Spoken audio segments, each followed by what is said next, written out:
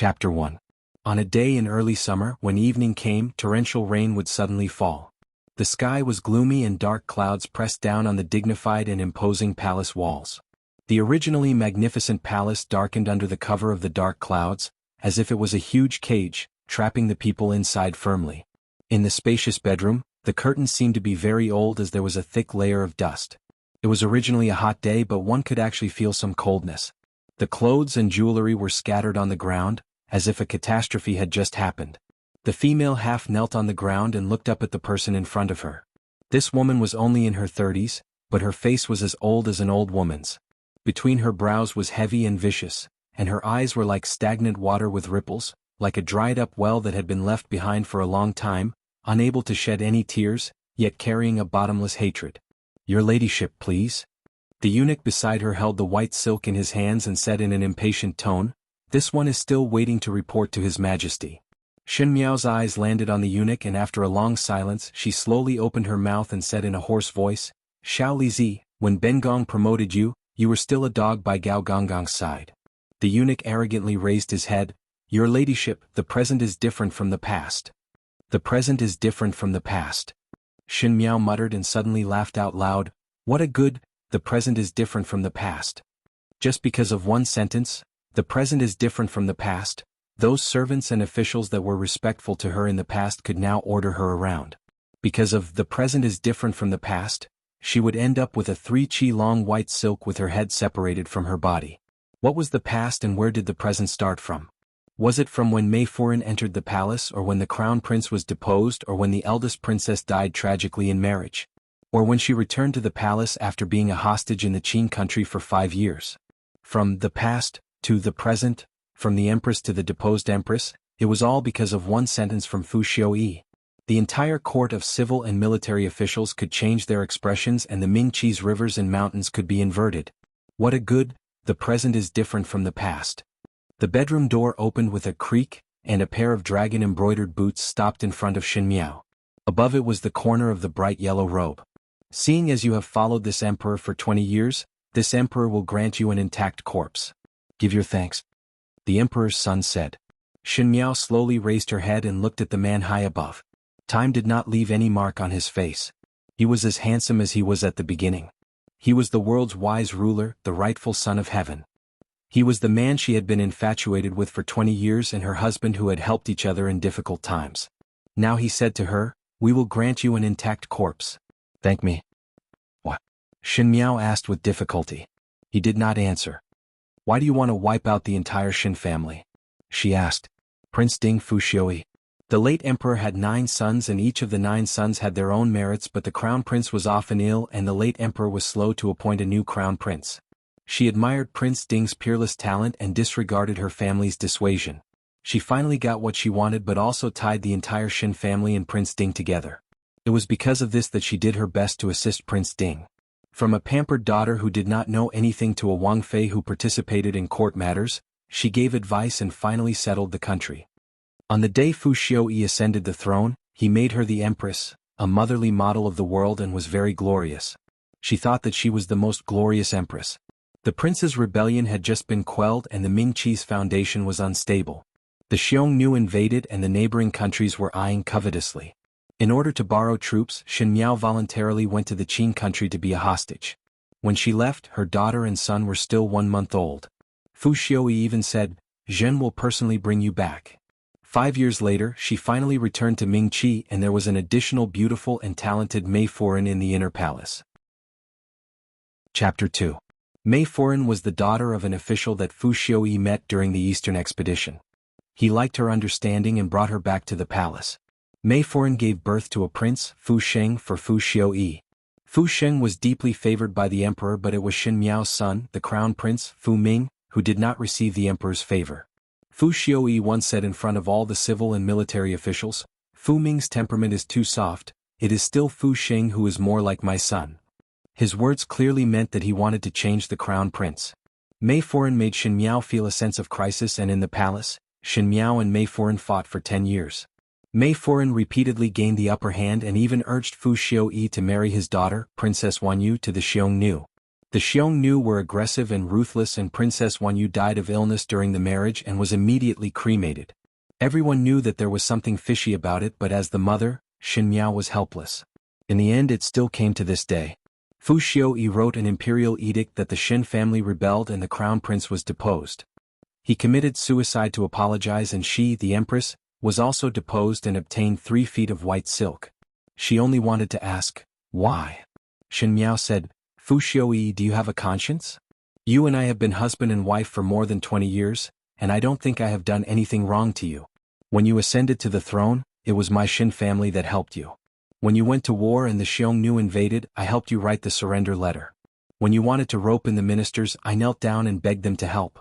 Going to a neighboring country as a hostage, suffering and suffering, what did you give me in return?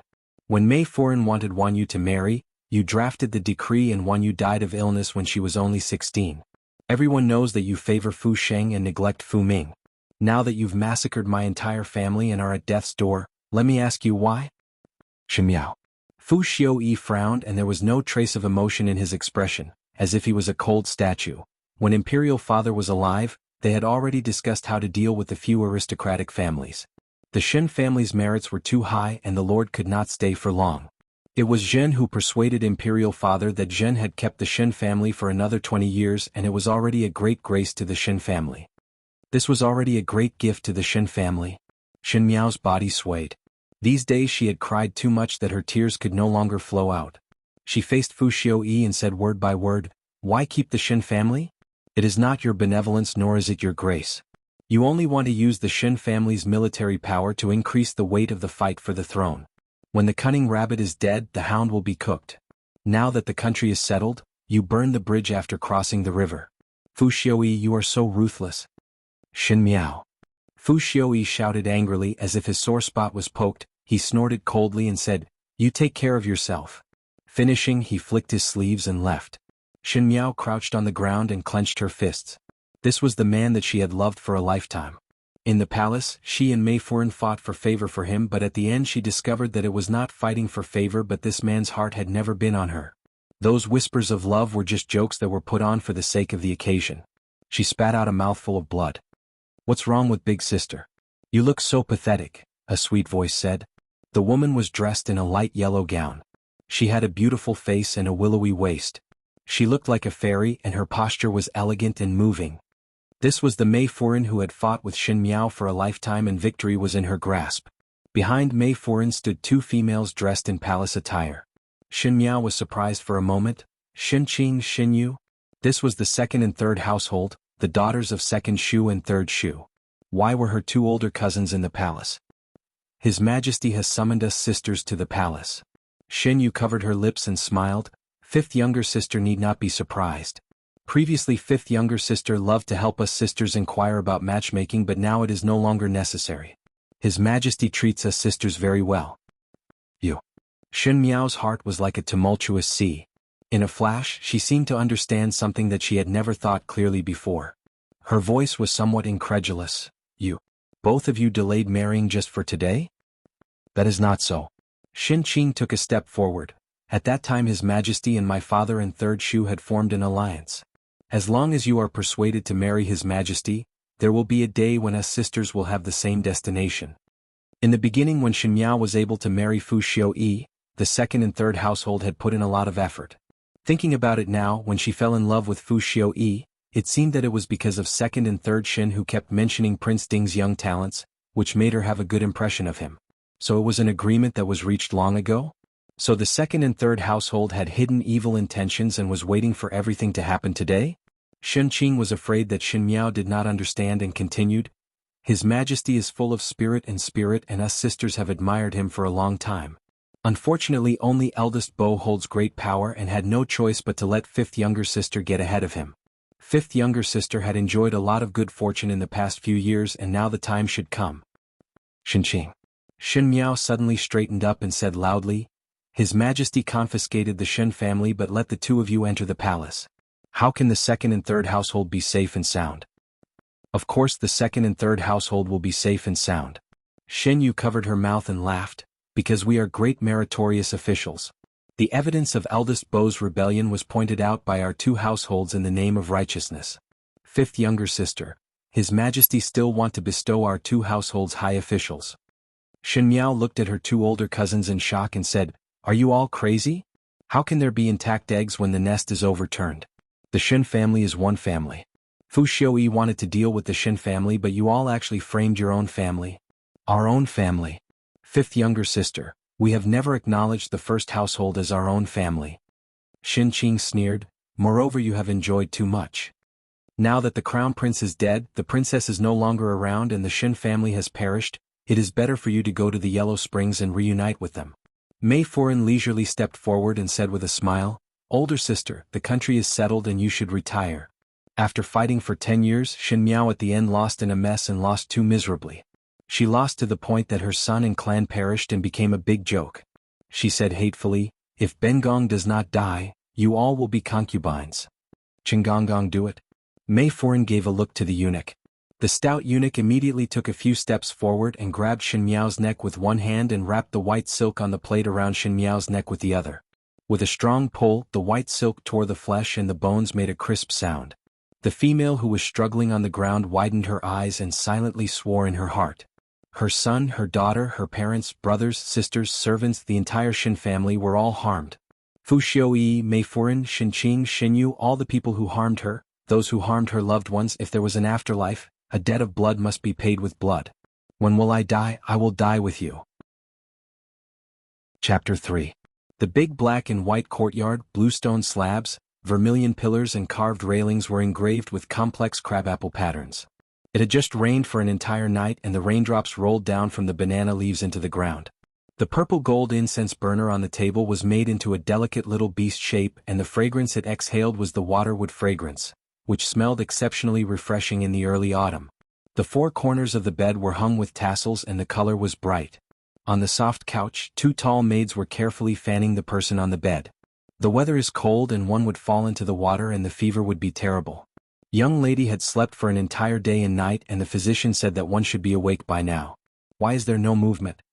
The green-clad maid could not hide her anxiety. Guyu, it has already been more than an hour. Why is the physician not here yet? The other purple-clad maid said. Second foreign side is watching closely. This is considered a scandal and the residence is trying to hide it. Guyu looked at the person on the bed. Foreign and master are not in the capital and eldest young master is also not around. Old foreign is also biased towards the eastern courtyard. Bai Lu and Shuangjiang went to look for the physician and have yet to return. Could it be that they were stopped? This is forcing young lady to a dead end. No, I have to go out and take a look. Just as the words were spoken, one heard a weak sound coming from the person on the bed. Young lady is awake. The purple-clad maid cried out in surprise and quickly ran to the bedside. One saw the young lady on the bed rubbing her forehead and slowly sitting up. Jingzhe. Shen Miao murmured. This servant is here. The purple-clad maid smiled as she held Shen Miao's hands. Does young lady feel better? After sleeping for an entire day and night, seeing that the fever had subsided but one did not wake up. This servant was thinking of going to look for the physician again. Young lady, do you want to drink some water? Guyu handed over a cup of tea. Shen Miao looked at the two people in front of her with some confusion. She had 4 first-ranked maids, Jingzhi, Guyu, Bai Lu and Shuangjiang. They were all intelligent and sensitive maids. Unfortunately in the end, none of them managed to stay. When she was a hostage in the Qin country, in order to protect her from being humiliated by the crown prince of the Qin country, Guyu died in the hands of the crown prince.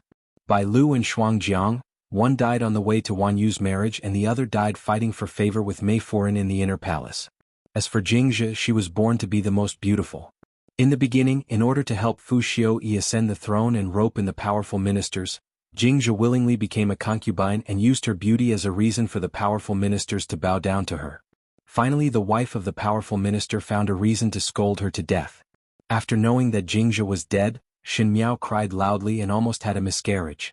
Now Jingzhi was standing in front of her perfectly fine and her brows were still as beautiful as a painting. Guyu looked at her with a smile and the two maids were 14 to 15 years of age, which made Shen Miao dazed for a moment. After a while, she smiled bitterly and closed her eyes. This illusion before death is too real. What is young lady talking about? Guyu placed the teacup at the side and reached out to touch Shen Miao's forehead. Could it be that the fever is muddled? The hand that touched her forehead was cold, comfortable and real. Shen Miao suddenly opened her eyes and her gaze suddenly became sharp. She slowly lowered her head and looked at her own hands. That was a pair of white and slender hands with neatly trimmed nails. It was round and cute, and one look and one could tell that it was a pair of hands that were pampered. That was not her hands. Her hands were already rough from accompanying Fu Xiaoyi to deal with the court affairs and assessing the situation. She held a pen and looked at the account books one by one. In Qin country she was ordered around like a servant. In the inner palace she fought with Fu Ming and Wan Yu. In the cold palace she washed clothes. Her hands were full of calluses and her joints were swollen and thin. How could she have such a delicate appearance? Bring me a mirror, Shen Miao said. Her voice was still very weak but her tone was firm. Chapter 4. Guyu and Jingzhe looked at each other in dismay. Finally Jingzhe went to take a mirror and handed it to Shen Miao. In the bronze mirror, the young female had a round face, a full forehead, a pair of big almond eyes that were slightly red, a round nose and a small mouth. It was still a face that had not shed its childishness. It could not be said to be beautiful but it was fresh and adorable with a timid look.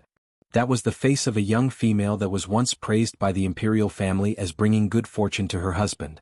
The mirror in Shen Miao's hand suddenly fell to the ground and made a crisp sound. The sound of the fragments hit her heart and set off a huge storm. She fiercely pinched herself and 2 lines of hot tears rolled down. The heavens did not disappoint people. The heavens did not disappoint her. She had returned. Guyu and Jingzhe jumped in shock. Guyu quickly picked up the fragments on the ground and anxiously said, "Young lady, be careful not to prick your feet." "Why is young lady crying?" Jingzhe took a handkerchief to wipe Shen Miao's face but saw Shen Miao's strange expression, as if she was crying and laughing at the same time as she muttered, "I have returned." She grabbed Jingzhe. "What year is it now?" Jingzhe was somewhat afraid but still honestly answered, "Ming Qi's 68th year. What is wrong with young lady? Do you feel uncomfortable?" Ming Qi's 68th year. Ming Qi's 68th year. Shen Miao's eyes widened. Ming Qi's 68th year, when she was 14 years old, was the year she met Fu Xiaoyi and was infatuated with him. She even forced her father to marry her and requested to marry Fu Xiaoyi. And now, Guyu's words sounded in her ears, "Young lady must not scare these servants. The fever has just subsided. Could it be that one's mind is not clear? Eldest young lady is really too ruthless. Is this not wanting young lady's life?" Shen Miao spent most of her time by Fu Xiaoyi's side running errands for him and the days in the Shen residence were tasteless. But she remembered this matter clearly. She remembered everything that was related to Fu Xiaoyi clearly. Shen Qing told her that Fu Xiaoyi was coming to the Shen residence to visit 2nd and 3rd Shu and pulled her along to secretly take a look. When they reached the garden, Shen Qing pushed her down from the rockery. He was fished out from the pond, dripping wet. At that time, there were other officials and colleagues who were with him, and they only treated it as a joke at the Shen residence. The matter of her being infatuated with Prince Ding had already spread throughout the capital half a year ago and this time it was just a joke. In her last life, after she woke up, she accused Shen Qing of pushing her into the pond but no one believed her. Shen Miao was extremely wronged and was punished by old Foreign to be grounded in the temple, causing her to be unable to go out during the Mid-Autumn Festival. Shen Yu secretly released her and brought her to the Chrysanthemum Appreciation Banquet at Yanbei Tang and made a complete fool of herself. Shen Miao closed her eyes. There were 3 households in the Shen family. The first household was Shen Xin, who was Shen Miao's father and the son of the old general's first wife. The first wife died of illness in her middle age, and the old general married a second wife, who gave birth to the second wife Shen Gui and the third wife Shen Wan. After the death of the old general, the second wife became the present old Foreign. The Shen family did not separate from the family. The 3 brothers supported each other and had a good relationship, which became a much-told story. The Shen family had been in the military for generations and in Shen Xian's generation, other than the first household who held military power, the second and third household took the path of civil officials. Chapter 5. Miss, second miss is here to see you.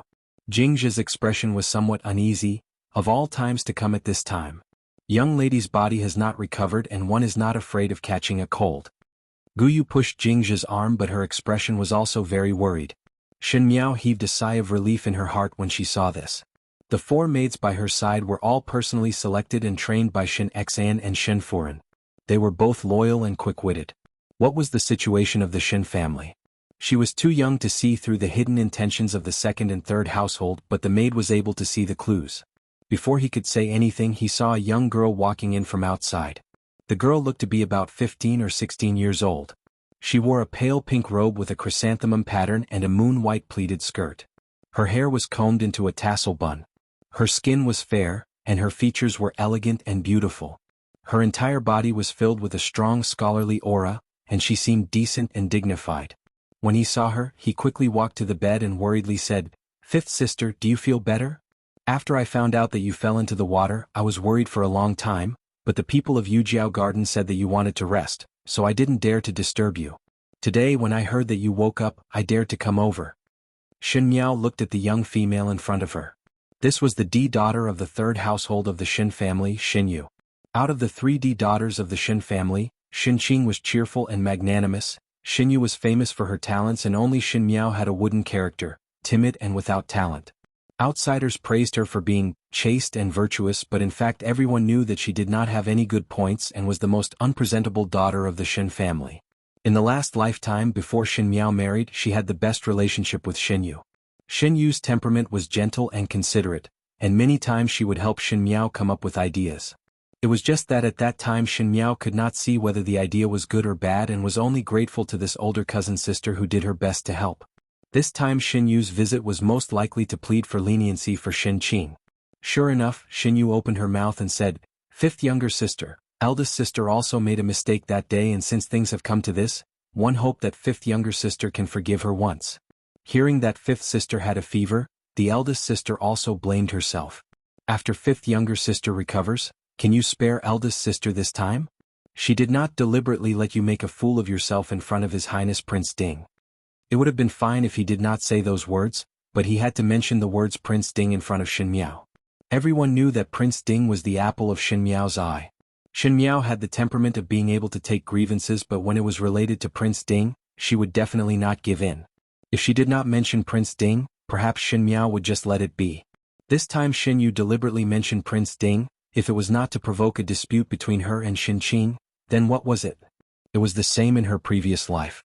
She had just woken up when Shin Yu rushed over to plead for leniency for Shin Qing. This plea made Shin Miao furious. For the sake of his sweetheart, he accused Shin Qing of pushing her into the water in front of old Madame Dowager. But Shin Qing did not admit it, and the surrounding people also said that they did not see Shin Qing push Shin Yu. Old Foreign was biased towards the second and third household and naturally took the opportunity to lecture her for not knowing self-respect at such a young age, and even tried to slander her older sister, and grounded her. Afterwards this matter was spread to the Imperial Academy, and Shin Miao became the laughingstock of her classmates. Under the shame and indignation, she did not go to the Imperial Academy anymore.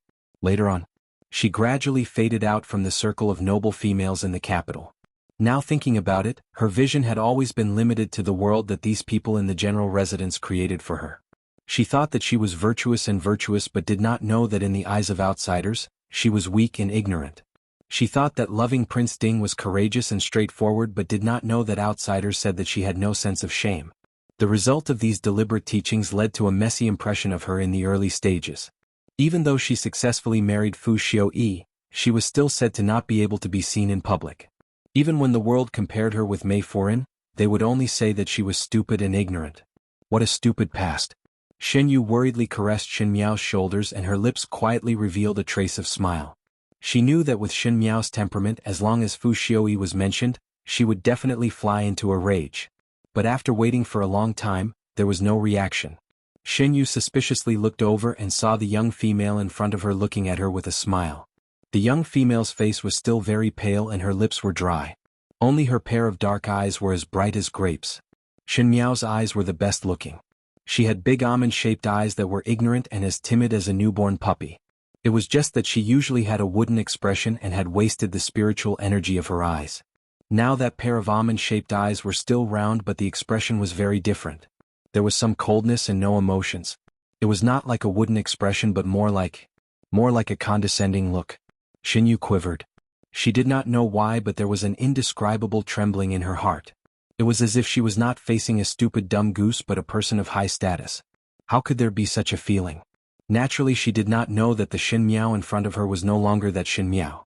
The Shin Miao in front of her was the Shin Miao who had experienced the fight for the throne, the chaos of war, the fight for favor, the loss of her son and the extinction of her clan.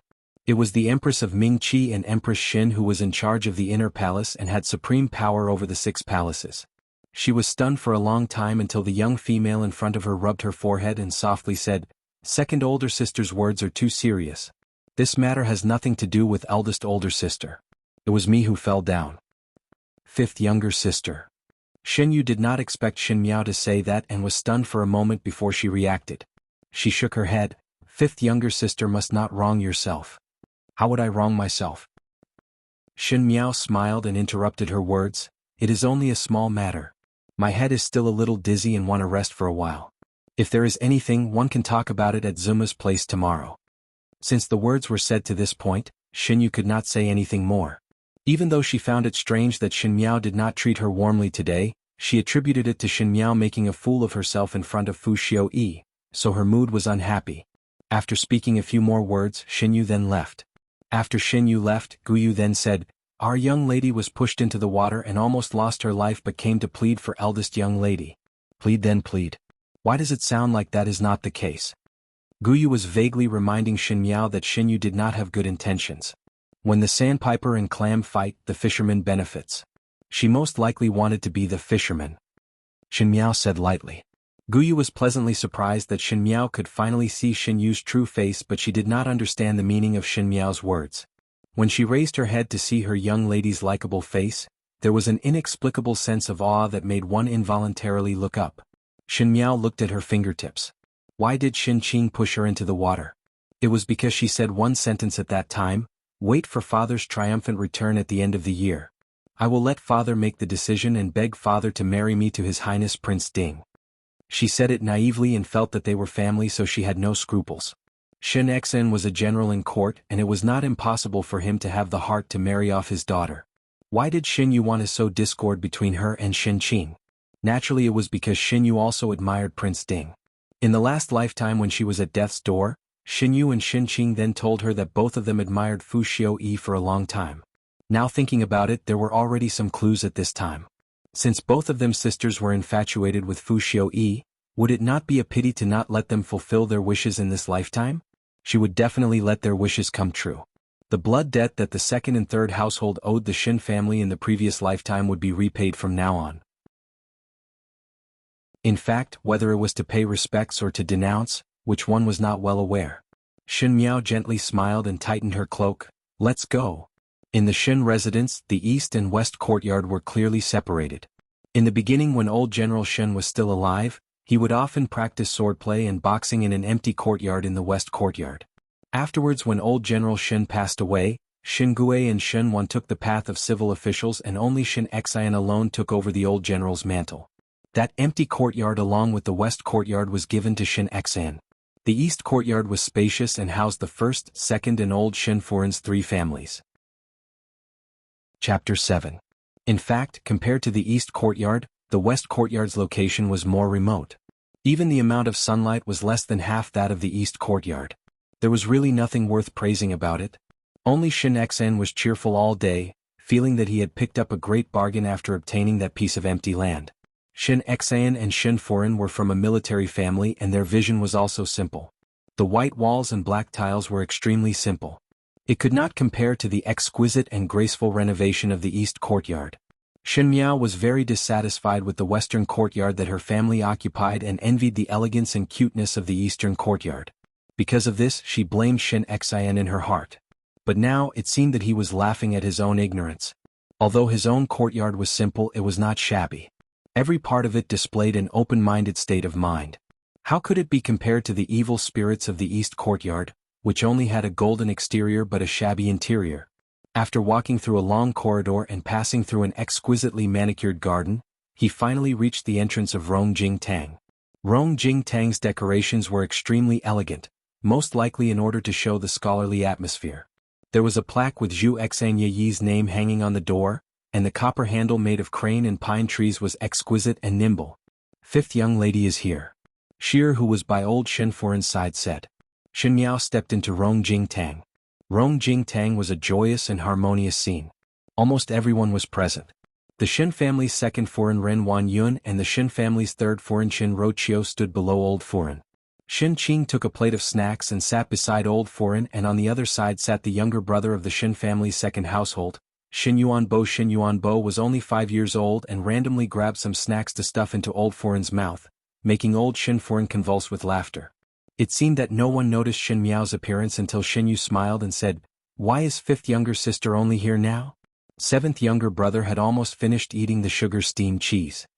Shin Miao nodded her head. "Most likely my body is not fully recovered and felt dizzy after 2 steps. I rested for a while on the way, so I came late." The people in Rongjing Tang were all silent.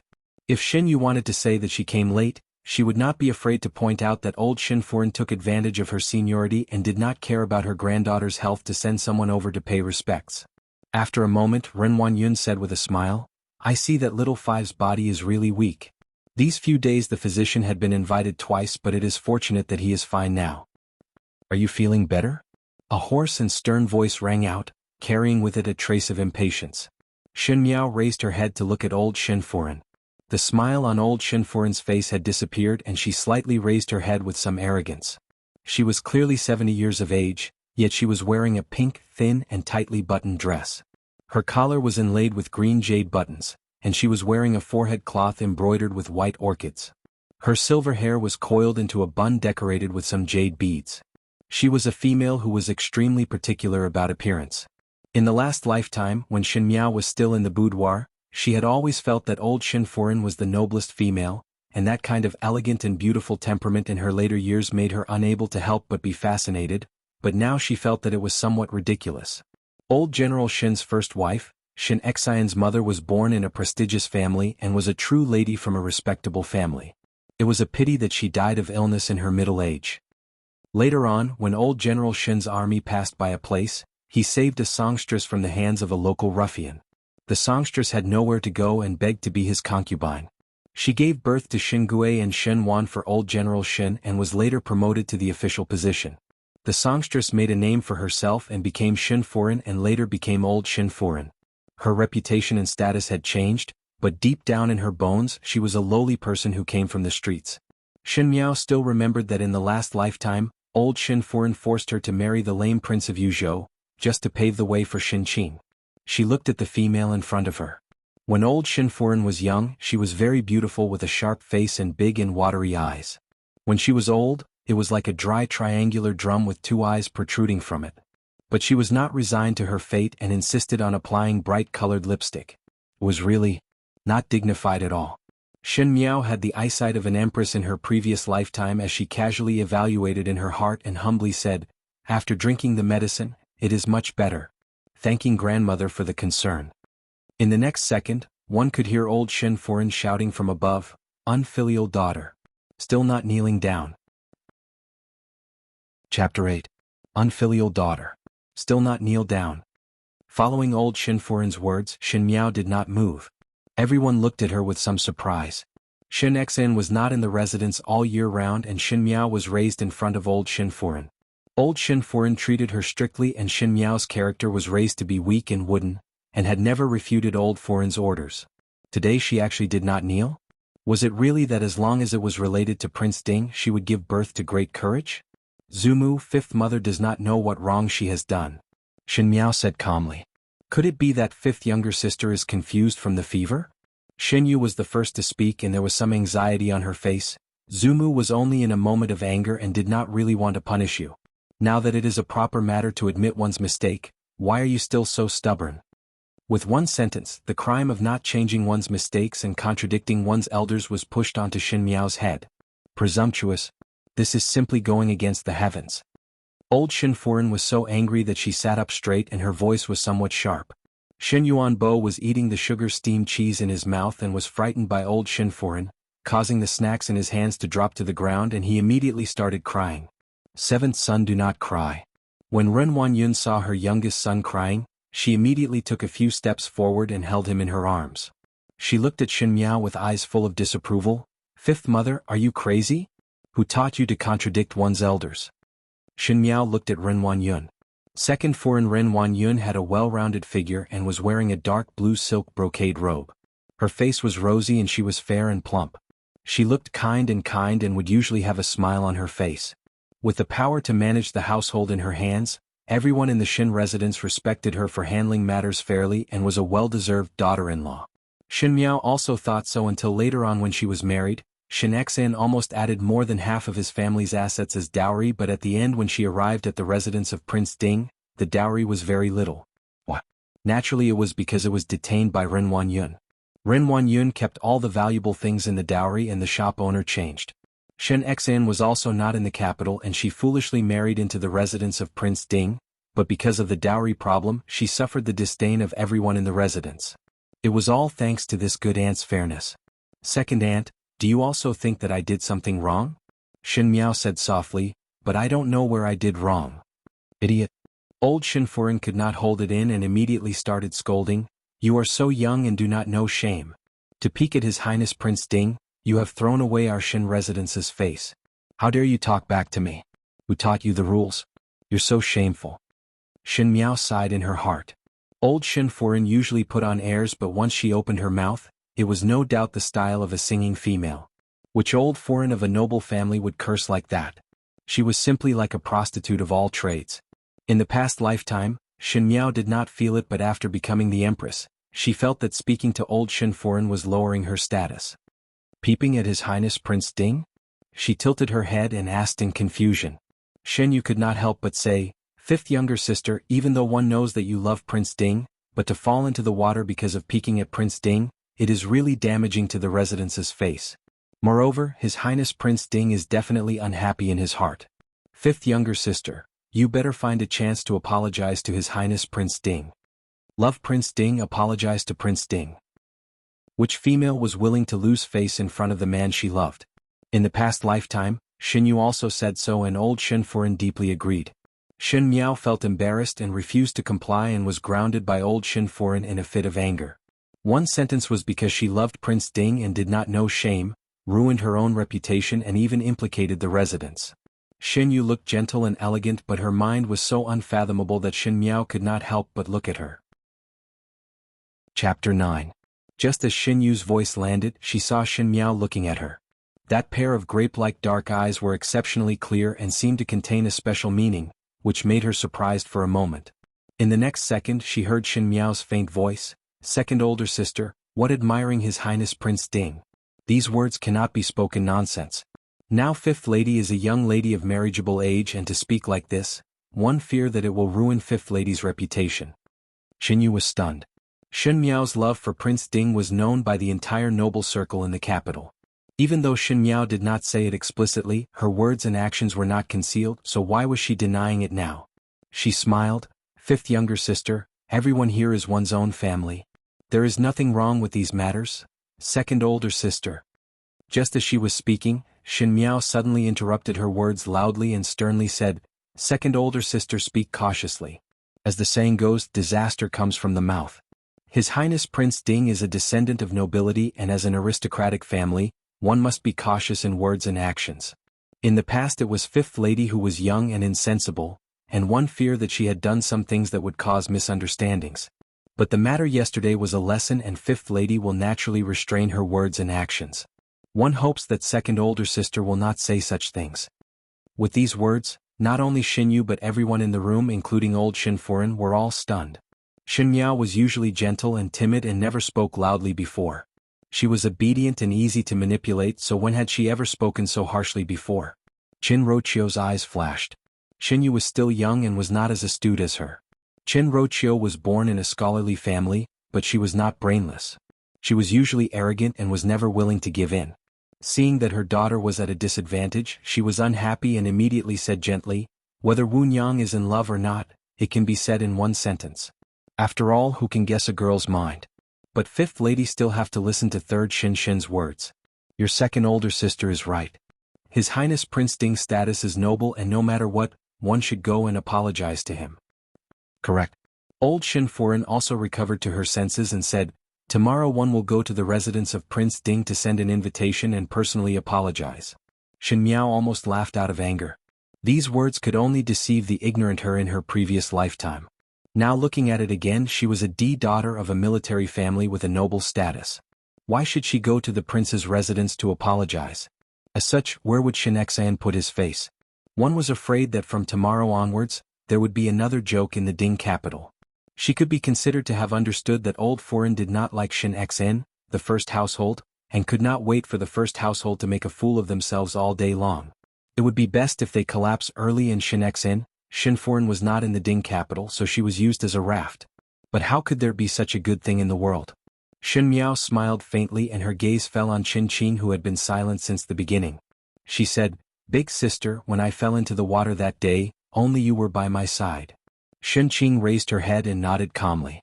She had already thought that Shin Miao would definitely say that she pushed her into the water, but Qin Qing was not afraid at all. Now old foreign and Ren Wanyun were the ones making the decisions in the Shin family. Shin Miao only had the title of a young lady on the surface, but in reality she was just a daughter of the third household. As long as one insisted that there was no such thing, old foreign and Ren Wanyun would side with her.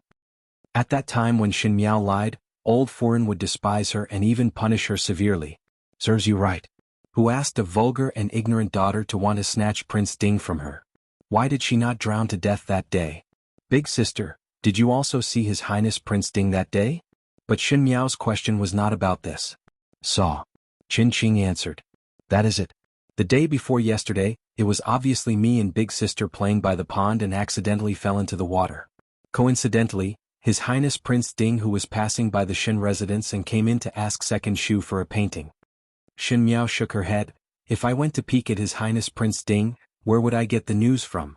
There is no reason for Second Shu's and Third Shu's servants to pass the message to the inner courtyard. How would I know that His Highness Prince Ding would suddenly come to the Shin residence to ask Second Shu for a painting?" She spoke unhurriedly. "Could it be that His Highness Prince Ding sent an invitation to our residence?" Qin Qing did not understand the meaning of Shin Miao's words and was about to refute with a frown when she heard her mother Ren Wanyun suddenly shout, "Eldest sister!" There was an unconcealable panic in her voice. Shin Miao swept a glance at the pale Ren Wanyun and the suddenly nervous Qin Roqiu and smiled slightly. As she said, there were so many astute people in the residence, so how could they not hear it? Fu Xiuyi came to the Shin residence the day before yesterday, and when he passed by the Shin residence, he remembered the chess bet with Shin Gue and went to look for Shin Gue to ask for a painting. Now Shin Miao said that an invitation was sent in advance. Nowadays the emperor hated officials and princes to be too close, so if an invitation was specially sent, what was the purpose of the invitation? The future plan of the crown prince? There were thousands of eyes and ears in the world, and who knew if there would be spies from the Tian family in the Shin residence? There were some things that could not be said. Shin Miao's one sentence had raised a female's conduct to a subject's loyalty. Shin Xan was in the northwest region, so naturally there was no problem, but Shin Gue and Shin Wan were still in the Shin residence, and these two people were still serving in the court. Shin Yu and Shin Qing did not understand this logic, but Ren Wanyun and Qin Roqiu definitely understood. Shin Miao sneered in her heart. They wanted to trample on her reputation, so she would use Shin Gue's and Shin Wan's heads to gamble. She did not know if her second and third Shin understood? Willing to? Dare to? Chapter 10. Shin Qing looked at her mother in confusion. Although she was unwilling, she still obediently kept her mouth shut. Even though Shin Yu did not understand what was wrong with Shin Miao's words, but when she saw Qin Roqiu's nervous expression, she realized something and obediently stood at the same spot and no longer spoke. Old Shin Foreign frowned. Even though she had followed old General Shen for so many years, she did not understand the twists and turns of the officialdom, and her eyes were limited to the four corners of the courtyard. So how would she be able to hear the meaning of Shin Miao's words? She only felt that Shin Miao had taken the wrong medicine today and had repeatedly contradicted her and had already offended her dignity as the head of the family. She was about to explode in anger. Little Five's words are not wrong. Ren Wanyun smiled and interrupted old Shin Foreign's reprimand. It was originally a misunderstanding, so how could the matters of the front hall spread to the inner courtyard? It was just a coincidence that they ran into each other. His Highness Prince Ding was broad-minded and would not put a child's play in his eyes. Everything is a misunderstanding. Poor Xiao. She fell into the water and suffered a shock. She really feels wronged. Old Shin Foreign opened her mouth and was somewhat dissatisfied with second daughter-in-law suddenly interrupting her. But Ren Wanyun's maiden family was a famous merchant family in Mingqi, and most of the expenses were subsidized by this second daughter-in-law. Even though she was dissatisfied, she was not willing to offend her. He snorted coldly and didn't continue. Qin Roqiu also realized something and quickly followed Ren Wanyun's words. That's right. Yuer Qing'er, in the future do not mention the words just now. It was little Five who accidentally fell into the water and coincidentally was seen by His Highness Prince Ding. How can there not be coincidences in this world? She smiled as she looked at Xin Miao. Little Five, old foreign is also feeling sorry for you and is not really angry with you. Xin Miao looked at the woman in front of her. Xin Yu looked like Qin Roqiu and her temperament was also similar. Qin Roqiu was also born in a scholarly family and her brows were graceful and beautiful. Usually when she walked or spoke, she would be gentle, beautiful but not frivolous. Such a woman with a strong scholarly aura seemed to be easy to get along with. Who knew what would happen next? Later on, when the Xiongnu emissary requested for a marriage alliance, there was only one princess of suitable age in the palace, and that was Wanyu. Qin Roqiu said that Xinyu was already old and marriage was the final destination, so she was willing to marry the Xiongnu. However, Xinyu was not a princess, so Fu Xiuyi conferred the title of Princess Yuru to Xinyu. But in the end, the one who got married was her Wanyu. Wanyu died on the way to the wedding, so Wanyu's princess palace was given to Princess Yuru. Princess Yuru naturally accepted Wanyu's everything. Her Wanyu was not even 16 years old. Xin Miao closed her eyes. If one were to say that Qin Roqiu had no credit for this, one feared that Qin Roqiu herself would not believe it. One feared that Qin Roqiu and Mei Foreign had already reached an agreement and wanted to see her thinking that there was hope but her own hope would be shattered alive. Qin Roqiu's smile stiffened. The girl on the other side looked at her. She had a round face, round eyes and a round nose. This kind of appearance coupled with a timid expression easily gave people the impression that she was stupid. But now it wasn't. One did not know when the timid expression disappeared and what replaced it was a solemn look. It was not a sudden tense seriousness, but it was from the heart and there was a faint sense of distance. For a moment, Qin Roqiu suddenly felt that the person in front of her was not that stupid daughter of the first household, but a mistress with a high position. That kind of sharpness at one's side suddenly made one tremble. In the next second, one saw the young female's eyes curved. I understand. Now third Xin also feel that little Five is not wrong. Chapter 11. Qin Roqiu was surprised for a moment and looked at the obviously unhappy old foreign on the high seat before reluctantly saying, even so, little Five falling into the pond is really too careless. How do the few maids around take care of others? Eldest brother and eldest Saw are not around, so the servants bully the master? From Zhengxing's point of view, it is better to change these few maids. Ren Wanyan laughed out loud. Qin Roqiu looked at her with some anger and Ren Wanyan's lips hung a trace of a sneer. This Dime of hers looked like she was educated and reasonable but her heart was very shrewd. Most likely she wanted to change the people around Xin Miao. Now Xinyu had reached the age where she should pay attention to others. In the capital, no matter how far Xin Miao's stupid and cowardly reputation was in terms of status, Xinyu was not as good as Xin Miao. After all, Xin Xian still held the military power in his hands. The third household was finally ready to make a move. Xin Miao lowered her head. Why does third Xin want to change Guyu and the rest? They are the people that father and mother left for fifth lady. Now there are many changes in the western courtyard and fifth lady does not know any of the second-ranked maids. If Guyu and the rest are changed, fifth lady would not know who to talk to in the western courtyard. Ren Wanyun's smile stopped abruptly. In the western courtyard, Xin Xian and wife were not in the capital all year round and the maids and manservants in the courtyard were almost all changed. There were old foreign's people, second household's people and third household's people. But because it was the second household that managed the household, naturally there were more people in the second household. It was alright if these words were not said but if it were to be passed to the ears of outsiders, that the daughter of the first household did not know a single servant in her own courtyard, what kind of good intentions would the second and third household have? There was no reason for a sister-in-law to intervene in the eldest brother's courtyard. Her mind turned very quickly and she smiled as she stared at Qin Roqiu and said to Xin Miao, your third Xin is joking with you. Guyu and the rest of the maids are just careless. Our Xin family is benevolent and would not do such inhumane things. Little Five need not be anxious. At the end her words still choked Qin Roqiu. Xin Yuanbo looked at his mother and then at Qin Roqiu before yawning. Old Xin Furen was somewhat impatient with the battle of words between her second and third daughter-in-law and seeing this scene she said, done, it is just some trivial matters. Number two's family bring seventh son over and disperse. There are so many people it's making me dizzy. Ren Wanyun quickly carried Xin Yuanbo to old Xin Furen's couch and said, mother, then this daughter-in-law will leave first. Seventh brother, be obedient when you play with old madam. Qin Roqiu glanced at Xin Yuanbo before placing her hands on her lower abdomen and slowly walked out of Rongjing Tang. The second household had a son and was highly regarded by old Xin Furen. No matter how capable she was, Xinyu was after all a daughter. It would be good if there was a son. In the Xin residence, sooner or later the things of the first household would have to be fought over. If there was a son, at least they would be able to share equally, unlike now where the second household had benefited for no reason. Moreover, the first household still had a D son. Even though he was at the border with Xin Xian, who knew if he would come back to take a share of the loot. Thinking about it, Qin Roqiu raised her head and her gaze landed on the few people who were heading towards the western courtyard. The young female was wearing a crimson embroidered long robe. She had always loved to wear bright colors, and in addition to not having parents by her side, she did not know how to dress up and would always reveal a rustic feeling.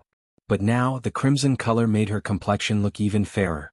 It was still the same appearance, but it seemed to be more solemn. Even somewhat dignified? Guyu softly said, "Young lady's body is not well, why the rush to Guangwenguan? Since the illness has been explained, there is no need to rush to Guangwenguan." "No." Xin Miao interrupted her words, "Prepare the carriage immediately." It was obvious that there were no harsh words, but one did not know why Guyu shuddered and did not dare to ask any more. Chapter 12. Guangwen Hall was the school of the Ding capital. The high-ranking officials and noble people of Mingqi would often send their brothers and young ladies to Guangwenguan. The teachers in Guangwenguan were all famous scholars or scholars of the four households. The young noble children all felt proud to be able to enter Guangwen Library. Xin Miao also studied in Guangwenguan. It was a pity that Xin Xian and Xin Furen were from a military family, and the eldest brother Xin Qiu was someone who would have a headache whenever he met with studying. Xin Miao was raised by old Xin Furen's side since young, and old Xin Furen was a songstress and did not know a single word. Xin Miao's enlightenment was taught by third Xin Furen, Qin Roqiu. Qin Roqiu came from a scholarly family, but at the beginning she taught Xin Miao obscure textbooks. Children had a playful heart, and after teaching, Xin Miao completely hated reading and writing. Qin Roqiu saw that Xin Miao did not like to study and did not force her. She taught her to pay attention to food and clothing and live the life of a pampered young lady.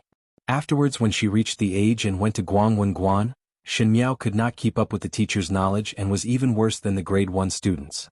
Later on she was at the bottom. In the end, Xin Miao did not like to study and became famous in the Ding capital for being ignorant and stupid. Among the 3D young ladies of the Xin family, Xinyu was the most famous.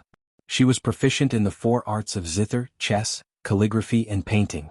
Even though Xin Qing was not as outstanding as Xinyu, she still did a good job. Especially her embroidery skills were good, and she was also one of the best in mathematics. As a person who would marry into a family in the future and become the mistress of the family, the better her calculations were, the more she would be able to win the favor of her husband's family. Therefore, Xin Qing was able to obtain a reputation as a capable person. The more outstanding Xin Yu and Xin Qing were, the more Xin Miao appeared to be useless.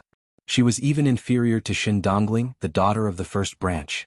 In the carriage, Jingzhe asked, "Young lady, why not travel with eldest young lady and second young lady?"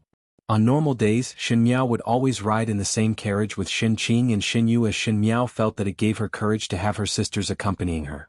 As for Xin Yu and Xin Qing, it was most likely because they had a stupid younger sister to set them off, so they would naturally be more outstanding. But now Xin Miao did not even want to feign civility. "We don't live under the same roof to begin with, and the paths we take are completely different. How can we be in the same boat?" Jingzhe stuck out her tongue and did not know why. She couldn't understand what her young lady was saying, but she felt that this was good. Xin Miao's temperament had always been too cowardly, and everything was controlled by the second and third household. Now that she had fallen into the water once, it seemed that she had her own ideas. This was how it should be. As the legitimate D daughter of the first household, in terms of status, she would be lower than anyone else. How could she be like a maid? In another carriage, Xin Yu lifted the curtain and peeked behind before softly saying, "Eldest sister, fifth younger sister is following behind. She's deliberately throwing a tantrum." Xin Qing coldly snorted. In front of Xin Yu she had never concealed her contempt for Xin Miao. "Let her be, anyway the one who will lose face in the end will not be me," Xin Yu said worriedly, but she had already caught a cold and moreover the matter with His Highness Prince Ding. "Xin Yu?" Xin Qing said, "How can I not know what you are thinking in your heart? Stop pretending to be a good person. If you really care about her, you can go sit in her carriage. There's no need to talk to me." Xinyu bit her lips and lowered her head and did not speak any more. After the carriage traveled for half an hour, they finally arrived at Guangwentang. The time was still early and the teachers had not started their lessons. Most of the second-level students had arrived and were sitting in the study hall talking. Xinyu and Xinqing had just arrived when there were female students warmly greeting them. In Guangwentang, Xinyu was ranked first among the females. She was born beautiful and had a humble and gentle temperament, so naturally she was sought after by everyone. Even though Xinqing was not as outstanding as Xinyu, she was capable and smooth in handling matters, thus the circle of noble females liked her very much. A pink-clad young female said, "Yunyang, why do I not see Xin Miao today?" Normally Xin Miao would follow beside Xinyu and Xinqing like a maid, so it was somewhat strange to not see her today. Afraid that she does not have the face to come. The young female who said this had a charming appearance, but her voice was a little loud and her face had a mocking expression. Heard that she fell into the water after peeping at His Highness Prince Ding. Is it that she has not recovered from her cold or that she does not have the face to see others? Peilon, it is not like that. Xinyu shook her head. You are just too protective of your younger sister. Peilon said, that kind of stupid person is not like a young lady from your Shin family, yet you still protect her all the time. But she really opened one's eyes. Usually she looks timid and soft, but when she meets His Highness Prince Ding she is so brave. If one did not know, one would think that she is a young lady from a small family with no upbringing. These words were somewhat heavy. When Xinqing heard it, she smiled. Fifth younger sister is only temporarily mischievous. I think it is because General Shen and Shen Foreign are not by her side to teach her. Another young female with a fallen horse bun said, due to lack of discipline, naturally she does not even know the etiquette and shame that a young lady should know. Kai Shen's words are not right. Xin Yu softly said, even though eldest Bofu and eldest Bofu are not in the Ding capital, but fifth younger sister was raised by Zuma's side. My mother and second Shin also taught her from time to time and did not neglect discipline. The unspoken meaning was that it was Xin Miao who was born without shame. Sure enough, when Xin Yu's words came out, Peilon said, it is really strange. You are all brought up by the same family. Yunyang, Qingyang, you and Xin Miao are worlds apart. This is probably what teacher said, mud cannot hold up a wall. As she spoke, she started giggling. There was already a circle of noble females around and they all started laughing. Even some of the youths could not help but cast sidelong glances. In the next moment, one heard someone shouting, look, Xin Miao is here. Everyone looked towards the door with the mood of watching a good show. One saw a young female slowly walking in from the door, wearing a deep red silk embroidered robe with a dark blue embroidered cloak draped over her head.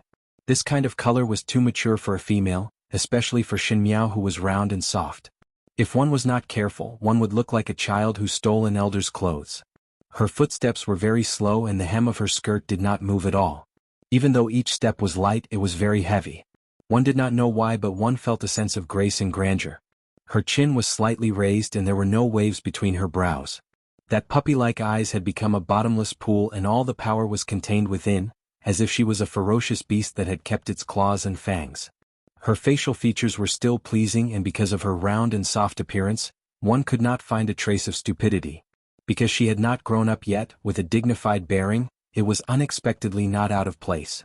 She was not like a young female but more like those noble Furins in high positions, or perhaps the decisive appearance of a father who was the head of the household.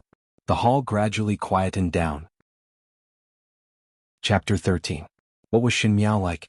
If one were to ask the students in Guangwen School, no matter if it was grade 1, grade 2 or grade 3, they would all know. There was no other reason. She was stupid, cowardly, but she still had to put on a virtuous appearance. Her appearance was not special and her temperament was not outstanding. She had no talent and was also a love-struck fool. Everyone in the Ding capital knew that she was infatuated with Prince Ding. So if one were to say who was the most outstanding female in Guangwen School, it would naturally be Xinyu. If one were to say who was the most despicable female, it would naturally be Xin Miao. They were both daughters of the Shen family but their image was completely different. Everyone was used to the maidservant Xin Miao beside Xin Yu, and when one day Xin Miao became not like Xin Miao, everyone was not used to it. Peilon pushed Xin Yu. Yunyang, could it be that your younger sister is confused from her illness? Why is she like a different person today? Xin Yu looked at Xin Miao and her heart was somewhat puzzled. It seemed that after waking up from falling into the water, Xin Miao's temperament had changed a lot. Could it be that the matter with Prince Ding was too big of a blow? Just as she wanted to speak, her good friend Jiang Kaishan opened her mouth. Shin Miao, I heard that you fell into the water. What? Is your cold better now? These words were said so openly and it was really embarrassing. If it was the usual Shin Miao, she would not know what to do and look at Shin Yu and ask Shin Yu to speak up for her. But today she only glanced at Jiang Kaishan and lightly said, all right. Many thanks for the concern. Jiang Kaishan was surprised and everyone in the school was surprised. Perhaps it was because she did not expect that Shin Miao would be so lukewarm towards herself that Jiang Kaishan felt that Shin Miao's attitude was extremely irksome and immediately said, since your cold is better, the first thing to do is not to apologize to His Highness Prince Ding but to come to the school. Don't you feel that the cart is being put before the horse? Shin Miao took a deep breath. The surrounding students, no matter if they were youths or young ladies, did not have the intention to speak up for her. She was originally a person who did not have any friends. And seeing Shin Miao make a fool of herself was probably the only pleasure of these aristocratic children in the school. Sweeping a glance at everyone who had different expressions, and then looking at Shin Qing's gloating eyes, Shin Miao was about to speak when she heard Shin Yu say, His Highness Prince Ding is open-minded and would not blame fifth younger sister for such a small matter. For fifth younger sister to come to the academy, it is naturally because she is thirsty for knowledge and this is a good thing. What is it? The youth on the other side could not help but laugh.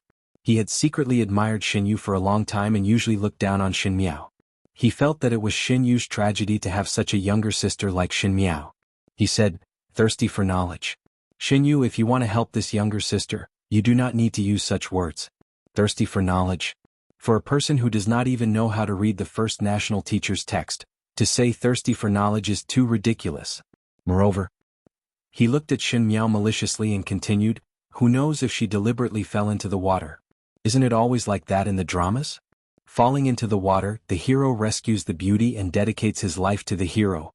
But one must have guessed the ending wrongly. After saying that, he probably felt that it was interesting and laughed out loud. He was the leader of this group of youths, and as soon as he spoke, the surrounding youths also roared with laughter. The noble ladies around Shin Yu also felt that it was funny, and for a moment, ridiculing laughter surrounded Shin Miao and the gazes that landed on her were full of malice. Words were the most hurtful weapon, and in the previous lifetime, it was unknown how many times this kind of situation had happened. She was used to being despised, insulted and ridiculed and was even more unwilling to take the initiative to break these inherent concepts. Finally, Shin Yu and Shin Qing were on good terms with these noble sons and daughters and she was getting further and further away from this circle. She once thought that this was the biggest misfortune, but compared to the tragedies in her previous lifetime, what did these count as? These youths and young ladies were not even as old as her Wan Yu and Fu Ming, but because of instigation, they were like water and fire. Should these people really be her enemies? Naturally not.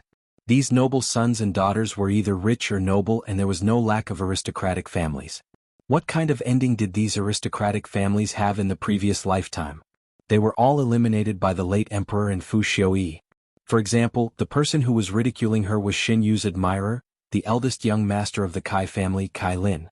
A few years later, the Kai family was involved in a corruption case and their properties were confiscated, and Kai Lin was also sent to the army. It was a pity that he had admired Xin Yu for so many years, but at the end Xin Yu could not wait to draw a line with him. She did not have a hostile relationship with these youths, and some of them even stood on the same side. It was just that these aristocratic families were on the opposite side because of the deliberate checks and balances of the emperor. The relationship between them was not close and there was even some hatred. There was no need to turn allies into enemies. In the previous lifetime when she was an empress, Shin Miao had learned a lot of things. One must not make enemies because of a moment of impulse, as it was not worthwhile. Kai Lin, how can you say that about fifth younger sister? When everyone had enough laughing, Xin Yu suddenly spoke. Fifth younger sister is not that kind of person. Kai Lin. Shin Miao interrupted Xin Yu's words and her tone was flat without any ups and downs. Who told you that I fell into the water because I was in love with His Highness Prince Ding? To say it out loud, it should have made others feel contempt, but when Shin Miao said it, she was very calm and her tone was very indifferent, which made everyone surprised for a moment. Kai Lin was the little overlord here, and on normal days when Shin Miao saw him, she did not dare to speak much, so when did she use such a questioning tone? Furthermore, there was a hint of a commanding tone in his voice. Kai Lin did not know why, but he did not scold out loud and instead said, "Is it not so?" "So it is like this," Shin Miao said to herself, and suddenly smiled as she looked at Xin Yu and Xin Qing. Eldest older sister, second older sister, it is fine if others do not know, but do you also not know? Why did you not defend for your younger sister? Xin Yu and Xin Qing were startled at the same time as they suddenly remembered their mother's exhortations before they left that they must not say anything wrong about Xin Miao falling into the water. Xin Qing was after all more concerned about the overall situation than Xin Yu and immediately said, "Yes. You all must not speak nonsense. At that time I was with fifth younger sister and I saw it with my own eyes that fifth younger sister accidentally slipped into the water and coincidentally His Highness Prince Ding arrived at that time. It has nothing to do with love." Xin Qing said it with such certainty that even though everyone did not believe it, they were not as serious as before. But they saw Xin Miao opening her mouth to say, one would not speak nonsense if one did not see it with one's own eyes. Guang Wentang not only teach one's studies but also one's moral character. Moreover, the words of love are beautiful words, so why was it said in such an unbearable manner? If I, Xin Miao, love a person, I must love with dignity. His Highness Prince Ding is a descendant of the heavens, how can I have such thoughts? Everyone is wrong. In this world it was very difficult to change one's impression all at once. Moreover, everyone knew that she was infatuated with Fu Xiaoyi, so if she said now that she did not love him, one feared that no one would believe it. But no matter what, one must draw a clear line. Before the words were finished, one heard a voice of admiration, "What a good love with dignity." Chapter 14. A young man walked in from outside. He looked to be in his early 20s and wore a green robe. His facial features were upright, but his figure was slightly scholarly. He looked like a magnanimous gentleman. He walked in and praised, "You're right. There's dignity in the heart of love, and it's not meant to be a mockery." Even though Guang Wentang teaches homework, one's morals need to be trained diligently. All the students fell silent. Xin Miao stared at the youth. Pei Lang, Guang Wentang's calligraphy teacher, had both ability and integrity and was the only scholar in Guang Wentang who was able to enter the hall to teach even though he was only a scholar. Elementary scholar Pei was gentle and patient. Compared to the other strict teachers, he deserved more respect from the students. Even for someone like Xin Miao who would often drop to the end of the book, Pei Xiaokai had never scolded her and would patiently explain it over and over again. If that was the case, this person was indeed a good teacher. His character and talent were one in a million, but unfortunately, Xin Miao knew of his other identity. He was the advisor that Fu Xiaoyi relied on the most. After Fu Xiaoyi ascended to the throne, he conferred him the title of state tutor. State preceptor Pei Lang was flushed with success. He was only below one person and above tens of thousands. As the imperial preceptor, he had indeed done a good job. Xin Miao thought that Pei Lang was an intelligent and upright person, but at the end when the crown prince was deposed, he did not say anything. Xin Miao and Pei Lang's personal relationship was considered not bad. Initially the suggestion of Xin Miao going to the Qing country as a hostage was raised by Pei Lang. Pei Lang said, "This is all for the sake of Ming Qi's rivers and mountains. If your ladyship's trip is able to solve His Majesty's urgent needs, in the future the rivers and mountains will be covered by your ladyship's good fortune and everyone in the world will be grateful to your ladyship's kindness." But in fact, when she returned to the palace 5 years later, there was an addition of Mei Foreign in the inner palace, and these subordinates of Pei Lang who used to respect her started to be on guard against her. When the crown prince was deposed, Xin Miao even knelt down and begged Pei Lang because Pei Lang was Fu Xiaoyi's trusted aide. As long as Pei Lang opened his mouth, Fu Xiaoyi would definitely listen to his opinion. However, Pei Lang helped her up and said to her, "Your Highness, this subject is powerless to change what His Majesty has decided." "Pei Lang, are you going to watch as the crown prince is deposed? You clearly know that you can't depose the crown prince." She was extremely angry as she questioned him. "This is already inevitable. Empress, accept your fate." Pei Lang sighed. "Accept your fate? How could people resign themselves to fate? If he were to be reborn and still have to accept his fate, wouldn't that be too lamentable and hateful?" Xin Miao stared at the youth in front of her. He was open and above board, he did not help when someone was in danger, he had a gentle temperament, and he was also cold and ruthless. As a subject, everything was for the sake of the empire. Pei Lang was a loyal subject. But, as long as he stood on Fu Xiaoyi's side, he was destined to fight with her till death. At this time, Fu Xiaoyi should not have subdued Pei Xiaokai yet, so should he cut off the possibility of pulling Pei Xiaokai to his side? It was better to be straightforward. Kill him in the cradle first. Pei Xiaokai put down the scroll in his hands and was acutely aware that there was a pair of eyes staring at him. He raised his head and met Xin Miao's gaze. Xin Miao's seat was slightly further back, but even so, she still stubbornly and properly looked at him. This kind of feeling was somewhat strange. Pei Kai felt that this gaze contained a kind of scrutiny and judgment, as if weighing the pros and cons and judging something. Extending a little further, it was a kind of looking down with a kind of fastidious attitude. His actions paused as he wanted to see clearly what Shen Miao's expression was, but he saw the young female pick up the brush on the table and lower her head. Pei Lang smiled in his heart and shook his head. How could a young lady have that kind of condescending expression? As for judging and scrutinizing, that was even more impossible. Shen Miao was the most stupid and timid person in the entire Guangwentang. Chapter 15. He tidied up his things and started today's lesson. All the second-year students were somewhat drowsy. Calculation lessons were easy to make people feel bored, and no matter how wonderful Pei Kai's teaching was, they were all 14 or 15-year-old youths, and it was the age where they were jumping around, so how would they be able to listen? In addition, it was a good autumn day and everyone was dozing off. If it was other teachers, they would have started to reprimand them, but Pei Lang was the most gentle person and never punished students. Thus in his class, everyone was the most daring. Other than Xin Qing, who was always first in calculation, listening attentively, the rest of the people were bored to death doing their own things. But today Shen Miao was different. She stared at Pei Kai without blinking and sat upright, as if she was listening very seriously. This was truly inconceivable. Since she hated studying the most, she was even less interested in mathematical calculations. It was already a miracle that she did not fall asleep, but she was actually listening attentively in class. Sitting at the same table with Shen Miao was a beautiful young female wearing a chrysanthemum embroidered dress. Her expression was somewhat arrogant, and when she saw Shen Miao like this, she could not help but reveal a surprised look and cast sidelong glances at Shen Miao, who was listening attentively in class. How could Shen Miao care so much? In her previous lifetime she was not interested in calculation, but after she became the Empress, the foundation was not stable and the life in the inner palace had to be carefully calculated.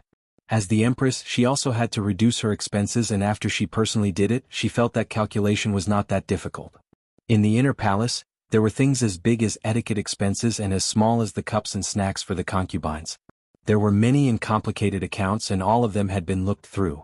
What were these books counted as? She just wanted to work harder to see clearly what kind of person Pei Kai was. Only by doing so, she would know what kind of method was more suitable for this person. Her focused expression was already very unusual in the eyes of the young female beside her. After the calculation lesson ended and Pei Kai left, Shen Miao then retracted her gaze. The young female beside her pushed her and said with a tone of surprise, "Shen Miao, are you possessed?" "Why do you say so?" Shen Miao asked. The young female in front was the daughter of the Guanglu family, Feng and Ning. The Feng family was originally a noble court official in the capital, and Feng and Ning had an arrogant temperament since young. But in her previous life, Master Feng chose the wrong side. After the new emperor ascended the throne and was dismissed, the Feng family could only marry her to a distant cousin in order to protect this daughter. After the Feng family was defeated, Feng and Ning did not have a good ending after marrying. That Biao older brother also had a golden exterior but was rotten inside. Feng and Ning married into the family for less than a year and already had a son, but still scolded her as a burden left behind by the Feng family. Feng and Ning did not have a temper and immediately picked up a scissors and perished together with the mistress. Feng and Ning's everything in her mind in the past. Looking at the arrogant young girl in front of him, how could he have imagined the ending of her decline? When Shen Miao looked at the youths and young females in Guangwentang now, it was like she was looking at Fu Ming and Wan Yu's big children, thus it was difficult to feel angry. Other than Shen and Shin up, but they were spoiled. And these pampered youths and young females would experience the cruelty of fate in the next 10 years. Seeing that she did not speak, Feng and Ning was somewhat dissatisfied. "Are you deliberately ignoring me? Shen Miao, could it be that you are working so hard today for the academy examinations 1 month later? I heard from your older sister that you want to take advantage of the academy examinations to show off and let Prince Ding. Others see you." She was after all a child, and after listening to Pei Kai's words, she did not say that she adored Prince Ding. Academy examinations? Shen Miao raised her eyebrows. Chapter 16. The academy examinations of Guangwentang was set in the 10th month of every year. The academy examinations was a test for every student in the school, and the especially outstanding students would be able to enter the talent exhibition. The most important thing was that there would be many scholars and ministers watching, and even the princes would be watching at the side. If there were good students, perhaps one would be able to enter an official career. In short, to show one's talents to others, no matter what, it would be a matter of being in the limelight. Thus during the academy examinations every year, everyone would do their best to get a name.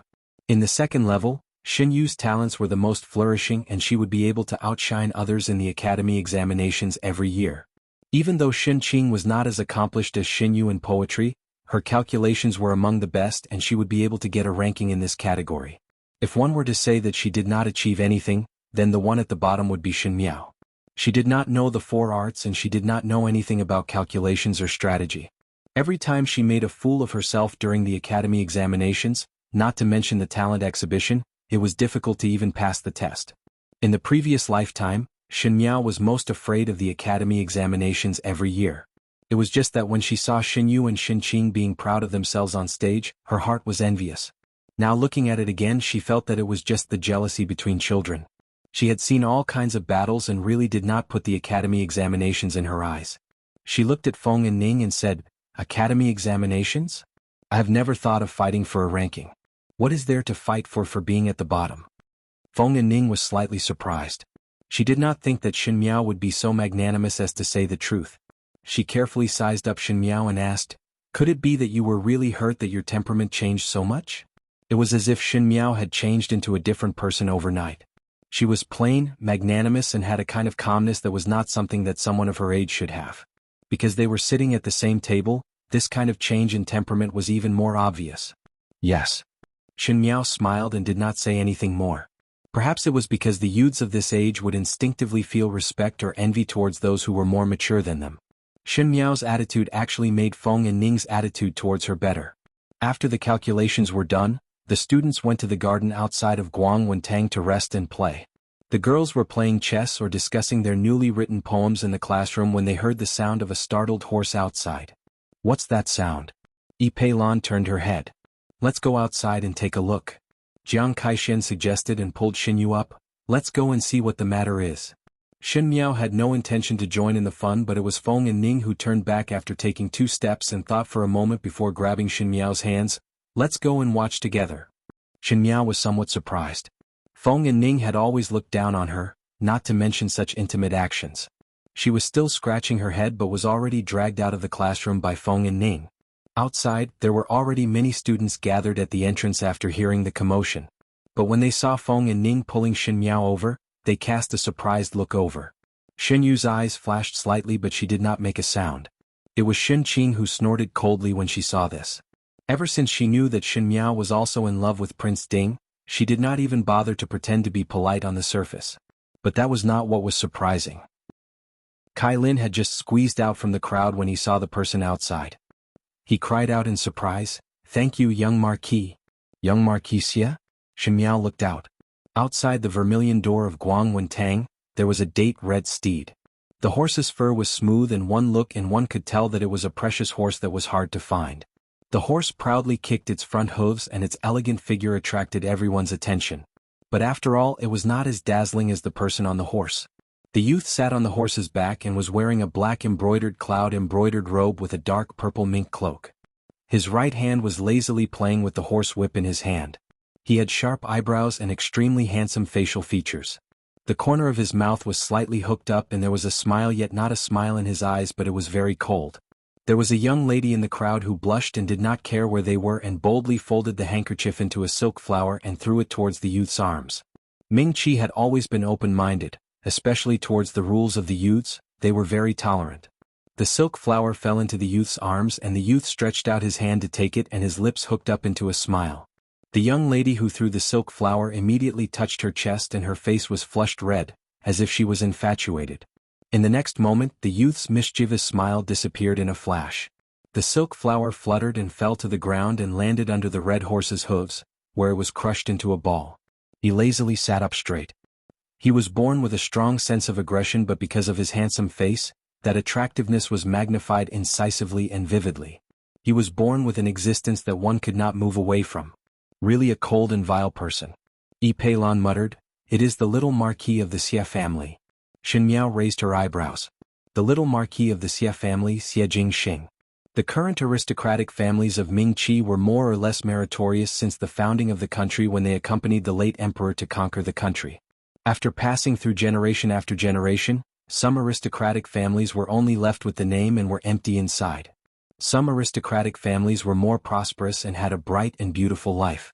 There were civil officials like the Feng family and also military officials like the Xin family.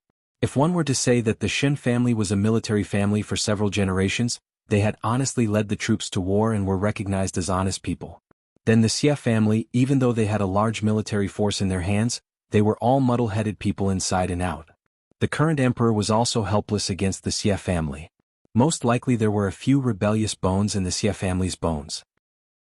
The things that they did were all shameful things, for example ignoring the orders from the capital that was thousands of miles away to retreat and insisted on pursuing the victorious attack.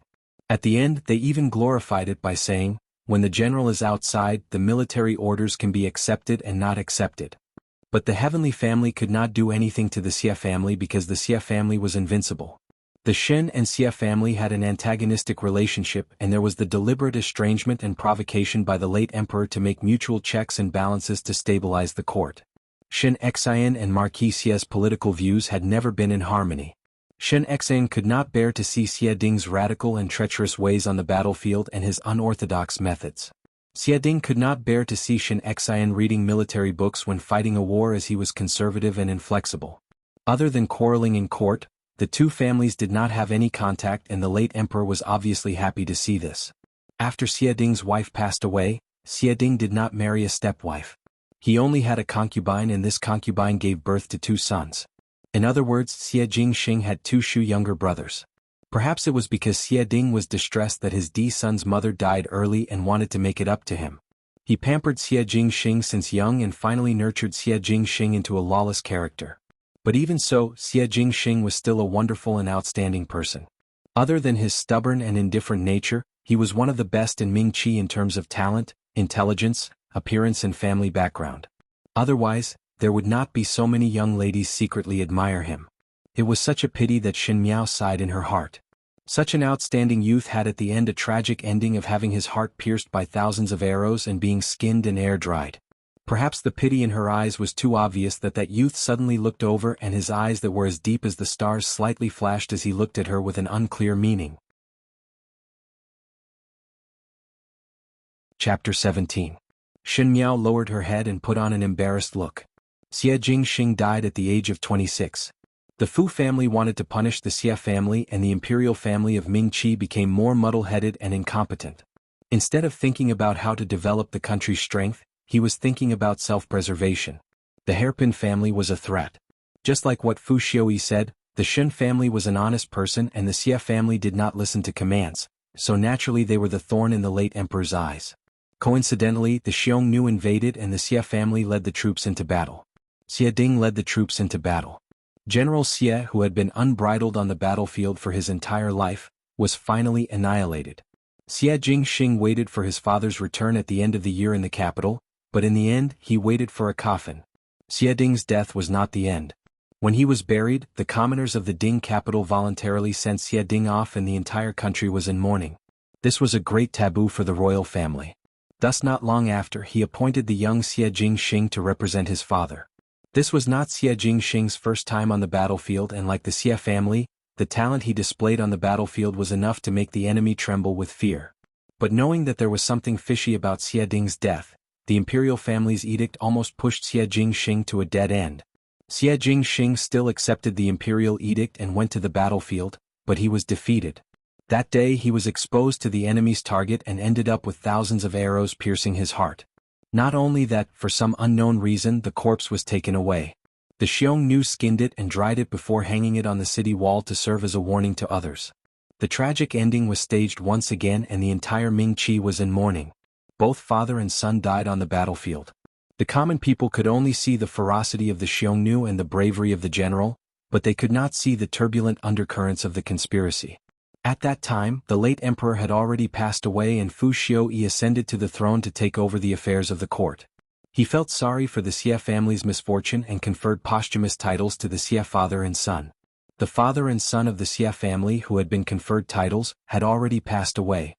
Instead, the imperial court's consolation had benefited that concubine and her two sons born of concubines. Xin Miao still remembered Xin Xian's pained expression when he learned of Xia Jingxing's death. He had thought that when the Shin and Xie families were like fire and water, his father would not be sad when the Xie family was in trouble. Thinking about it now, Shinexen was afraid that at that time, the fox grieved for the rabbit's death. The balance had been broken. Once the Xie family fell, the Shin family would follow. It was laughable that at that time she still wholeheartedly wanted to stir the Shin family into the muddy waters of the fight for the heir apparent. Shin Miao did not have any feelings towards the Xie family, but at the beginning she sighed for this youth's fate. This kind of brilliant and talented young man should have left a thick and colorful stroke in the Mingqi's rivers and mountains, but who knew that he would leave in such a way? Moreover, he clearly knew that the imperial edict was a summon of death, yet he still went. Perhaps it was to preserve the dignity of the Xie family, to prove that the Xie family had never lost their pride. But knowing that he could not do it, one could see that Xie Jingxing had an extraordinary character under his mischievous appearance. He was also a very righteous and brave person. As Shin Miao was thinking like this, she saw Kai Lin squeezing out from the crowd and handed a small cloth bag to Xie Jingxing and respectfully said, "Little Marquis, this is the only copy of the medical book that you instructed me to find." For a little tyrant to be so respectful towards others, it really made people's jaws drop. But thinking about it, was it not so? Compared to Kai Lin, Xie Jingxing was a big tyrant in the Ding capital. The Xie family was the tyrant among the tyrants. Thinking about it this way, one felt that Kai Lin's attitude towards Xie Jingxing was understandable. Feng and Ning quietly whispered to Shin Miao, "How do you think little Marquis is compared to His Highness Prince Ding?" Shin Miao choked for a moment. She was not used to Feng and Ning suddenly being so close to her. She said seriously, "Little Marquis Xie is better." From her point of view, how could a black-hearted villain like Fu Xiuyi be compared with a youth like Xie Jingxing? In the beginning, when Wan Yu and Fu Ming were reading the official history of Mingqi, when they read about the Xie family, they secretly told her that they felt that Xie Jingxing was a good man of indomitable spirit and it was a pity that he died. A youth that even one's own children praised was definitely a good one. Feng and Ning was somewhat surprised and said after a long while, "It seems that you are really sad." Shin Miao was too lazy to explain to her. She saw Xie Jingxing, who was on the horse, took the bundle and tied it to the saddle. He glanced at Kai Lin and did not say anything before confidently whipping his whip and left. The billowing dust that the horse stirred up was unable to cover the charm of the youth on the horse. It was as if the rising sun in the sky was naturally dazzling. Kai Lin was somewhat disappointed and the surrounding young females could not hide their disappointment. Most likely they were hoping that Xie Jingxing could stay longer. What was strange was that Xie Jingxing was the only one who was famous among the young females, yet the youths were not jealous of him. Perhaps it was because his style of doing things was different from others and it was really enviable. Shin Miao covered up the deep thoughts in her eyes. If the Xie family was toppled, the Shin family would also usher in a monstrous disaster. Since the two families had a relationship of interdependence, could it be eased a little? If that person from the Tian family wanted to take action, perhaps they would have to consider if they had the ability? Save the Xie family and save Xie Jingxing. As long as it was like this, it would increase the Shin family's bargaining chips. The Shin family was honest and kind while the Xie family was domineering. The imperial family would first deal with the Xie family and perhaps she could make a deal with the Xie family. Xie Jingxing rode all the way and finally reined in his horse in front of a tavern. He got off the horse and walked into the innermost part of the tavern. In the side room, a white-clad gentleman with delicate features smiled when he saw him. "Third younger brother. Take it." Xie Jingxing threw the bag in his hands over, "Do not look for me for such matters in the future." If it was not because Gao Yang had asked him to find the only book on medical skills, he would not have gone to look for Kai Lin and would not be like a fool in Guangwantang for people to watch. Thinking of that silk flower, he felt some disgust as he patted his clothes. Gao Yang knew that this junior brother of his had always been misophobic, so he smiled slightly and joked, "With your temperament you should move around more. Those students' age are similar to you, so you should learn to be lively like them." He paused and a mischievous smile floated on his face. "Perhaps there are cute young ladies. You are just at the right age. What is the matter with being alone all day?" Xie Jingxing was already used to his senior brother's serious appearance but boring character. He turned his head slightly impatiently, but his mind was thinking about the pair of eyes that he just saw. The eyes that were as clear as a cup contained deep sorrow and helplessness. That kind of expression made him startled for a moment before the owner of that pair of eyes lowered her head as if she was shy. But what kind of person was Xie Jingxing? When he was young, he had followed his father to travel extensively and fought in wars and killed people, thus he had developed a pair of fiery golden eyes. That girl most likely wanted to pretend to be in love with him, but unfortunately she did not know that her own pair of eyes were as deep as a pool of stagnant water without a single ripple. It was really interesting.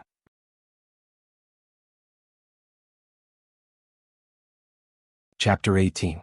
When Xin Miao left the academy and returned to the Xin residence, it was already late. Xin Yu and Xin Qing still did not go with her, and Xin Miao was too lazy to bother with them. Old Xin Furen had already rested, so she went back to the western courtyard. Just as she reached the western courtyard, she heard a warm voice. "Young lady has finally returned." This old servant heard that young lady fell into the water and was very worried. "Now that young lady is well, the stone in my heart is finally put down." Turning her head, she saw a middle-aged woman walking over. This woman was about 40 over years of age and was slightly plump, had a slightly dark complexion and was wearing a green-colored jacket. Even though the style was ordinary, the material was not bad. There was a heavy silver bracelet on her wrist and her eyes were full of smiles. "Gui Momo," Xin Miao lightly replied. That woman did not seem to feel that there was anything wrong with her and kept on saying, "This old servant wanted to come over earlier but ran, or had not recovered and kept tossing and turning. There was really no other way and could only throw ran to his mother and return to the residence first. Only after seeing that young lady is well, would one be at ease." These words were said to be tactful, as Xin Miao was more important than her own grandson in her heart. If it was in the past, Xin Miao would be greatly moved after hearing these words and then say some comforting words and give some money to Gui Momo to let her return to treat her grandson. But in another lifetime, looking at this woman in front of her, Xin Miao almost wanted to laugh at herself in her heart. How could she be so blind to think that such a person was a loyal servant? Not long after Xin Furen gave birth to Xin Miao, Xin Xan brought the order to go to war. Xin Miao was still young and could not travel, so Xin Furen could only bear the pain and leave her in the Xin residence. Old Xin Furen hired a wet nurse for her, and that was the current Gui Momo. Gui Momo was born in a farmer's residence, and at the beginning Xin Furen saw that she was diligent and honest. Afterwards, seeing that Gui Momo was able to nurse Xin Miao well, she was assured to stay by Xin Miao's side as an etiquette instructor. But in this world people would change. The western courtyard in the Xin residence was sparsely populated, and the ones in charge were the two households of the eastern courtyard and old Xin Furen. Gui Momo initially honestly took care of Xin Miao, but the more time passed, the clearer the situation was, and without hesitation she sought refuge with old Xin Furen in the eastern courtyard. Gui Momo had a flattering character, and initially when she was determined to marry Fu Xiu-yi, Gui Momo also fanned the flames. But the most hateful thing was that when old Xin Furen brought her distant niece to seek refuge in the Xin family, that niece's innocence was taken by eldest brother, Xin Qiu, and insisted on eldest brother's responsibility. At the end she became her sister-in-law and made eldest brother's inner courtyard into a foul atmosphere. Gui Momo was the witness that the niece was humiliated by Xin Qiu. Now that he thought about it, it was really a lame show. Once unfaithful, 100 times unfaithful. Moreover, for a person like Gui Momo who had been disloyal for 100 times, she naturally had to clean her up properly. It was better to kill a dog that ran out like this than to keep it. Gui Momo waited for a long time and did not hear any reward from Xin Miao, thus the loving expression that she maintained on her face became stiff for a moment. She could not help but raise her head to look at Xin Miao, but saw Xin Miao looking at her indifferently without any special emotions. Her heart thumped, and she did not know why, but there was a feeling of guilt. In the next moment she heard Xin Miao's indifferent reply, "Oh. Then it is really hard on Momo." Guyu lightly snorted and looked at Gui Momo with some ridicule. She had always looked down on Gui Momo's kind of flattering and vile appearance, as she relied on her position as young lady's wet nurse to act like a tyrant in the western courtyard. Unfortunately, her own young lady was previously coaxed by Gui Momo and listened to a lot of Gui Momo's slanderous words, causing the original servants in the western courtyard to lose heart. Now was good. After young lady woke up from falling into the water, it seemed that she had seen a lot of things clearly. Now that she had such a lukewarm attitude towards Gui Momo, it made Guyu's heart greatly comforted. Gui Momo smiled embarrassedly. She also could not figure out why Xin Miao treated her so coldly today. Thinking that it could be that Xin Miao was in a bad mood because of falling into the water, she smiled and advised, "This old servant will advise young lady not to be too sad and protect one's body. Young lady is like a flower, and His Highness Prince Ding's heart would definitely like you. There will be a day." She had always said pleasing words and usually picked the words that Xin Miao liked to say to gain Xin Miao's favor. But when these words came out today, Xin Miao's expression changed. Is Momo trying to tarnish my innocence by saying such words? Shen Miao coldly said, even though father and mother are not in the general's residence, I am still the young lady of the general's residence and also the mistress of the western courtyard. Normal families would want to know of my innocence. For Momo to say such words, is it not to deliberately trap me in water and fire? Gui Momo was surprised for a moment and subconsciously said, how can young lady say such words? This old servant is doing it for your own good. So to say that it is my fault? Shen Miao sneered, that is also good. Why not ask old foreign about it? Nowadays the innocence of the daughters of the general's residence is like cabbages? Even cabbages are only worth a few copper coins. Gui Momo, you said it in such a grandiose manner that I cannot help but ask if I am too lacking in etiquette. Perhaps she did not expect that Shen Miao would suddenly change the momentum. Even if she was in a bad mood, she should not take it out on herself. Gui Momo was used to being domineering in the western courtyard and usually Shen Miao was manipulated by her very well.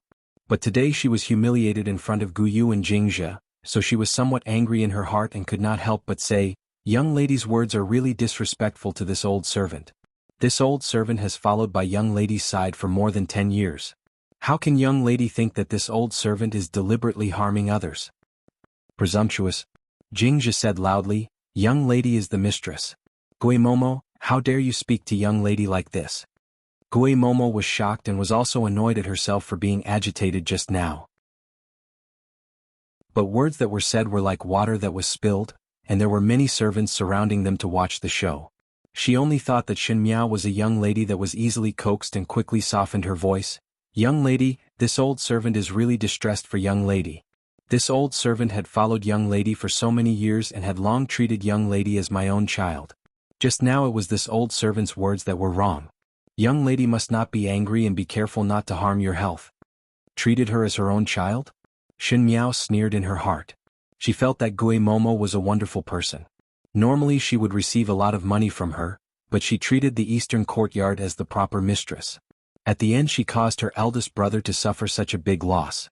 If it was in her previous lifetime, she would have long sent out an imperial decree to be beaten to death and thrown out if she met such a wicked servant in the inner palace. But now, since Gui Momo sincerely wanted to rely on the eastern courtyard, then how about borrowing her hands to let the eastern courtyard suffer a loss? She raised her eyebrows and said in a light tone, since Gui Momo knows her mistake, then the fine is only 3 months' salary. Gui Momo's expression stiffened and Shen Miao's lips raised. What should Gui Momo do without money? Naturally it was to go to the eastern courtyard to express her loyalty. Chapter 19. A cold wind blew in the night. As it got closer to late autumn, the weather became colder and colder. The Ding capital was also located in the northern lands, so it was strangely cold. Under the light of the lamp, the girl was holding a book in her hand, leaning on the couch as she slowly flipped through it.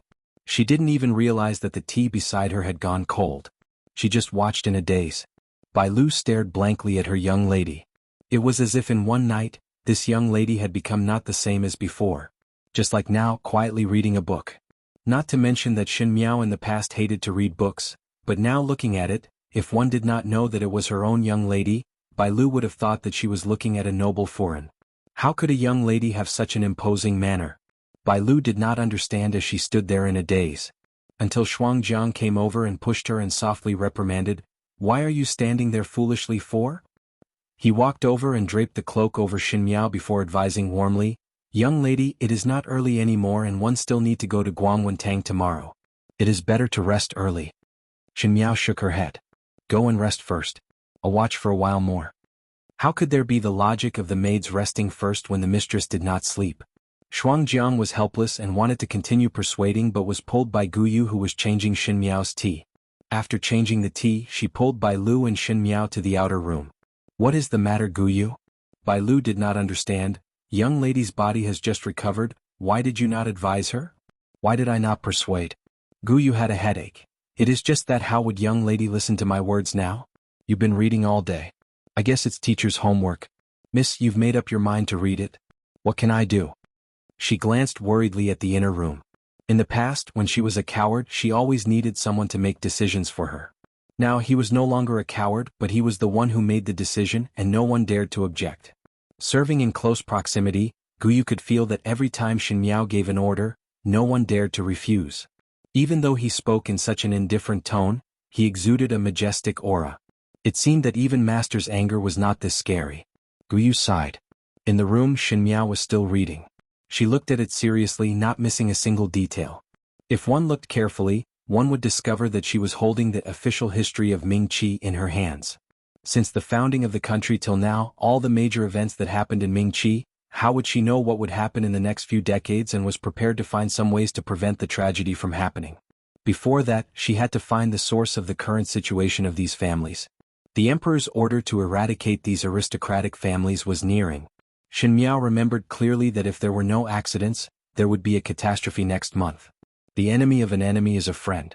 If these aristocratic families arrived, it would soon be the Xin family's turn.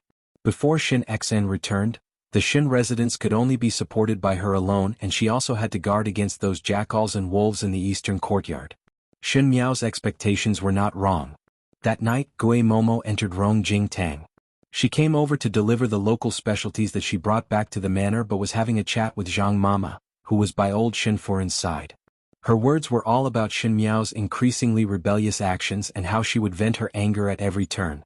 How would Zhang Mama not know her thoughts? After a few words that were neither salty nor light, Gui Momo let Zhang Mama put in a few good words in front of old Xin Furin before leaving. Just as she walked out of Rongjing Tang's courtyard, she saw Ren Wanyun's maid, Xiang Lan, walking over and smiled when she saw her. Gui Momo, I was just about to look for you. Gui Momo narrowed her eyes, and when she saw Xiang Lan, she also smiled. What matter is young lady Xiang Lan looking for me for? Nothing much. Xiang Lan came over and pulled Gui Momo's arm.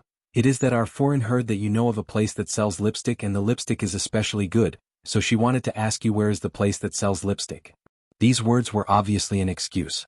At that time Ren Wanyun wanted to look for Gui Momo to talk about some private matters. Gui Momo was well aware of it and followed along with Xiang Lan. What is this matter? Since Furin wants to hear, I will tell Furin about that place. Speaking of that lipstick, many young ladies and Furins of official families love to use it. When Xiang Lan and Xiang Lan reached Kai Yin Yuan, the maids outside had already been sent away. Ren Wanyun was sitting on the couch. Second Xin Master was still socializing outside and had not returned, so she was casually doing needlework at the side. Most likely he was embroidering a pouch, but she was eating a plate of grapes at the side while she was embroidering. This was a rare item, as in this weather, one would not be able to find grapes in the Ding capital. Only Second Xin Master had the ability to ask for a basket of grapes and gave it to the females in his courtyard to eat. Gui Momo secretly spat in her heart. Even though on the surface it looked like the second household of the Xin family did not treat the first household badly, but the food that Xin Miao used looked fresh on the surface, but it was like those upstart things that could not be seen in public. Speaking about the food, Xin Miao did not have the treatment of grapes. She was still thinking in her heart when Ren Wanyun finally put down the needlework in her hands and spoke, Gui Momo. Gui Momo quickly recovered to her senses and responded, Furin, this old servant is here. Ren Wanyun was already a 40-year-old person, and even though she maintained herself well, there were still some fine lines at the corner of her eyes. She was just sitting there wearing the best tailored clothes, and every move she made was the style of a Furin of the household. Even when she was smiling, there was a dignified look. She said, heard that you have returned. Now that little Five's health is better, you need to take good care of her. Gui Momo laughed in her heart, who did not know that the eastern courtyard could not wait for the western courtyard to be unlucky. How would Ren Wanyun be so kind-hearted and was only trying to deceive others? Sure enough, one could only hear Ren Wanyun speaking again. These days little Five's mood was not very good after falling into the water.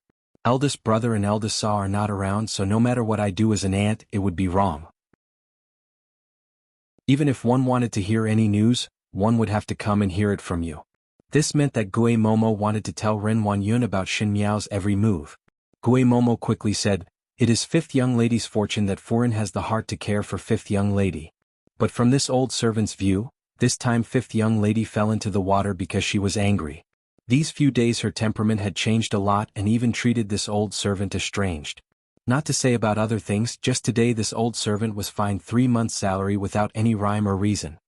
She said with a bitter face, when this old servant heard that fifth young lady fell into the water, one was so anxious that one did not even care about one's little grandson who was still sick. Who knew that fifth young lady would reprimand this old servant's heart did not feel good. Ren Wanyun was somewhat impatient to hear the hidden meaning of this old woman's words and said, "Little Five, after all it was because of a mental illness." Then Gue Momo, from what you see, has Little Five's attitude towards His Highness Prince Ding changed? This was the question she wanted to ask the most. Gue Momo's eyes turned and said, "Fifth young lady seemed to want to draw a clear line with His Highness Prince Ding and did not allow this old servant to mention it today. But this old servant had brought fifth young lady for so many years and was clear of her temperament. Fifth young lady was exceptionally persistent on the matter of His Highness Prince Ding and would not give up so easily." These words were most likely said by young lady in a moment of anger and cannot be taken seriously. Just as her voice fell, a trace of ruthlessness appeared on Ren Wanyun's face. Chapter 20. After Gue Momo left, Xinqing walked out from behind the screen. She climbed to Ren Wanyun's side and snuggled up to her mother. Her tone was filled with unconcealable anger. "Mother, Xin Miao is not willing to give up His Highness Prince Ding. What should I do?" In the three households of the Xin family, the first household had the highest official position. If Xin Miao begged Xin Xan to bestow a marriage, it was very possible. But she also loved Prince Ding, and if Xin Miao succeeded, what would she count as? His Highness Prince Ding was such a handsome person, how could he be occupied by Xin Miao, that stupid and ignorant person? Every time she thought about it, Xinqing would be 100 times unwilling. "Do not worry. In this Xin residence no one can be bigger than you."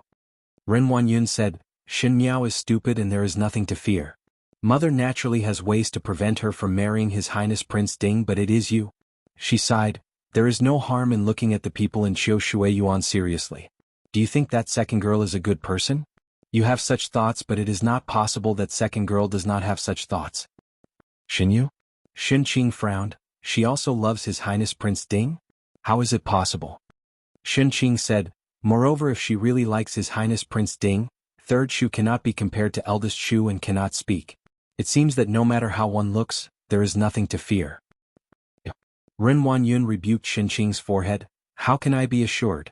Your third Xin is a powerful person. At that time your third Shu." Seemingly realizing that these words should not be said in front of the child, Ren Wanyun suddenly shut her mouth. She only said, "In short, fifth girl, do not take it to heart. Mother naturally has a way."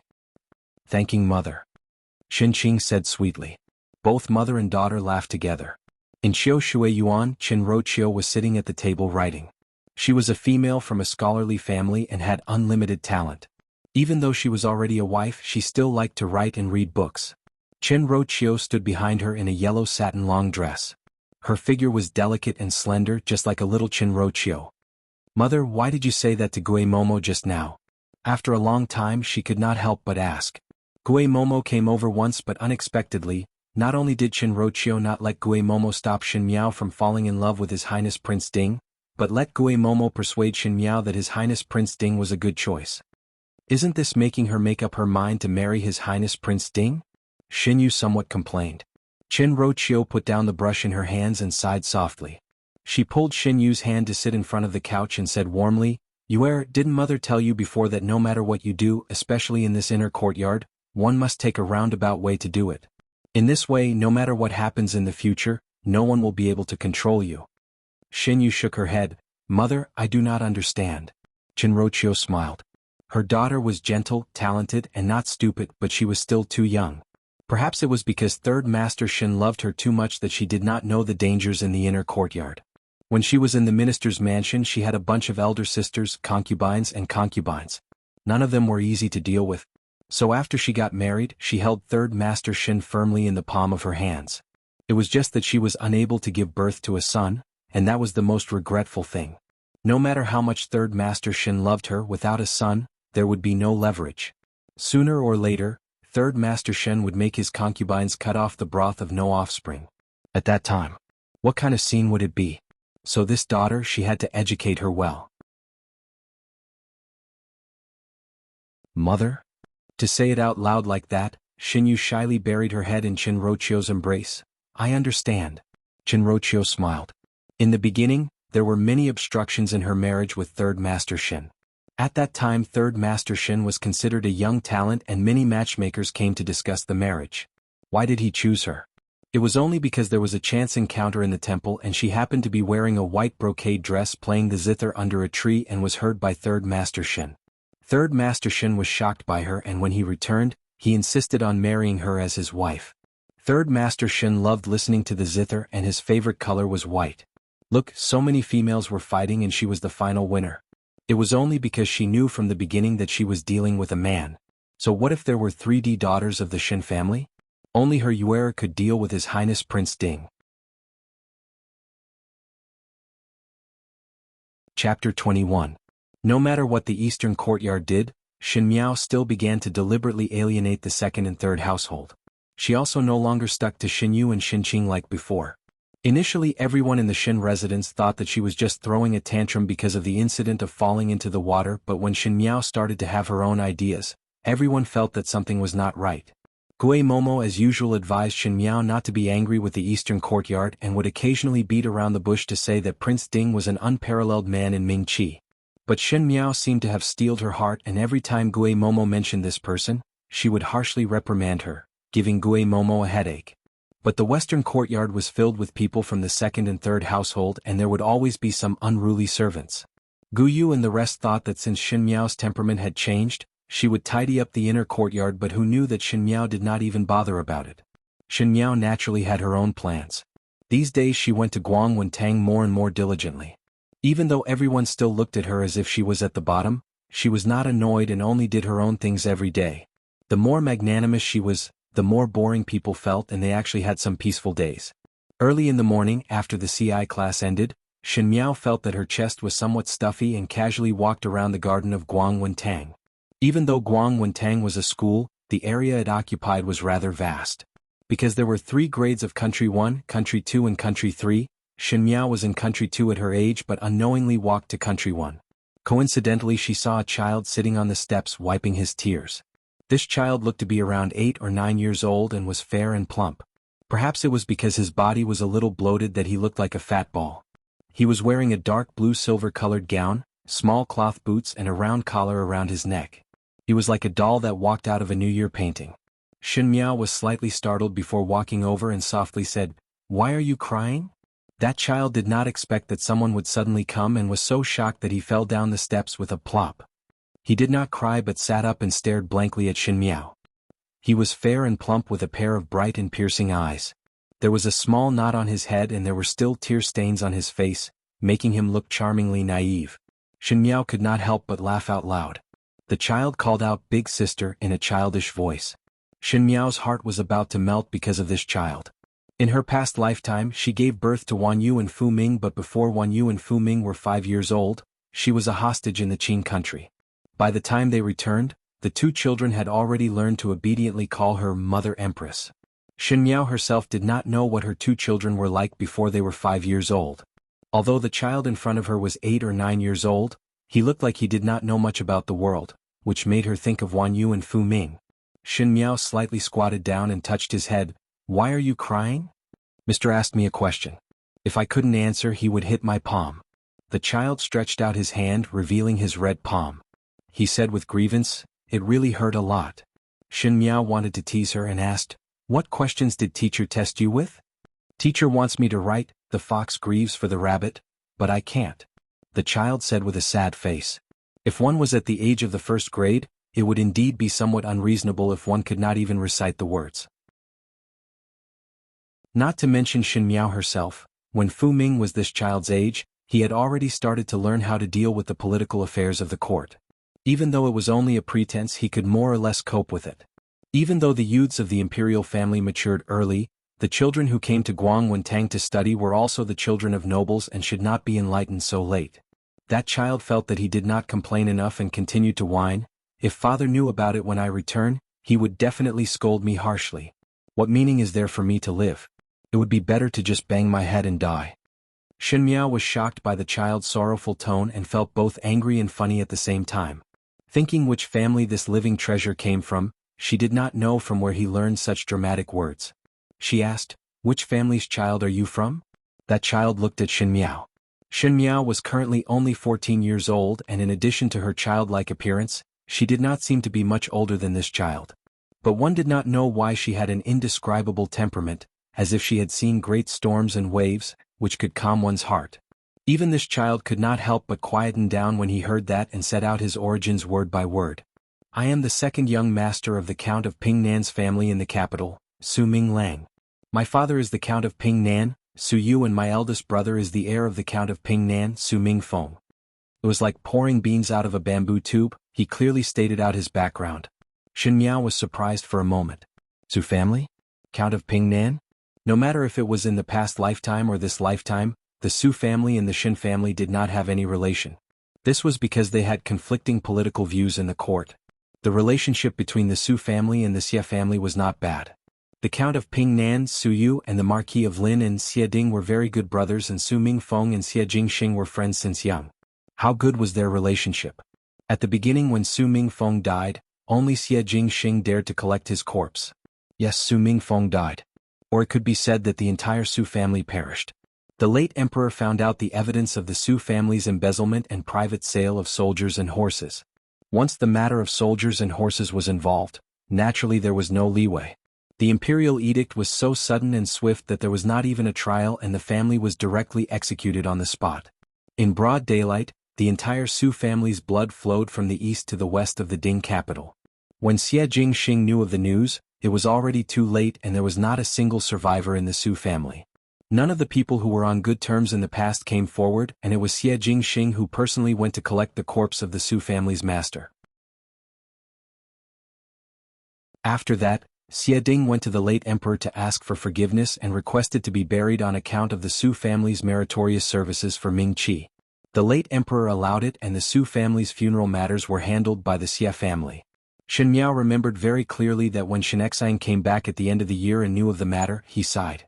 The Su family's demise was 2 months later. Very quickly, this ignorant child in front of her also died under that cold imperial edict. Her expression suddenly became a little cold, and there was a hint of sternness in her eyes. The child could not help but shrink back a little. When Shen Miao looked at the child again, her tone was as gentle as before. Su Mingfeng? Is it that heir of the Su family who recently made great meritorious services and managed the military horses very well? Yes. The child raised his head and replied, Father said that His Majesty would definitely bestow eldest brother a scholarly title this time. Shen Miao smiled. She bent down slightly and got closer to the child and softly said, Did you not say that if your father knew that you are unable to answer teacher's question, he would punish you? I have a way to make him not punish you. What is it? The child blinked his eyes. You must promise me that you will not let him know that it was I who told you, then I will say it. All right. The child thought for a long while and nodded. Chapter 22.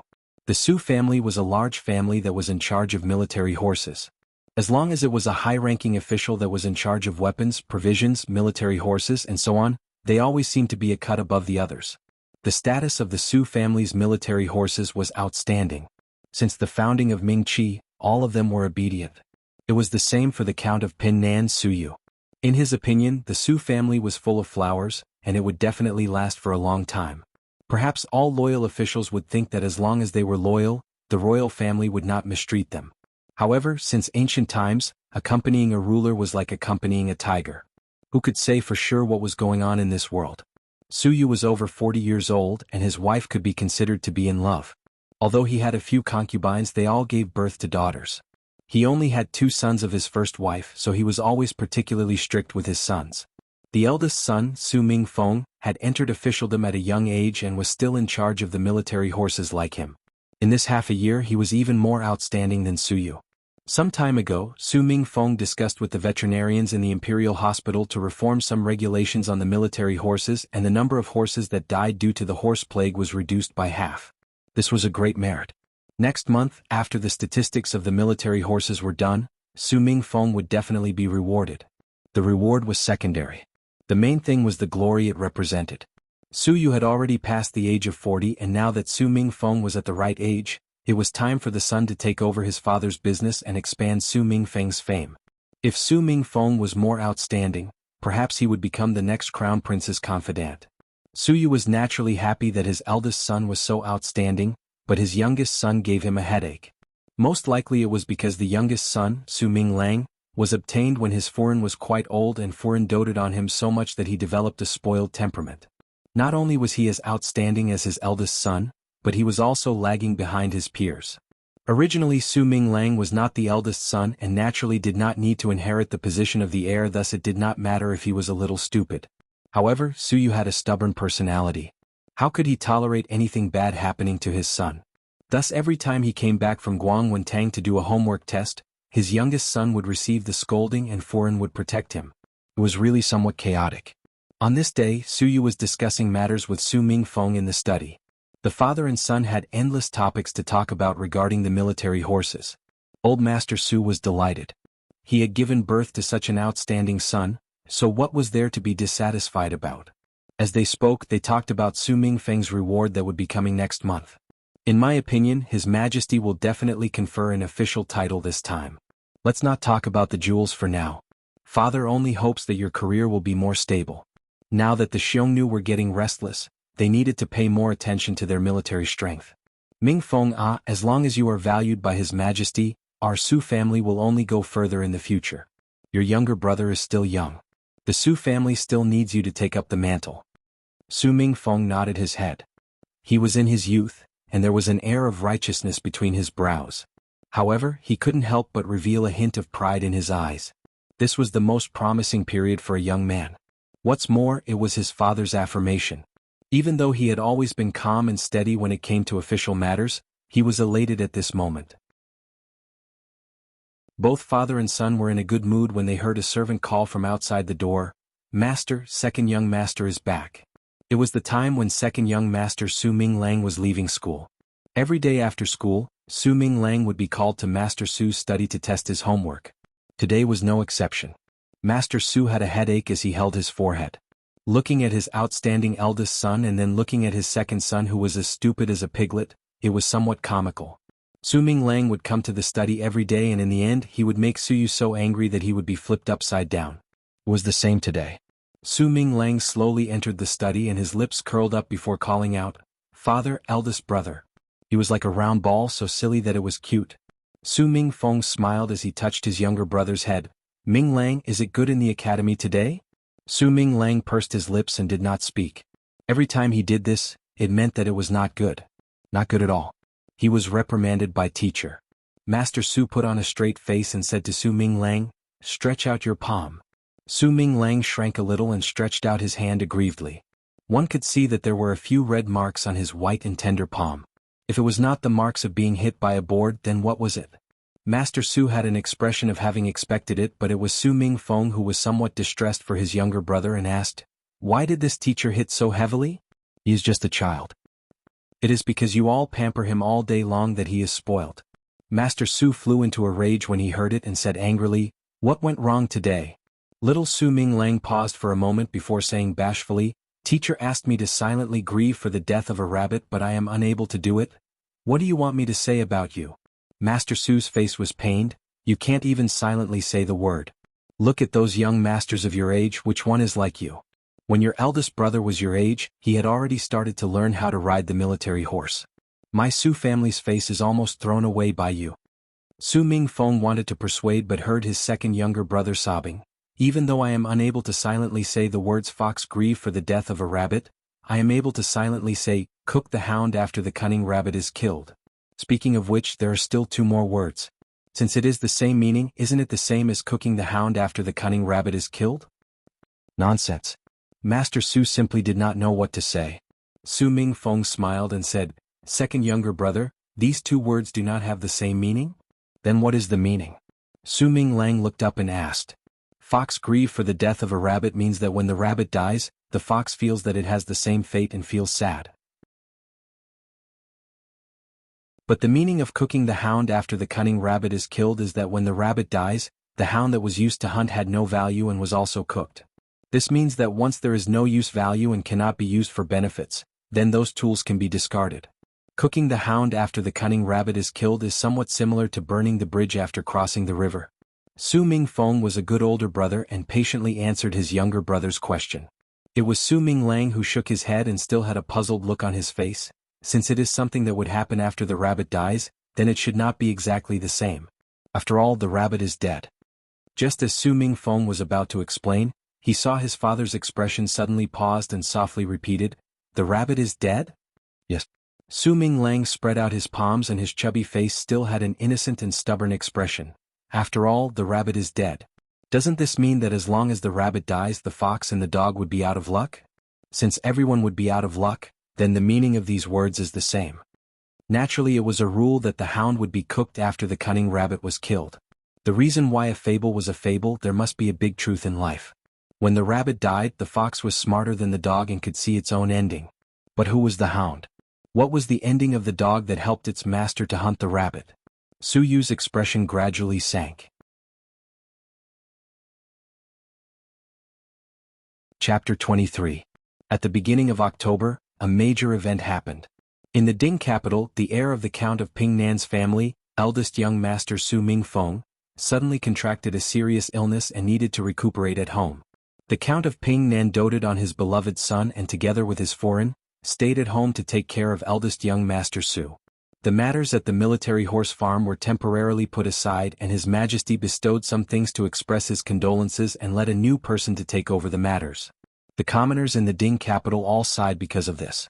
That eldest young master Su was a young talent and had made great contributions not long after he entered the official career. Seeing that he was about to have a meteoric rise and that his future was limitless, he suddenly contracted a serious illness. Indeed, the heavens were jealous of heroic talents. If this dragged on for 3 to 5 years, one feared that when he turned back, there would be no place for him to stand in court. The commoners saw it this way, but the colleagues in court were not sure. Some intelligent people said, "How is this illness? This is clearly avoiding calamity." Originally one thought that this Su family was like adding oil to a raging fire and was about to invite fire onto oneself. One did not think that one would be able to see the situation clearly and take drastic measures. When these matters reached Shen Miao's ears, she was standing in the courtyard trimming the branches and leaves of the begonia flowers.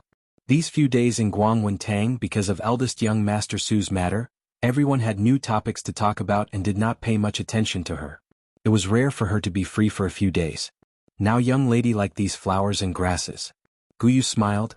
"These begonia flowers grow really well." The crimson petals of the begonia flower showed a bit of lively color in the chilly autumn day. When she was the Empress, she learned to manage the life of the inner palace, helped Fu Xiuyi to win over the powerful ministers, went to Qin country as a hostage and fought with Mei Furen. Most of the time she lived in power and politics, so how could she have the mood to cut flowers and relax like now? "Do you know why the begonia flowers bloom so brightly?" she asked. Even though Guyu did not understand why her young lady would ask such a question, she still smiled and replied, "These are the seeds that the stewards brought back from outside. One heard that it is a very precious seed and Foreign had also praised that this kind of begonia flowers look especially good in autumn." Shen Miao gently shook her head. How could it be this reason? Just like the gloomy and bitter cold place in the cold palace, even the outside of the cold palace was filled with flowers, but under those flowers, there were piles of bones. The most beautiful things in the world have the coldest reasons. Now that the Su family understood this, what would they do? She smiled. In the residence of Count Pingnan, young Master Su's courtyard was tightly guarded. Other than his personal servants and relatives, no one else could enter. One could only smell the heavy scent of medicine inside. Master Su had closed the door and refused to see any guests, refusing to see any outsiders. As a good friend of the Su clan's young Marquis Xie, he naturally had to pay a visit. The Xie clan's horse carriage was parked outside the Su residence. The servant was struggling to move the medicinal ingredients down from the top. The herbs were all packed in boxes, which was enough to show the care that the young Xie Marquis had for his good friend. In the study, Su Mingfeng was dressed in a green robe. Other than his figure being somewhat thin, his expression was as spirited as usual. Where was there any trace of a serious illness? Across from him, the youth in embroidered clothes frowned and asked loudly, "Avoiding disaster? Not bad." Su Mingfeng looked at his good friend and sighed, "Now you have also seen that the Su family's momentum is getting better and better." The Su family had been going on for several generations, and from the matter of the military horses, it really should not be promoted. But not only did His Majesty not suppress them, he even flattered the Su family. "You also performed a meritorious deed," Xie Jingxing reminded. "Father and I were quite proud of our meritorious service, but we forgot about the hidden danger behind it. If the merit was too great, it would be a disaster." I'm sure you understand what I'm saying. It's just that the Su family was originally in the middle of it, and it was inevitable that they were blinded by a single leaf. Now that the light has cleared, they have no choice but to rein in the horse at the edge of the cliff. It's really dangerous. This is also good. Xie Jingxing nodded his head, but you will have to stay at home for a few years. I only hope that the Su family is safe and sound. Su Mingfeng said, let's not talk about me. How about talking about you? The Su family and the Xie family are bound together, and the Su family has already decided to rein in the horse before the cliff. Your Xie family? She didn't finish her sentence. Xie Jingxing raised his eyebrows. What can he do to me if I do not enter officialdom? There is only one Marquis of Lin and in the Xie family, so he would have to take into account the public's opinion. Xie Jingxing and Su Mingfeng were different. For the sake of the Su family, Su Yu sent his son into the official career early. But Xie Jingxing did not enter the officialdom and only held an idle position. There were a few times when he went to war with Xie Ding and still held the title of a biological son. Even if the imperial family wanted to suppress the Xie family, they would not suppress a family that did not even have a son to take over. You have such deep foresight. Su Mingfeng could not help but laugh. I'm not guarding against him. Xie Jingxing said lazily. He was indeed not guarding against the imperial family, but to go against his father. But he frowned and suddenly changed the topic. Why did you suddenly think of this matter? Originally I had reminded you several times but you did not put it in your eyes. Su Mingfeng lowered his head in shame. Originally it was just a moment of pride and was proud of it, so how would one think so much? This time it is all thanks to my second younger brother. Your second younger brother? Xie Jingxing was originally lazily leaning against the chair, but when he heard it, he sat up straight and a strange look flashed in his eyes. That glutinous rice dumpling? It was not a strange thing that Su Minglang was a stupid dumpling, so how could he still remind the Su family about these things? Could it be that Su Minglang had taken the wrong medicine? Su Mingfeng explained the ins and outs of the matter, and at the end, he then said, if it was not for second younger brother's mistake, perhaps it would lead to a big disaster? Mistake? Xie Jingxing softly said to himself. Just at this moment he heard a tender voice, eldest brother, mother, let me send you some snacks. Su Minglang was carrying a plate of flour-like flaky pastries as he walked in with his short legs. He was round and plump like a glutinous rice ball, and there were a lot of pastry crumbs on the corner of his mouth. It was obvious that he had secretly eaten a lot on the way over. These days, because of his inadvertent reminder, the Su family changed their strategy. Even Master Su, who was most dissatisfied with him, for the first time ever felt that his son was of great use, intelligent and agile, and great wisdom looks foolish.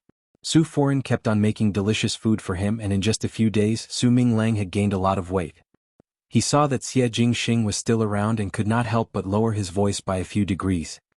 He did not know why, but he was somewhat afraid of his older brother's handsome good friend. Su Minglang placed the snacks on the table and threw a sentence, eldest brother, I am leaving. He turned around and was about to run, but he did not want to be grabbed by his collar. Turning back to look, that youth was dressed in brocade clothes as he gently crouched down and touched his head. That pair of peach blossom eyes were smiling and lively, but his eyes were incomparably cold. He asked, who taught you to say that? Su Minglang's eyes widened. When the cunning rabbit is dead, the hound is cooked. Xie Jingxing smiled evilly. Chapter 24. The days always passed very quickly. As the weather got colder, the students of Guangwentang started to prepare for the academy examinations at the end of the month. Boys wanted to enter officialdom, while girls wanted to show off their talents, which would add a lot of value to their marriage in the future. Or perhaps they wanted to catch the eye of a family of equal status. This was what the children of noble families had to do. Even a pampered female like Feng and Ning also started to work hard these days. There was no need to talk about Xinqing and Xinyu, especially Xinyu, who spent all day in the east courtyard playing the zither and reciting poems, hoping to be in the limelight again. Xinyu and Xinqing were already 15 years old, and according to the rules, it was time for them to look at each other. The females of Mingqi would be married at around 16 and could be engaged at 15. The reason why Xinqing and Xinyu were hesitant was because their eyes were too high and they did not look up to those who were ordinary, but those who were too high did not know what was good for them. In the end, these two households all turned their eyes towards Prince Ding at the same time. Among the late king's 9 sons, only the 9th, Prince Ding, was not engaged and was only in his early 20s, so it was time for him to get married. However, due to various reasons, the position of the imperial concubine was still undecided.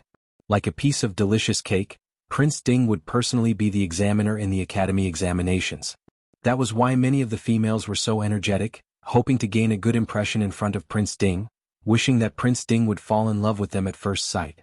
Shen Miao did not have such thoughts. Even if she had another life, she would still be a woman who was not exposed to the moon. She did not know how to recite poetry, nor did she know how to play the zither or dance. After all, he couldn't stand on the stage and talk about the important matters of the court. What's more, she did not want to have any relationship with Prince Ding. In the previous lifetime, Prince Ding used her Shen family, harmed her children and slaughtered her entire family. This debt must be settled sooner or later. Since it was a blood feud, how could they be husband and wife? Feng and Ning asked her, "Why are you not reading? Seeing that it is almost the end of the month, if you were to drop your tail again, wouldn't it make others laugh their teeth off?" Originally, after Shen Miao fell into the water once, she was much calmer. She thought that Shen Miao was suddenly enlightened, but now it seemed that it was the same as before. He was still that stupid and ignorant student. Shen Miao said, "Since one would not understand, why waste time?" Yi Peilan, who heard this, laughed out loud and mocked, "Mud can't help a wall, that's all." Shen Yu was talking to Shen Qing and pretended not to hear what was said here and did not help to resolve the situation. These days Shen Miao did not fawn on them like before and they were displeased in their hearts. He could not wait to see Shen Miao make a fool of herself. Shen Miao did not seem to hear Yi Peilan's words and got up, "I will go for a walk in the garden." After she left, Yi Peilan curled her lips. "You ran away because you had nothing to say, you really are as timid as a mouse. Have you said enough?" Feng and Ning frowned. "Have you done well in your studies?" She had some prestige in the No. 2 high school and was pampered by her family. Yi Peilan also didn't want to become enemies with her, so she didn't say anything again. Shen Miao came to the garden and walked slowly.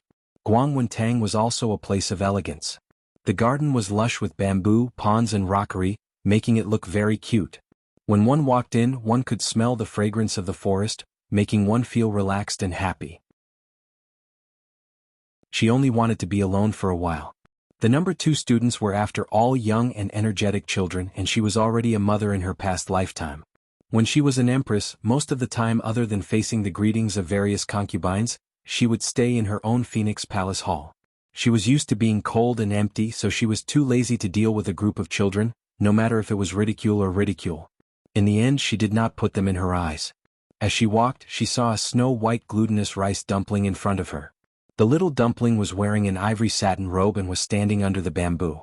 The clothes should be very beautiful, but because of the round figure, it was squeezed out of shape. And the head was still tied up, looking somewhat comical and ridiculous. "Su Ming Lang," she softly said. When that dumpling heard it, he hurriedly turned his head over. Looking at Shen Miao, there was a flash of surprise in his eyes. It seemed that he wanted to pounce over, but he hesitantly stood still and did not speak as he looked at Shen Miao. This child really looked like a 4 or 5-year-old baby. Shen Miao had some headaches. Could it be that he treated her as his mother? Su Ming Lang looked at Shen Miao and pursed his lips, as if he wanted to say something but did not say anything. Following that, his eyes turned red and he softly said, "Sorry? Sorry?" Shen Miao was slightly surprised and saw that the corner of the dumpling's mouth flattened and he was so aggrieved that he was about to cry. In the next second, a lazy voice sounded. "So it is you."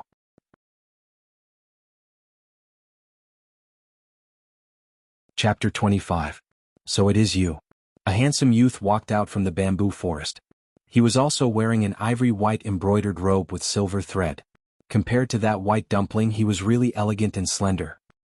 He stopped in front of Shen Miao and looked down at her with a probing gaze. This youth was extremely tall and Shen Miao could barely reach his chest.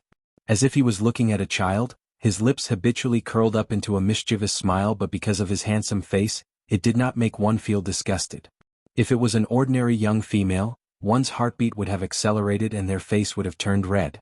However, Shen Miao was after all not a real budding beauty. She swept a glance at the other party and did not speak.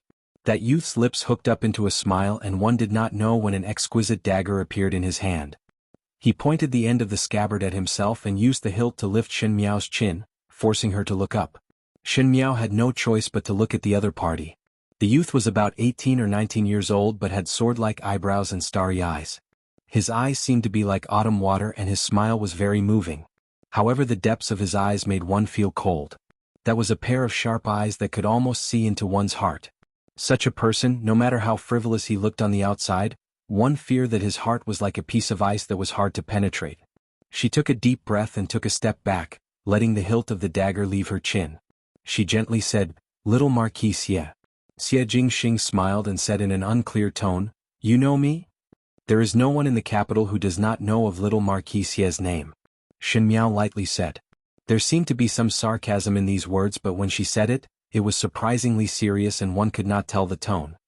"I do not know you." Xie Jingxing swept a glance at her and then at the trembling dumpling on the ground. "It is you who let Su Minglang pass a message to the Su family." "Pass a message?" Shen Miao looked at him and suddenly smiled. "It is just teaching him a way to not be reprimanded by father and to divert his attention. Why is there a need to pass a message?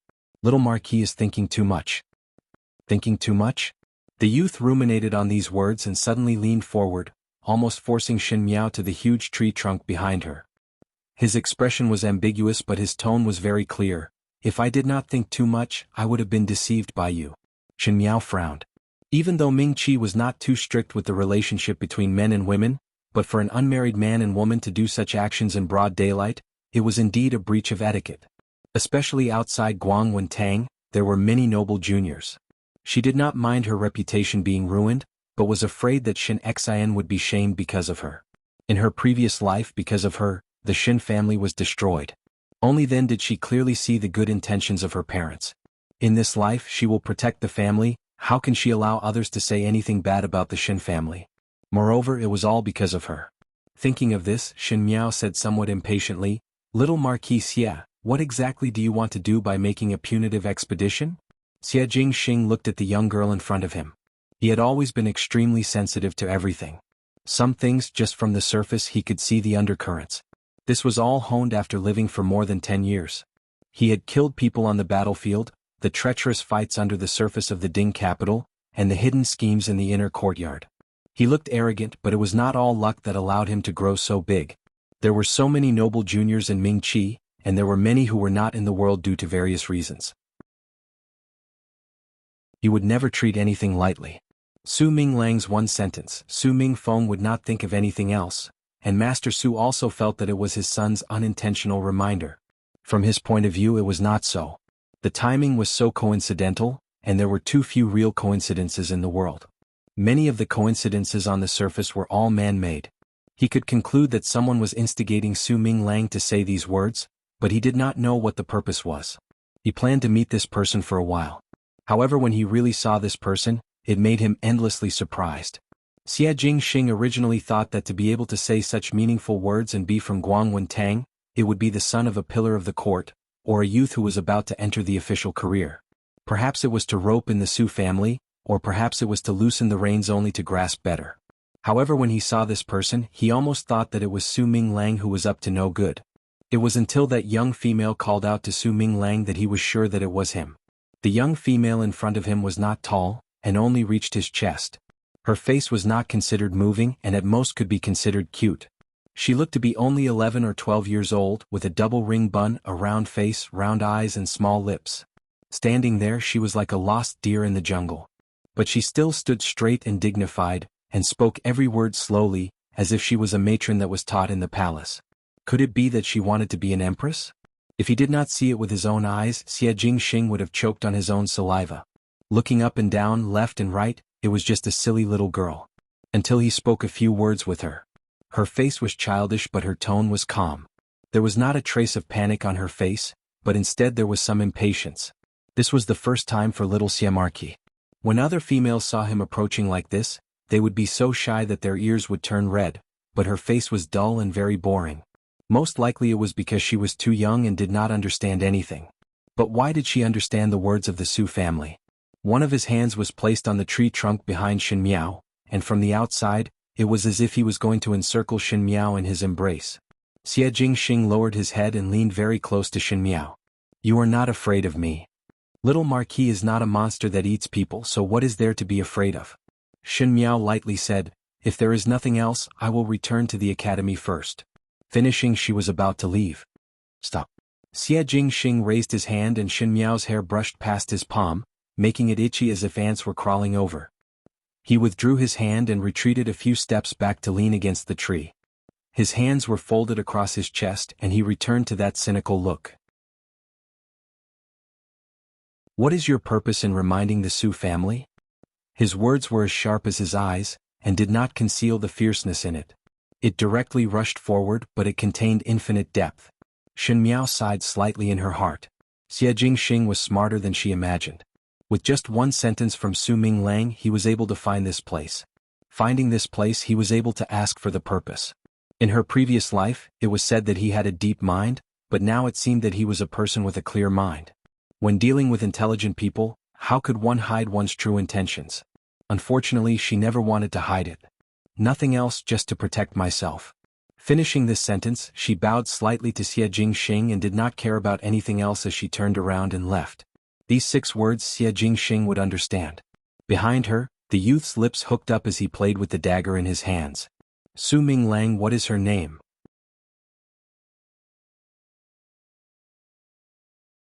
Chapter 26. The residence of the Marquis of Lin and in the Ding capital was indeed magnificent. The late Marquis Madame was the late Emperor's most beloved Princess Yuqing. Originally, after becoming the prince consort, the military power of the Marquis of Lin and should be taken back. Unable to withstand Princess Yuqing's coquettish act, the late Emperor actually let her do as she pleased. It was enough to show Princess Yuqing's position in the late Emperor's heart. Princess Yuqing was an outstanding beauty and her temperament was also the most gentle. After marrying into the residence of the Marquis of Lin, she was pampered by the Marquis of Lin. Unfortunately, the Marquis of Lin still took in a concubine, which was the current Madame Fong. If one were to say that Princess Yuqing was born to be a lady from a wealthy family and was good at dancing, this Madame Fong was like a pretty jade from a humble family. It was Madame Fong's father who had done a favor for the Marquis of Lin, and afterwards when Madame Fong's family was defeated, Madame Fong's father used the favor to threaten and finally let the Marquis of Lin marry Madame Fong as a concubine. A good concubine was different from an ordinary concubine. She could not be beaten or killed at will. In addition, Madame Fong was really humble and did not have any jealous behavior, thus the Marquis of Lin did not take it to heart. Most likely the sons of the noble families were used to seeing 3 wives and 4 concubines, and it was rare to see someone like the Marquis of Lin who only took in 1 concubine. The Marquis of Lin did not feel anything wrong. It was a pity that the way men and women looked at things, especially when it came to concubines, were poles apart. The Marquis of Lin felt that it was not a big deal to take in a concubine as a concubine was only a plaything. The person in his heart was still Princess Yuqing, but Princess Yuqing was different. Princess Yuqing grew up under the doting of the late Emperor and after marrying into the Marquis residence, she lived a pampered life. Her husband only had her as his official wife, so she was used to such a life. Who knew that a concubine would suddenly appear, and at that time Princess Yuqing had just given birth to Xie Jingxing and was hit by this matter even before her confinement. Madame Fong came over to pay her respects to Princess Yuqing every day. Her dressing was very proper. It was fine if she didn't come, but when she came, Princess Yuqing felt extremely vexed. If Princess Yuqing was an ordinary princess, she could casually find a way to secretly trip up Madame Fong and it would not be impossible to get Madame Fong to leave. But Princess Yuqing had always been protected extremely well and had always been an innocent and unaffected person, so how would she use those underhanded methods? It was the Princess Dowry Nanny who thought of a way to secretly find a reason to drive Madame Fong out without telling the princess, who knew that he did not succeed and was even discovered by the Marquis of Lin. Even though the Marquis of Lin was usually unruly in his actions, he had an open and candid temperament and could not bear to see females playing tricks. Thus he immediately reprimanded Princess Yuqing. Ever since Princess Yuqing married the Marquis of Lin, it was the first time she quarreled with the Marquis of Lin. She was someone who could not tolerate grievances, so she did not speak about the Momo's matter and only went tit for tat with the Marquis of Lin. Finally the Marquis of Lin was so angry that he brushed his sleeves and left. She originally thought that the Marquis of Lin would come to see her in a few days, but who knew that a month had passed and the Marquis of Lin was only resting at Madame Fong's side. One must not be sad during a female's confinement period, so Princess Yuqing vomited and became seriously ill. The Marquis of Lin still loved his wife deeply and wanted to come over to visit Princess Yuqing, but unfortunately received the imperial edict that night and did not even greet Princess Yuqing before leaving. Not long after the Marquis of Lin left, Madame Fong found out that she was pregnant. As the Zhang Fong, when the Marquis of Lin was not around, Princess Yuqing could not set Madame Fang up and even had to protect the child in Madame Fang's womb. Otherwise, if something were to happen, one fear that the rumors in the Ding capital would be that she took advantage of her husband's absence to murder a concubine. In the long run, she was mentally and physically exhausted, and Princess Yuqing's body gradually became wasted and was about to die. When the Momo saw this, her heart was anxious, but Princess Yuqing did not allow the Momo to report back to the imperial family. She got up and wrote a letter to the Marquis of Lineage, asking him to come back and see her. She waited and waited, but in the end the Marquis of Lineage did not come back. Princess Yuqing died. 3 days after the burial, the Marquis of Lineage returned in triumph and was unable to see his beloved wife's corpse and was extremely mournful. Unfortunately, the beauty was gone and only a pile of yellow soil was left. At that time the late emperor was furious and demoted the official position of the Marquis of Lineage. It was until the new emperor took office and took pity on his talent and reinstated the Marquis of Lineage. Unfortunately, there was no more beautiful and talented couple's story. The Marquis of Lineage did not marry a second wife, and there was only Madame Fang in the residence of the Marquis of Lineage, and Madame Fang was still the same as before for decades. The Marquis of Lineage was slightly concerned about the children she gave birth to, but still put all his energy on the son, Xie Jingxing. But Xie Jingxing did not appreciate it. Ever since he gradually became sensible, he had been estranged from the Marquis of Lineage. The love and hate entanglement between Princess Yuqing and the Marquis of Lineage was known by almost every household in the Ding capital. If one wanted to know, one would be able to know. The Marquis of Lineage felt guilty towards his son and always tried his best to satisfy him. But Xie Jingxing seemed to like to go against his father and always made his father so angry that he had a headache. But no matter what, he had inherited Princess Yuqing's beauty and talent.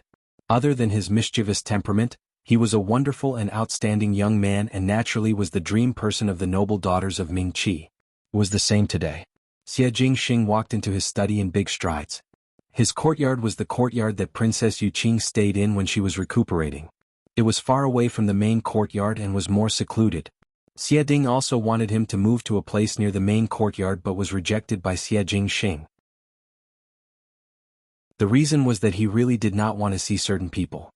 His attitude towards the Marquis residence had always been cold. The servant by his side pushed open the door and came in with a snow-white porcelain bowl sprinkled with flowers.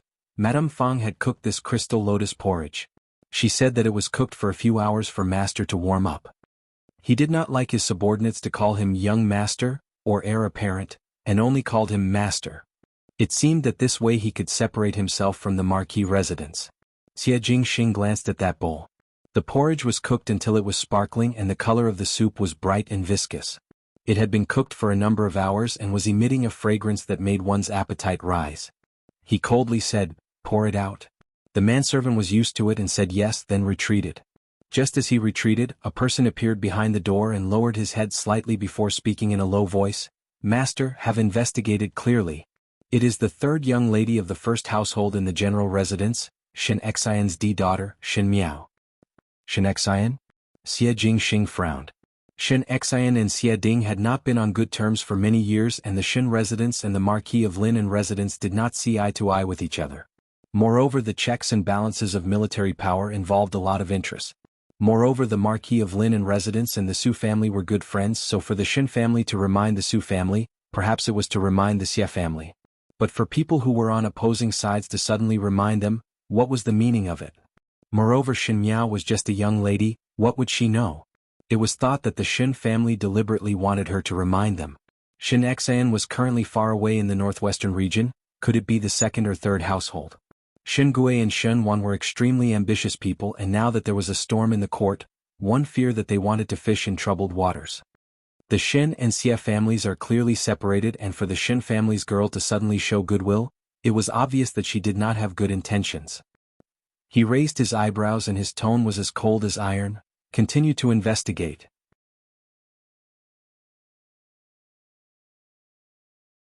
Chapter 27. No matter what kind of storm arose in the Ding capital, or the undercurrent surging, it would always look peaceful on the outside. The annual chrysanthemum banquet was approaching, and because Guang Wentang's academy examinations were not too far away from the chrysanthemum banquet, it was simply placed together this year. Unlike the previous years, the academy examination had become a grand banquet for the noble families in public. Early in the morning, old Shin Furen sent the eldest maid, Shi'er, to the western courtyard, saying that she had invited a tailor for the clothes for the chrysanthemum banquet and invited Shin Miao to pick. Shin Miao nodded her head in agreement.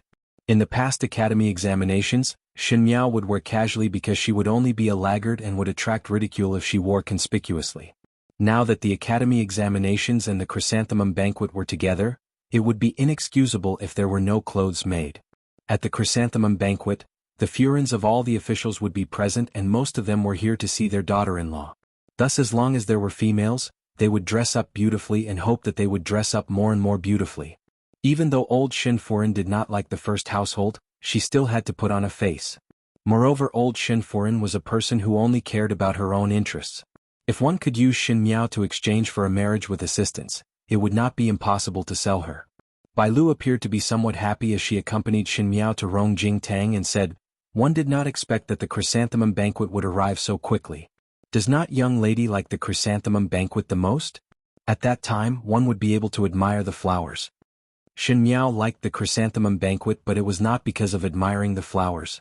But in such banquets she would always be the one who was faintly discernible. Of course there were Shin Yu and Shin Qing who added fuel to the fire, but she had a stupid and dull temperament and often did not dress up properly, and would only be laughed at behind her back without knowing it. The reason why she liked the chrysanthemum banquet was because of Fu Xiuyi. 1 year ago at the chrysanthemum banquet, Fu Xiuyi was also present. That day she was ridiculed and isolated again. The chrysanthemum garden was filled with beautiful purples and bright reds and everyone was looking for the reddest and brightest ones. She walked to the corner and saw a pot of white chrysanthemums from afar. Things like white chrysanthemums were probably only used for funerals, so they were naturally not pleasing to the eye. Moreover, this chrysanthemum had bloomed quite miserably. Some of the petals had withered. It was unknown whether it was because of the rain or the wind. It was all alone in the corner and no one noticed it. Most likely it was because they were in the same boat. Shin Miao felt that she was exactly the same as that chrysanthemum. He was all alone, a pitiful little thing that no one was looking at. Just as he was sighing in his heart, he saw a man in luxurious clothes walk up to the chrysanthemum. He reached out his hand to pick up the flower branch and gently stroked the petals. Someone beside him asked, "Ninth brother, this flower is so miserable. What's so nice about it?" The well-dressed man smiled. "I pity that it's weak and helpless." How pitiful. It was this sentence of pity that it was weak and helpless that made Shin Miao have a good impression of this man. When the man turned around, she was even more mesmerized by his handsome appearance. Afterwards Shin Miao got to know from the mouths of the womenfolk that it was the current emperor's ninth prince, Prince Ding Fu Xiuyi. Perhaps there was no reason to admire a person when one was young. Fu Xiuyi's words were clearly talking about chrysanthemums, but she felt that she could empathize with him. She thought that if she married such a gentle person, he would definitely cherish her like how he cherished a lonely flower. Unfortunately she was still wrong in the end. Fu Xiuyi pitied the delicate flower, pitied the world and pitied Mei Furin but never pitied her. Everything that she had done in his view was based on the responsibility of a wife. Those days where they treated each other respectfully was nothing more than a play that Fu Xiuyi put on with her while enduring his disgust. He also did not pity that chrysanthemum and just casually mentioned it, but she took it seriously. "Young lady?" Unknowingly she was lost in thought and did not realize that she was already at the entrance of Rongjing Tang. Bai Lu quickly called out to remind and Shin Miao then followed Shi'er in. Shin Yuanbo was not present today and old Shin Furin was wearing a green and white embroidered long robe. She was already in her 70s years of age but was still wearing such a fresh green color which made her face look like a female ghost. But she herself was not aware of it. Shin Yu and Shin Qing were standing beside their respective mothers. The second household had 2 Shu daughters but Ren Wanyun was too overbearing and in this kind of banquet, the Shu daughters were not allowed to go out and steal the limelight. As for the third household, other than Shin Rochio this official wife, Shin Wan only had a Tongfeng, not to mention any Shu sons and Shu daughters. Thus in this way, only the D daughters of each household were able to get the invitation to attend the flower banquet. Shin Miao greeted old Shin Furin and Ren Wanyun looked at Shin Miao and smiled, "Little Five is here. Quickly come and pick the cloth. Later Lin Yang will measure for you all." Shin Qing giggled, "Second younger sister and I have already picked and are waiting for you to pick." It was obvious that Shi'er came late but it seemed like it was her fault, leaving everyone to stay in Rongjing Tang. Shin Miao was too lazy to argue with her and walked to the soft couch that was spread out with the cloth. Linyang was a 30-plus-year-old middle-aged woman, and the new clothes of the entire Shin residence were all bought from her family's shop. When she was young, she had learned some embroidery skills from the female officials in the palace, and the clothes she made were also very beautiful. There were 5 or 6 pieces of cloth spread out in front of her, and 1 piece of begonia color and 1 piece of smoky pink color had already been picked out by the side and were taken away. Needless to say, it must be Xinqing and Xinyu. The scene of the previous lifetime was still vivid in her mind. That day at the chrysanthemum banquet, Xinqing wore a begonia-colored dress with scattered flowers and looked very warm and generous, making her look more delicate than a flower. And Xinyu wore a bright pink embroidered white pear blossom satin thin dress, making her look even more delicate and pure. And she wore a light yellow dress with the golden necklace and jewelry that old Shinforen gave her, making her look like a joke that she was not aware of. And that light yellow cloth was picked under the instigation of the daemon and older sister. Xinyu smiled and said, "Fifth younger sister's skin is fair, why not pick that light yellow dress? Moreover, it can also make one look lively and cute. It really compliments." Xinqing also nodded her head repeatedly, correct. Looking at the rest of the cloth, it seems that the light yellow suits fifth younger sister better. Qin Rochio's lips had a smile, but she did not speak. There was a trace of ridicule in Ren Wanyun's eyes. Shin Miao did not know how to pick clothes. Shinforen was not in the residence all year round and her mother was not around, so it was inevitable that a child would have a lot of advantages. The rest of the people in the Shin residence all had their own ulterior motives, so how would they sincerely teach a young lady how to match clothes? Thus in the long run, Shin Miao would only follow beside Xinqing and Xinyu, and whatever they said, Shin Miao would just pick.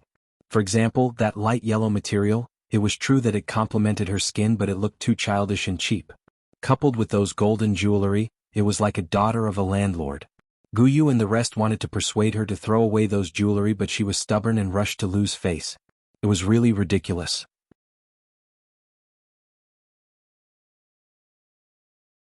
Chapter 28.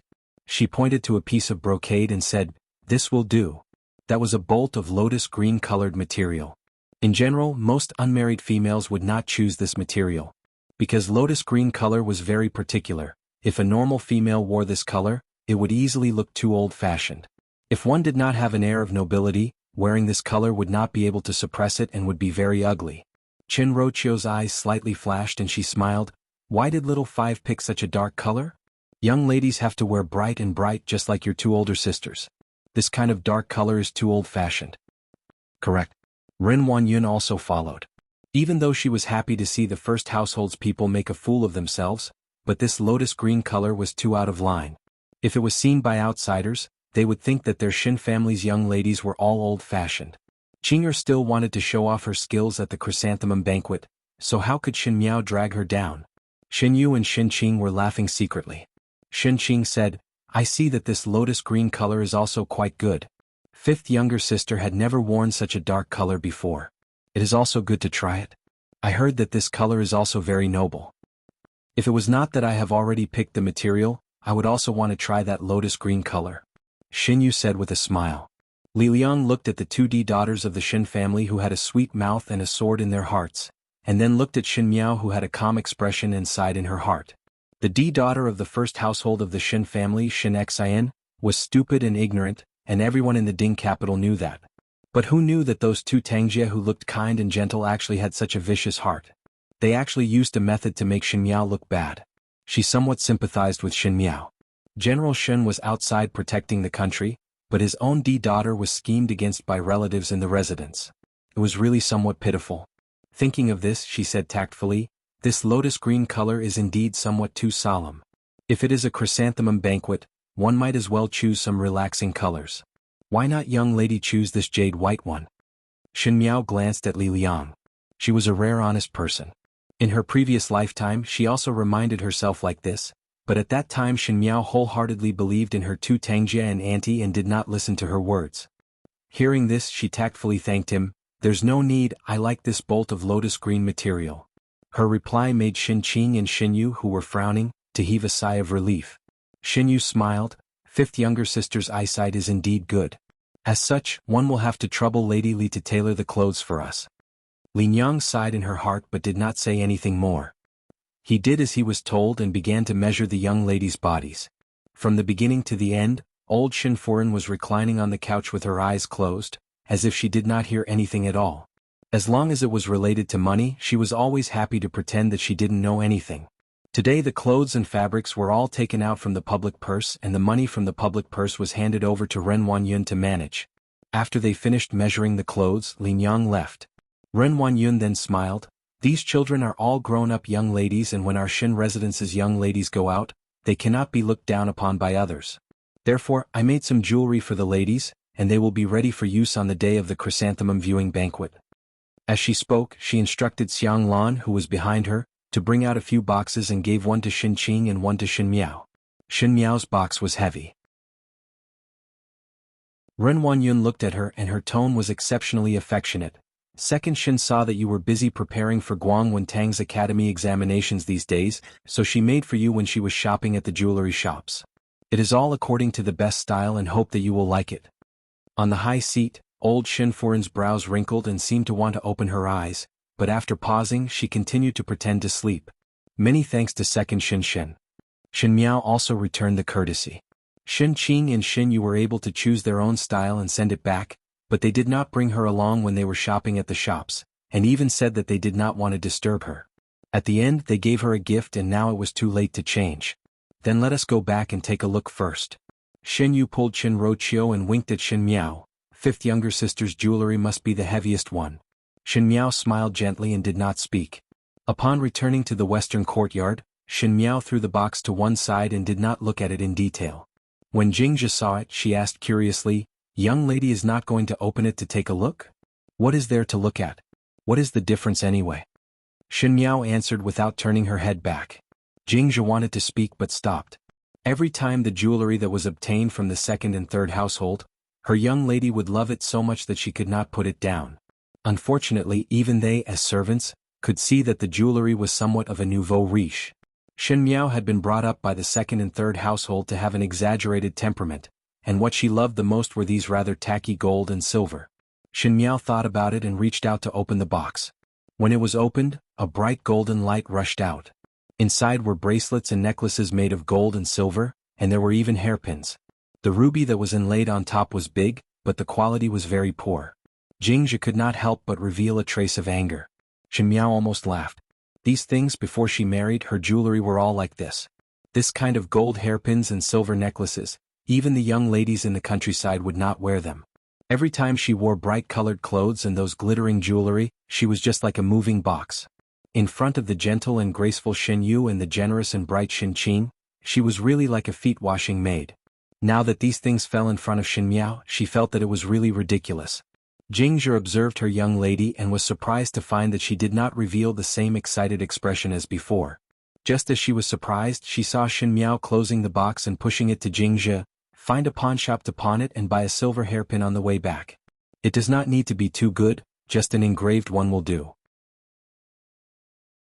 "Young lady," Jingzhe said in surprise, "if one were to pawn it like this, if it was discovered by the people in the eastern courtyard, it would be inevitable that it would be used as a raft." Even though she was very happy that Shin Miao finally did not like these gold and silver like before, but this kind of action was still too bold. Since these jewelry cannot be worn anymore, what is the use of keeping it? It is better to pawn it for real gold and silver as it would be more convenient to do things on normal days. Shin Miao lightly answered. One must pay attention to practicality in everything. This was the logic that she understood when she was an empress. The Shin residents would give monthly silver according to the quota and every young lady would get 2 taels of silver a month. But how much did Shin Yu and Shin Qing get subsidized by their family? Shin Miao did not know, but there was one thing that was certain: she did not have that subsidy. She was clearly a young lady from the general's residence, but she was not as generous as her 2 older sisters. She used to think that it was because second Shin and third Shin were willing to subsidize their daughter, but what about now? The public's money was all controlled by Ren Wanyun, but Shin Gui and Shin Wan usually had to handle matters in court and her own salary was not enough, so how would there be spare money?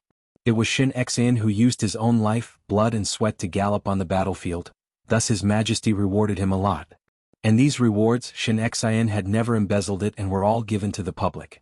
To take their family's money but treat her like this, only old Foreign's family would be so shameless. She had to think of a way to split the family.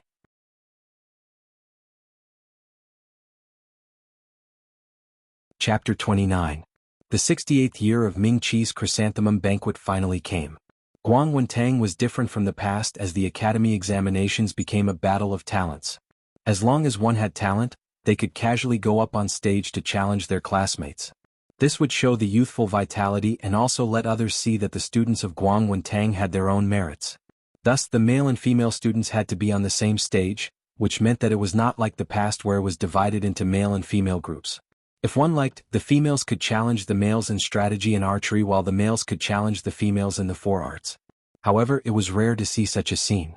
Early in the morning, the Shen residence was bustling with activity.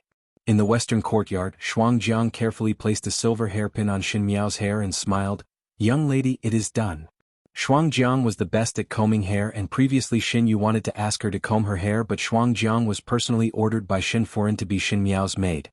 Since Shuangjiang was unwilling, Xin Yu could not do anything. "Young lady's outfit is really good looking." Bai Lu smiled when she saw it but was somewhat hesitant. "It is just that the head looks too plain." Xin Miao's hair was black and thick and was combed into an exquisite cloud bun by Shuangjiang, looking elegant and unique. Even after reaching the marriageable age, Xin Miao still combed her hair into a double ring bun like a maid. With a change of style it looked like she had grown up a lot. That round and cute face seemed to be delicate and graceful, and finally had some taste of a young lady. There was only a silver hairpin stuck on her head, making her look rather pitiful. Guyu could not help but show anger on her face. This Shin residence had a big business but Xin Miao did not have a single piece of jewelry that she could take out today. The entire Shin residence was raised by Shin Xan but they did such cruel and unscrupulous things. But Xin Miao was unable to say anything. What? It was because they had made jewelry for Xin Miao and it was only gaudy gold jewelry. If one were to wear it out, one would definitely be laughed at. Xin Miao only took a look at Guyu and guessed what Guyu was thinking and could not help but shake her head and laugh.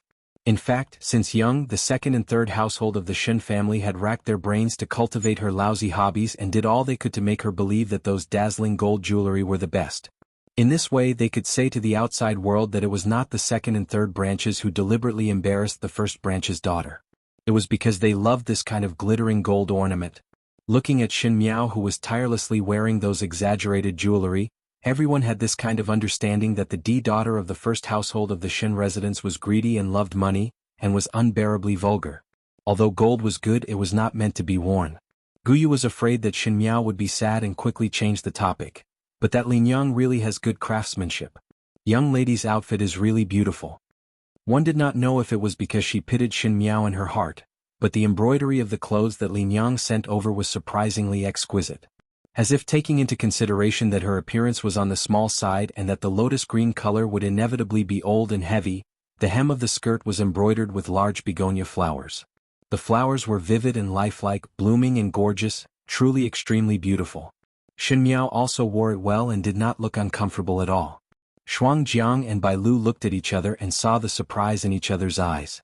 Now that Xin Miao could even suppress such a heavy color, one did not know what was going on. "Let's go." Xin Miao stood up. "One cannot wait too long." Just as they walked out of the courtyard, they saw that the begonia flowers in the garden were growing more and more. She stopped her footsteps and pinched a small one and rolled it into her hair bun, like the icing on the cake. "Young lady is really good looking." Guyu praised. Gui Momo just came out from the small kitchen and prepared some snacks for Xin Miao on the horse carriage. When she carried the basket out and saw Xin Miao, she could not help but be surprised. She had served Xin Miao for so many years and Xin Miao was brought up by her milk. It could be said that she had watched Xin Miao grow up but today she felt that Xin Miao was very unfamiliar. Her temperament was calm and steady and coupled with that noble lotus green color, it was not an exaggeration to say that she was a princess. She almost did not hold the basket in her hands tightly and just stood there foolishly. Until Bai Lu said with a smile, "What is Gui Momo looking at?" Gui Momo was surprised for a moment and was about to say a few beautiful words out of habit when she suddenly remembered that today was the chrysanthemum banquet. With Xin Miao being so outstanding, would it not suppress Xin Yu and Xin Qing? She swallowed the words of praise that were already at the tip of her tongue and turned her head with a worried expression. "Miss, the color of this dress is really too heavy.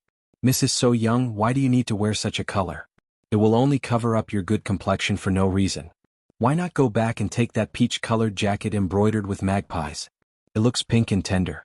Also this hairpin, This old servant remembered that second foreign had bestowed a lot of it.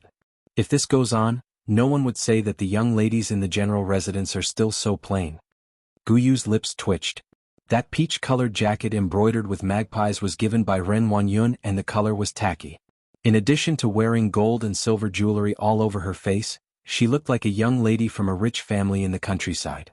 If she went to the chrysanthemum banquet today, Shen Miao would definitely be laughed at by everyone. Gui Momo clearly had ill intentions, and just as she was about to reprimand Shen Miao, she heard Shen Miao speaking softly. Ming Qi is now prosperous and the people are at peace. The common people live and work in peace, but His Majesty advocates frugality. In the ways of the world, extravagance and waste is the lowest, so what is wrong with being a little plain? If others were to see it, they would only say that our general residence is honest and upright. It is a good thing and not bad. As for clothes, there is no need to care about it. Shen Miao's lips hooked up. Today things are admiring the flowers and people are competing with their talents. It has nothing to do with clothes. Her words were gentle and affectionate, yet they contained an unquestionable majesty. Gui Momo's mind was in a mess. She was not afraid of Shen Miao's anger, but when would Shen Miao be able to talk to her with so much logic? Shen Miao usually did not like to do homework and thus did not have a brain. Now with so much logic and so genteel, it made Gui Momo, who was a boorish person who had not studied before, did not know how to refute.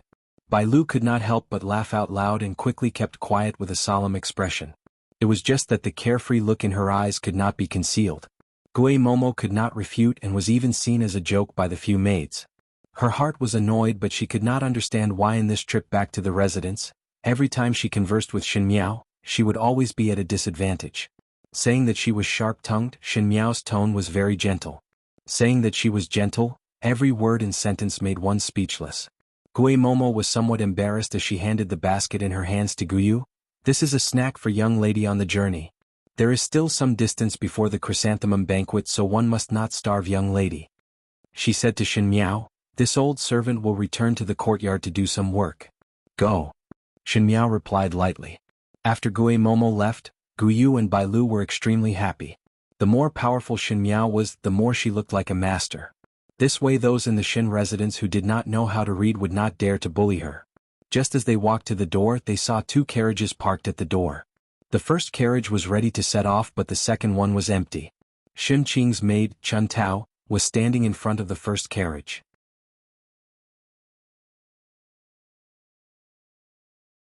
Chapter 30. When Chun Tao saw Shen Miao, she quickly went closer to the carriage and said something to the people inside. Following that, she saw the curtain of the carriage being pulled open. Inside was Shen Yu, Shen Qing, Ren Wanyun and Shen Roqiu. When the four of them saw Shen Miao's appearance, they could not help but be startled. Shen Roqiu's eyes flashed, but Ren Wanyun frowned. Little Five, why are you dressed so plainly? That's right. Shen Qing could not wait to speak. It looks really ugly and it is better to wear something bright. There is a bright yellow new dress in my room. Chun Tao, bring fifth younger sister to change out of that dress and jewelry. Why is she not wearing anything? If one did not know, one would think that the general residence treated you unfairly. She secretly suppressed the jealousy in her heart. In fact, Shen Qing was considered a delicate and pretty beauty, and in addition to her straightforward and generous life outside, she looked like a well-behaved noble young lady. But there was one thing that she cared about the most, which was that her complexion was not very fair and was more of a wheat color. Which female did not wish for their skin to be as fair as snow? She did not dare to say anything about Shen Yu's fair skin, but Shen Miao's skin was fair, and today she was wearing a lotus green dress which made her skin look even more like snow. As a result of this, among the three daughters of the Shen residence, her complexion was the dullest and naturally she was unhappy. Shen Yu carefully sized up Shen Miao and saw that her hair was combed into a small and exquisite bun, and when matched with the lotus green dress, she looked very dignified. Today she did not wear those gold and silver jewelry, and even though it was plain, there was a natural and noble feeling. She smiled gently. Fifth younger sister, not to mention the clothes, jewelry must be worn. After all, it is the face of our residence, and if Zumu sees you dressed like this, she will not be happy. Moreover, why did you comb your hair like this? You are still young and the previous double ring bun was already very good. Guyu was so angry that her face was somewhat pale, but as a servant, she could not contradict her mistress. She could only gnash her teeth in hatred. This second and third household of the Shen residence all had ulterior motives and did not hesitate to harm their own niece. They could not wait for Xin Miao to dress up as rustic as possible. Xin Miao sneered in her heart. Xin Yu even brought out old Xin Furen and knew that she was most afraid of old Furen's prestige. As for combing her hair, Xin Yu was only 1 year older than her, so how could she be considered young? She combed her hair into a flying fairy bun, and her pink gauze dress was as light as a fairy. She wanted to be a peerless and talented woman, so why did she have to be a foil? After they finished, they saw that Xin Miao did not say a word and only smiled at them, not knowing what she was thinking. Finally, Qin Qing felt a little uncomfortable under that gaze and scolded the maid standing beside the carriage. "Chun Tao, why are you still in a daze? Aren't you going to help fifth sister change her clothes?" "No need." Xin Miao interrupted her words and put on a sad expression. "There is a reason for dressing up like this today. I like the jewelry that second aunt gave me very much. It's not that I didn't wear it on purpose." The few of them looked at each other and did not know what Xin Miao meant. Gu Yu and Jing Zhe also looked at each other before looking at Xin Miao with some confusion. Father is now far away in the northwest, leading the soldiers in a bloody battle. The Xiongnu have not retreated and the soldiers are clad in cold iron clothes. I am in the capital but am wearing luxurious clothes and eating jade food, leisurely enjoying the flowers and reciting poems. It is really shameful. Xin Miao lowered her head slightly and her voice became softer. "Last night there was a bodhisattva who entered my dreams and wanted me to pray devoutly. Thus I made up my mind to wear plain clothes and light colors. Before Father's triumphant return, I will not wear bright clothes or wear jewelry." No one expected that Xin Miao would suddenly say such words. Normally she would not be able to speak clearly in her timid words, not to mention being so particular about her words. Xin Yu and Xin Qing were so shocked that they could not speak. Chen Roqiu stroked her forehead thoughtfully. It was Ren Wanyun who had an awkward expression on her face. Xin Miao's words meant that she was the only one who prayed devoutly for her father. Then what about the rest of the Xin family? But to let her Qing'er wear such plain clothes to the chrysanthemum banquet, she would definitely not do it. Ren Wanyun gritted her teeth and advised lovingly, "Even so, you are also a young female. Why the need to have such heavy thoughts? Just relax properly at the chrysanthemum banquet." Xin Miao suddenly bowed to Ren Wanyun, begging second Xin to fulfill Xin Miao's filial piety. They were standing at the entrance of the Xin residence and there were many passers-by. With Xin Miao's bow, the commoners could not help but cast curious glances over. Ren Wanyun could make Xin Miao wear bright clothes to maintain the Xin residence's face, but how could Ren Wanyun not fulfill Xin Miao's filial piety? Her own eldest brother was fighting a war in the northwest region and it was fine if she did not pray but to not fulfill his daughter's filial piety. What kind of intentions did she have? Ren Wanyun's face suddenly turned green. She did not expect that Xin Miao would actually answer like this, and what made one feel suffocated was that she could not refuse. Ren Wanyun quickly let Chun Tao help Xin Miao up and said, "This child, how can second Xin not fulfill your filial piety? It is hard for you to have such thoughts at such a young age. Never mind, be plain then." Xin Qing was still somewhat unconvinced, but it was not good to refute her mother's opinion. Xin Yu and her daughter seemed to have seen something, and when they looked at Xin Miao again, their gaze was different. "But," Ren Wanyun smiled, "this carriage of ours is no longer able to fit, so let the housekeeper prepare another carriage specially for little five. It is also spacious to sit in. Little five will follow us in the second carriage and will enter together later." Every year during the chrysanthemum banquet, Xin Miao would always sit in the same carriage with this mother and daughter pair. It was just one more person, how could they not be able to squeeze in? Today's attitude was just deliberate. Ren Wanyun also had her own considerations.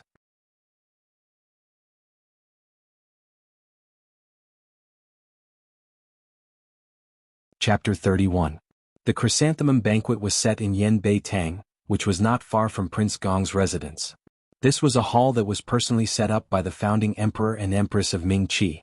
This residence was originally an exquisitely trimmed garden of the previous dynasty, covering an area of a few thousand mu. The building was grand and exquisite. If it was not that it was too far from the city, the emperor and empress wanted to transform it into a corner of the palace. Even though it was far, it was a good place to enjoy the scenery. Especially in the October of every year, various chrysanthemum flowers would bloom. Because there were professionals who were in charge of planting the precious chrysanthemum seeds, once it bloomed, it would be like being in a fairyland. And to do the examination here, it was considered very elegant. It would take about 2 hours to drive the horse carriage from Yanbei Tang in the Xin residence. Thus there would be some snacks and food on the carriage so that one would not be hungry. Guyu opened the basket that Gui Momo gave her and asked Shin Miao, "Why not, young lady, eat something? The journey is long and one would only have strength after eating." Shin Miao looked at the things in the basket. Ice goat cheese, green onion rolls, spicy and oily leg. At first glance it made one's mouth twitch. The colors were bright and the smell was fragrant. Unfortunately the taste of these things were too strong, like the ice goat cheese and the spicy and oily leg. It was easy to stain one's clothes. Gui Momo had really meticulously prepared these foods. The fights between the females in the inner courtyard were mostly done in the open and in the dark, but when Shin Miao was in the inner palace of Ming Qi, what she faced was the fight for favor between the concubines, thus the level would be higher. These little tricks could not be put on the table. She shook her head and let Guyu cover the box before asking Jingzhe, "No need. Jingzhe has it here." Jingzhe carefully took out a small cloth bag from behind. That cloth bag was filled with small and exquisite pastries. Shin Miao did not trust the kitchen of the Shin residence, so she let Jingzhe bribe the steward in charge of purchasing and entrusted her to bring some pastries from outside. That steward only thought that Jingzhe was gluttonous and did not do anything, but was somewhat surprised that a maid like Jingzhe would actually be willing to buy Guang Fuzhai's pastries. Guang Fuzhai was one of the best pastry shop in the Ding capital, and even the concubines in the palace loved to eat it. In Shin Miao's previous life, she was not interested in Guang Fuzhai's dim sum, but Wan Yu liked it so much that she would feel unhappy if she did not eat it for a day. At this moment the pastry was only the size of Shin Miao's finger and was made into the shape of a flower. It was pitiful and cute, so Shin Miao gave some to Guyu and Jingzhe to eat. The two maids first did not dare, but after seeing Shin Miao's insistence, they could not decline and carefully took it over. After eating a mouthful, they were pleasantly surprised. "Young lady, this pastry is really delicious." Shin Miao smiled faintly.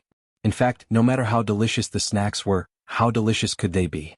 It was just that they were made adorably and exquisitely, and females would always like good-looking things. When Wan Yu first got married, she even spent a lot of money to buy a pastry chef from Guang Fuzhai, only hoping that in the bitter cold land of the Xiongnu, Wan Yu could still eat the pastries that she liked. Who knew? Who knew that halfway through Wan Yu would perish and she did not even see her corpse?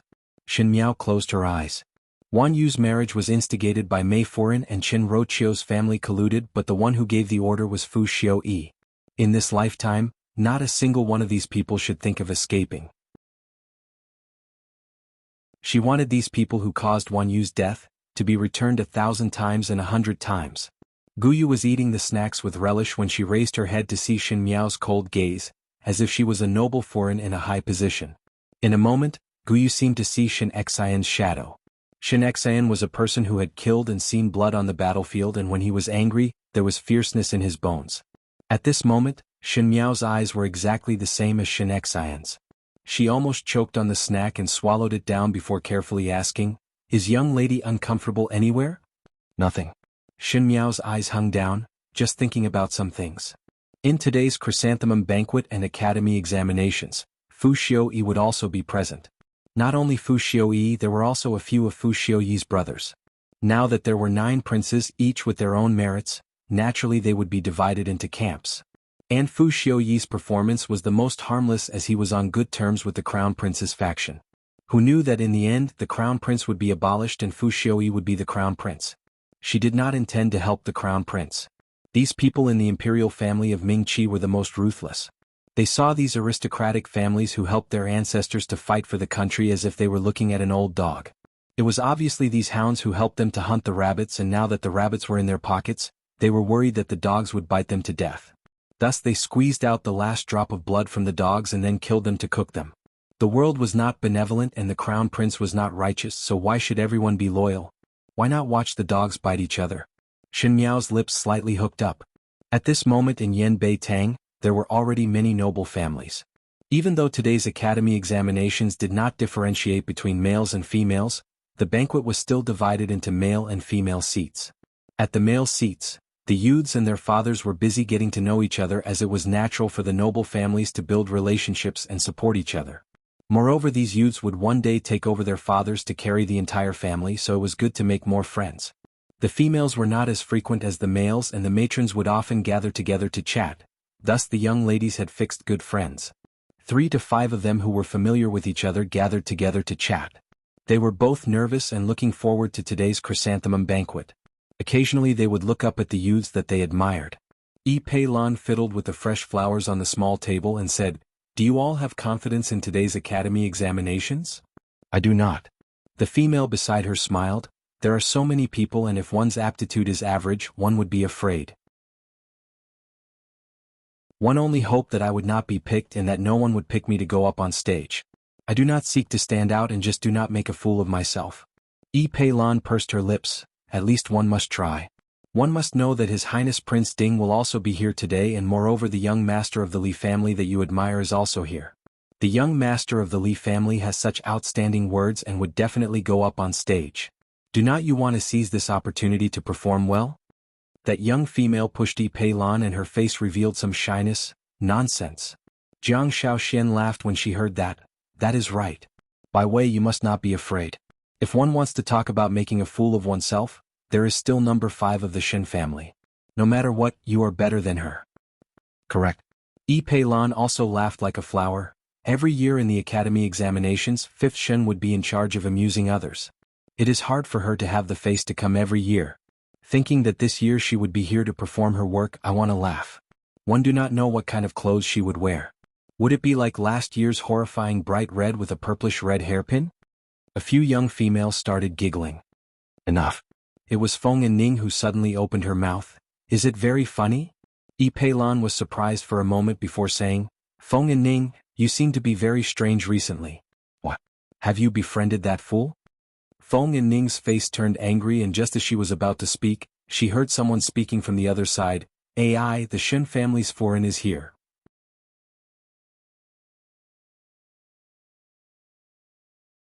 Chapter 32. Pei Lan's mother, Foreign, had a good relationship with Ren Wanyun, and Master and Xin Gui took care of each other in the official circles. Occasionally Ren Wanyun would bring Xin Qing to the residence as a guest, and Pei Lan had the best relationship with Xin Qing and was also good with Xin Yu. The matrons present and the male side of the banquet all looked over. Xin Gui and Shen Wan had been busy with political affairs recently and could not come. But the reason why everyone looked over was not because of Xin Gui and Shen Wan. In any case, the formidable great general Shen Xen had high prestige in the court, and when the late emperor was alive, the Shen family had a lot of privileges and was worthy of the title of the Son of Heaven. Whoever had the military power would have the right to speak. Thus even if Shen Xian was not in the capital all year round, when the Shen family was mentioned, everyone could not help but respect them. Shen Gui and Shen Wan's smooth sailing in the court was also because of their eldest brother's influence. When the males looked at the Shen family, it was because they valued the power of the military, but when the females looked at the Shen family, it was like watching a joke.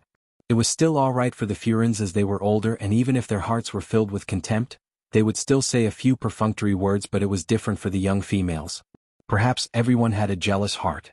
Shen Xian only had one daughter, and as Shen Miao's daughter, her identity was naturally different. It could be said that she was even comparable to a princess. And this genuine daughter of a noble family was an out-and-out fool. Stupid and ignorant, timid and cowardly. She loved Prince Ding Fuxiui and made a lot of jokes. Unfortunately, the falling flowers have a yearning, but the heartless brook is heartless, and everyone in the court knew about it. Not to mention that in front of her 2 outstanding cousins, she looked more like a country girl. One do not know what kind of good show would there be today.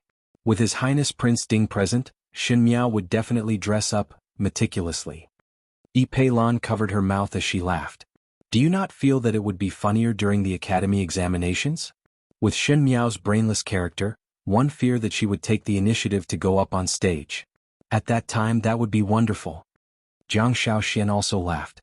Bai Wei sighed and pretended to shake her head. One do not know what Sin General Shen committed in his previous life to have such a daughter.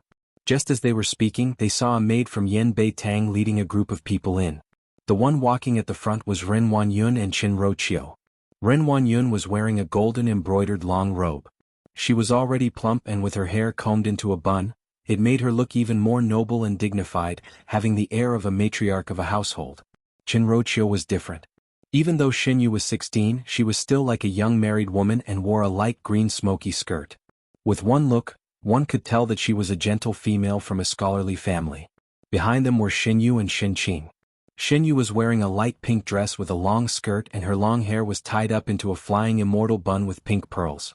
The pearls were of excellent quality and exuded a faint luster, attracting one's gaze. Shen Qing, who was standing beside her, was wearing a peach-colored Rui Cloud mist dress with scattered flowers. It was also a dazzling color. Her hair was combed into a 100-flower bun, making her look energetic and bright. The jade bracelet on her wrist was bright and translucent. Both of them were young. One was gentle and beautiful while the other was generous. The clothes they wore showed that they were of high value and they were not bad. As the saying goes, a person depends on the clothes. There were many youths who cast their gazes over. At the male side of the banquet, Adventur could not help but praise, "The daughters of the Shen family have good looks." There is still one more. Kai Lin saw the Xinyu that he admired and his heart was happy. When he heard that, he could not help but ridicule, "The Shen family also has a daughter of General Shen. That is the one with good looks." That Darren did not seem to care much about the rumors outside and did not know about Shen Miao's comments. When he heard Kai Lin's words, he thought that it was true and said, "General Shen's daughter would definitely not be bad."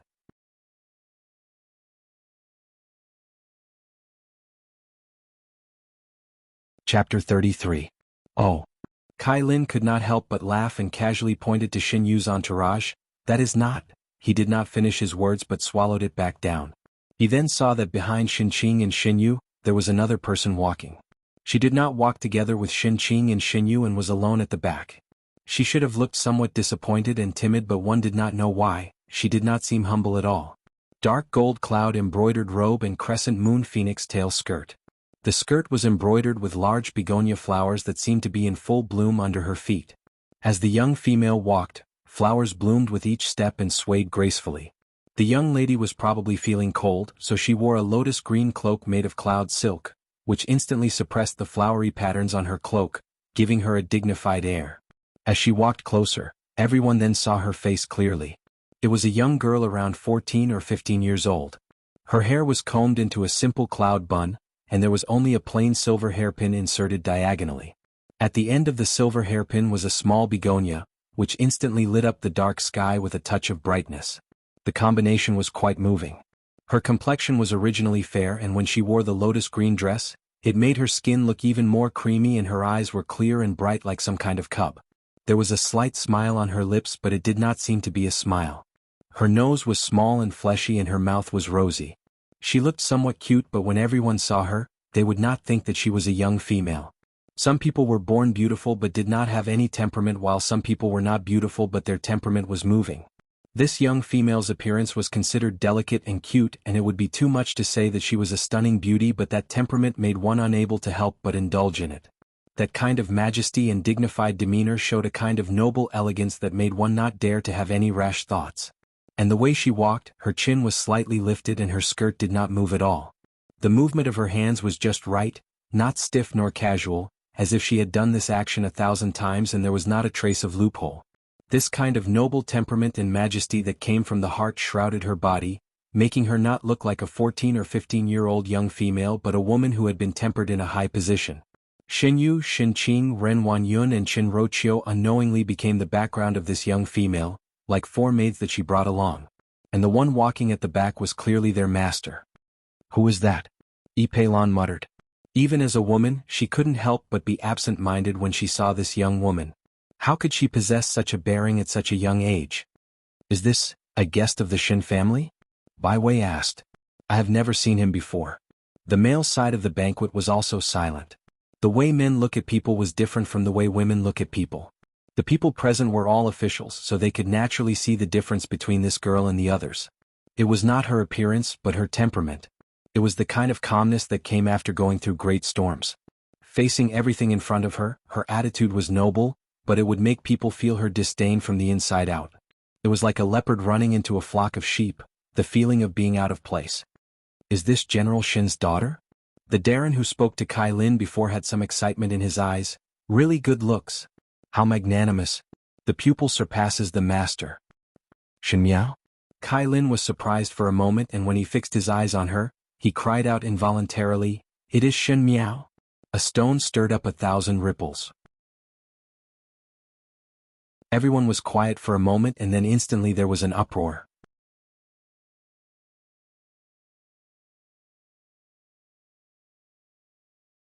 Chapter 34. Shen Miao? Feng and Ning could not help but be startled. She and Xin Miao usually sat at the same table in Guangwentang, so naturally she could see more clearly than others. That was indeed Xin Miao. These days, Xin Miao's temperament was much quieter.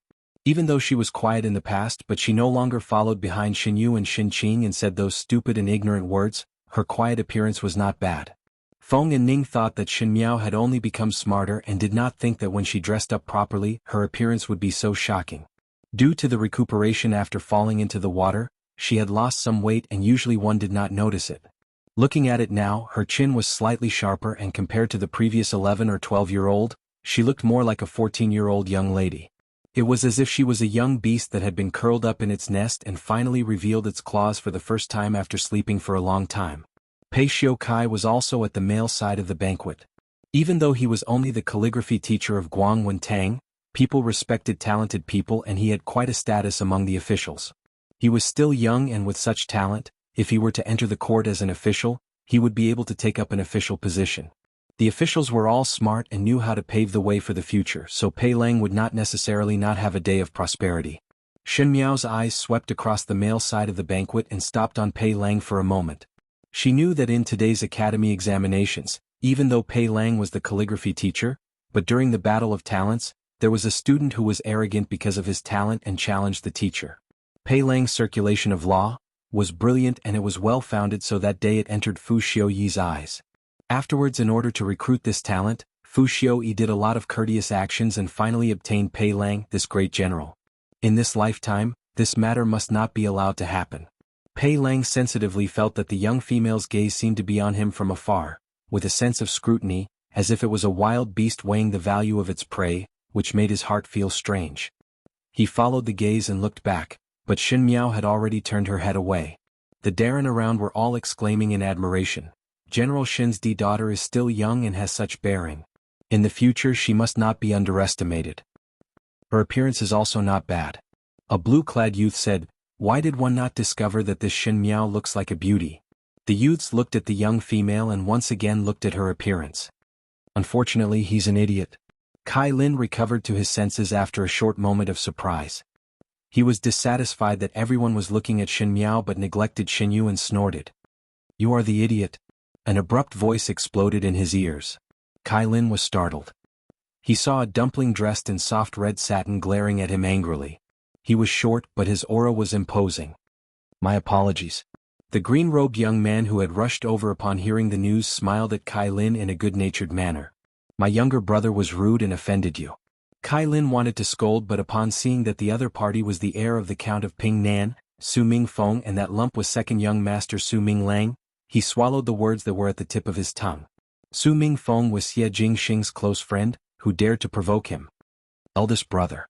Su Ming Lang pulled the corner of Su Ming Feng's clothes. "That older sister is very beautiful. You should marry her back to be a sister-in-law." Su Ming Feng's mouth stiffened. Luckily Su Ming Lang's voice was very soft and no one around heard it. He leaned over slightly and asked, "Second younger brother knows Xin young lady?" "I don't know." Su Ming Lang innocently played with his fingers. Su Ming Feng did not speak anymore.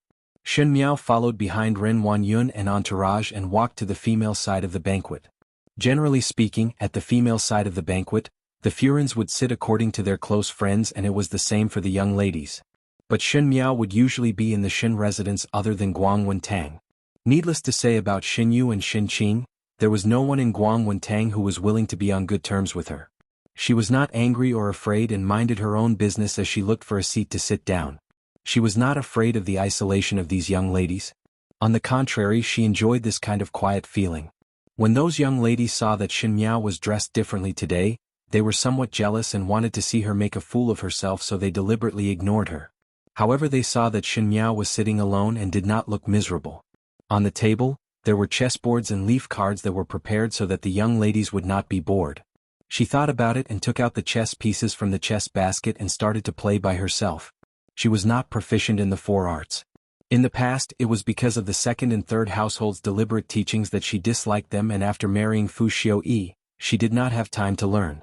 So in the last lifetime, when she returned from the Qing country and faced Mei Furin, who was good at singing and dancing, it was not that she did not feel inferior. Those concubines in the inner palace compared her with Mei Foreign and said that she was a boorish person from a military family who did not know how to appreciate things and was unbearably vulgar. No wonder Fu Xiuyi turned a blind eye to her, the Empress. However, one did not need to know how to play chess. Even though she did not know how to play chess, but for the few years that Fu Xiuyi was in the Qing country, she had studied a lot of military tactics. She did not know how to play chess but knew how to use troops. This was war chess. The noble ladies watched from afar and saw that Xin Miao was calm and composed. That kind of cold and aloof demeanor clearly separated her from everyone else, as if she was above and others were below. Fifth young lady seems to have changed a lot. Yi Foreign and Ren Wanyun said with a smile, seems to have become a young lady. She could not say that Xin Miao was actually better than Xin Yu and Xin Qing, so she could only tactfully remind Ren Wanyun. How could Ren Wanyun not know? She was good at observing one's words and expressions. Just now when they were walking over, everyone's eyes were not looking at her, nor were they looking at Xin Yu or Xin Qing. It was obvious that they were looking at Xin Miao, who was at the back. She gritted her teeth in her heart. It seemed that Xin Miao had put in a lot of effort this time. Knowing that Prince Ding would also come to the academy examinations, she thought of ways to attract Prince Ding's attention and compete with her Qing'er. She raised the teacup and looked at the men's side of the table with a smile. That's right. I'm not young anymore. The old lady loves Xiao. She said that first uncle is not here. Before I went out, she asked me to look for a suitable person. Qin Roqiu's eyes moved. Look for suitable people? Xin Yu and Xin Qing were older than Xin Miao, but they wanted to look for suitable people for Xin Miao. Naturally, it was not because of old Xin Foreign's good intentions. Old Xin Foreign hated the entire first household, so how could she let Xin Miao have a good life? Qin Roqiu's eyes landed on Xin Qing, who was talking to Yi Pei Lan. Ren Wanyun seemed to be anxious to settle Xin Miao's marriage before Xin Xan returned. What? Was it because Xin Qing also admired Prince Ding? And to help Xin Qing to remove the biggest threat? Just as she was thinking about it, she heard a commotion from the male side of the banquet. Jiang Foreign said, Prince Yu of the first rank is here. Xin Miao, who was holding a piece, paused and the white piece immediately fell. She looked up at the male side of the banquet and her eyes were very calm. Prince Yu of the first rank was the crippled widower that old Xin Foreign wanted her to marry in the last lifetime. He was sexually promiscuous and was now 42 years old. If she was not infatuated with Fu Xiuyi at that time, she would have become a skeleton in Prince Yu residence.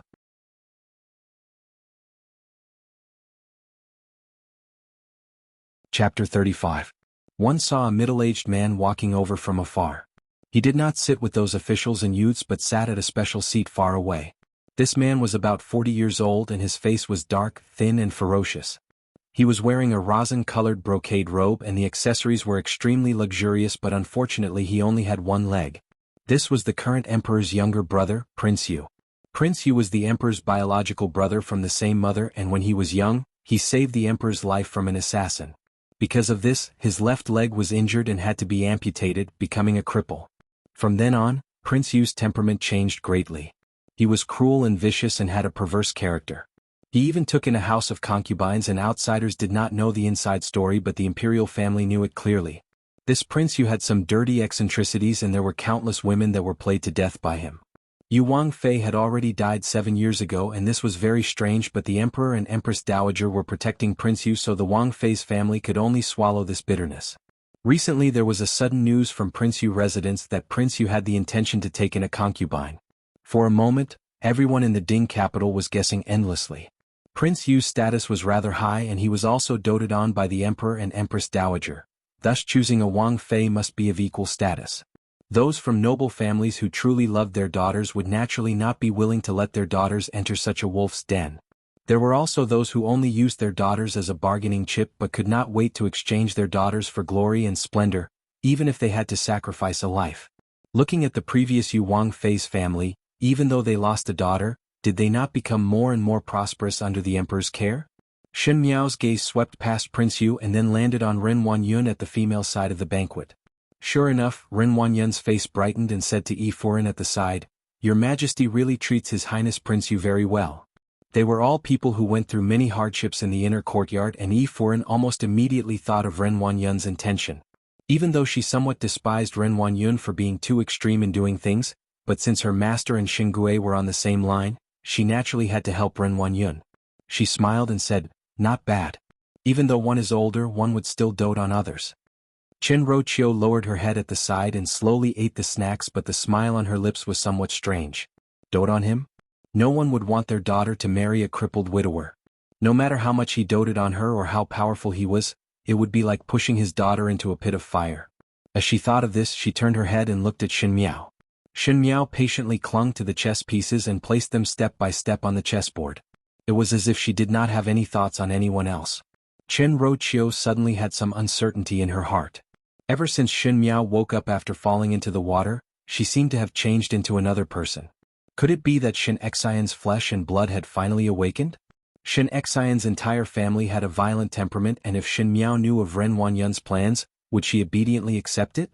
Just as she was thinking, she saw that Shin Miao seemed to be aware of her gaze and raised her head to look at her. That gaze was full of indifference, and it was the golden autumn of the 10th month that made Chen Rochio's heart turn cold. Shin Miao lowered her head and looked at the chess game. In the previous lifetime, she made a fool of herself at the chrysanthemum banquet, and when she returned to the residence, Ren Wanyun mentioned the marriage of Prince Yu's residence to old lady Shen. Ren Wanyun said, "Little Five's current actions do not have any good points, and even through the Shen family's face. Which noble family would be willing to marry a young lady like Little Five? Now that there is a good marriage in Prince Yu residence, once Little Five goes over, she would be a Wang Fei and have His Majesty and the Empress Dowager to take care of her. That is a blessing. Even though her legs are not good and she is older, but our Little Five does not have any outstanding points, so it is not considered a loss for Little Five." It was said in a dignified manner, but in fact it was incomparably vicious. It was only after she spent a lot of money to bribe Rong Jing Tang's maid that she got to know of these words. Old Shen Furin's heart already hated the first household. Shen Xian was born from the first wife, and at the beginning when Master Shen was alive, he favored Shen Xian, which made the second wife, old Shen Furin, jealous. With great difficulty, Master Shen died, but Shen Xian had military merits and could not be touched. Even if she could not touch Shen Xian, she could still touch Shen Miao, and for a female, there was nothing more painful than letting her marry badly. Old Shen Furin and Ren Wanyun hit it off and immediately sent someone to Prince Yu residence to bring up the matter. Shen Miao was angry and afraid in her heart. At that time she was in love with Fu Xiuyi and hardened her heart. That night she brought along a parcel and went to Prince Ding residence to request shelter. She did not care about her own reputation and deliberately let others spread the matter, thinking that since her reputation was ruined, the uncooked rice would be cooked and marrying to Prince Ding as a concubine would be better than marrying to Prince Yu residence. At that time old Shen Furin was so angry that even though Fu Xiuyi was angry in his heart, he did not treat her badly on the surface. Perhaps he saw the value of the Shen family's military power to him, and even though he was not warm to Shen Miao, he did not refute. Afterwards, when Shen Xian returned to the capital at the end of the year, what welcomed him was the fact that a daughter of the Ding capital had eloped. He was shocked and angry, but Shen Miao did not hesitate to go on a hunger strike to protest. At the end, Shen Xian had no choice but to use his military merits and finally exchange for the title of Ding Wangfei for her. But no one would have thought that that was the beginning of the real nightmare. Shen Miao closed her eyes. All the mistakes in her past life seemed to start from today, and today was destined to be the turning point of her life. Those who owed her now all start to prepare to repay the debt. "Hey, what is there to play alone?" A voice suddenly rang beside her ear.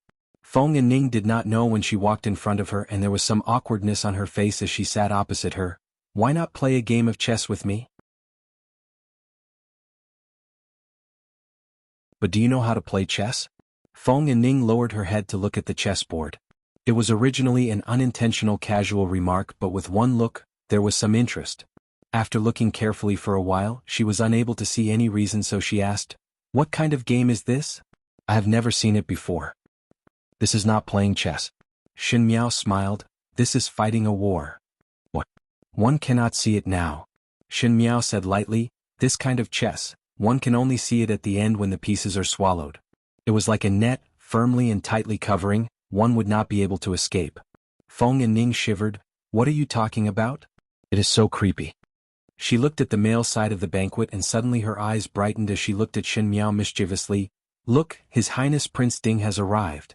At the male side of the banquet, Prince Ding Fu Xiuyi was wearing a blue robe embroidered with golden pine trees, green boots and jade crown, looking very impressive. He was born handsome and his bearing was rather cold, but his actions were amiable and did not seem to have the arrogance of a high and mighty prince. Along the way it would cause the female side of the banquet to exclaim. Shen Miao lowered her head and clenched her fists into her palms.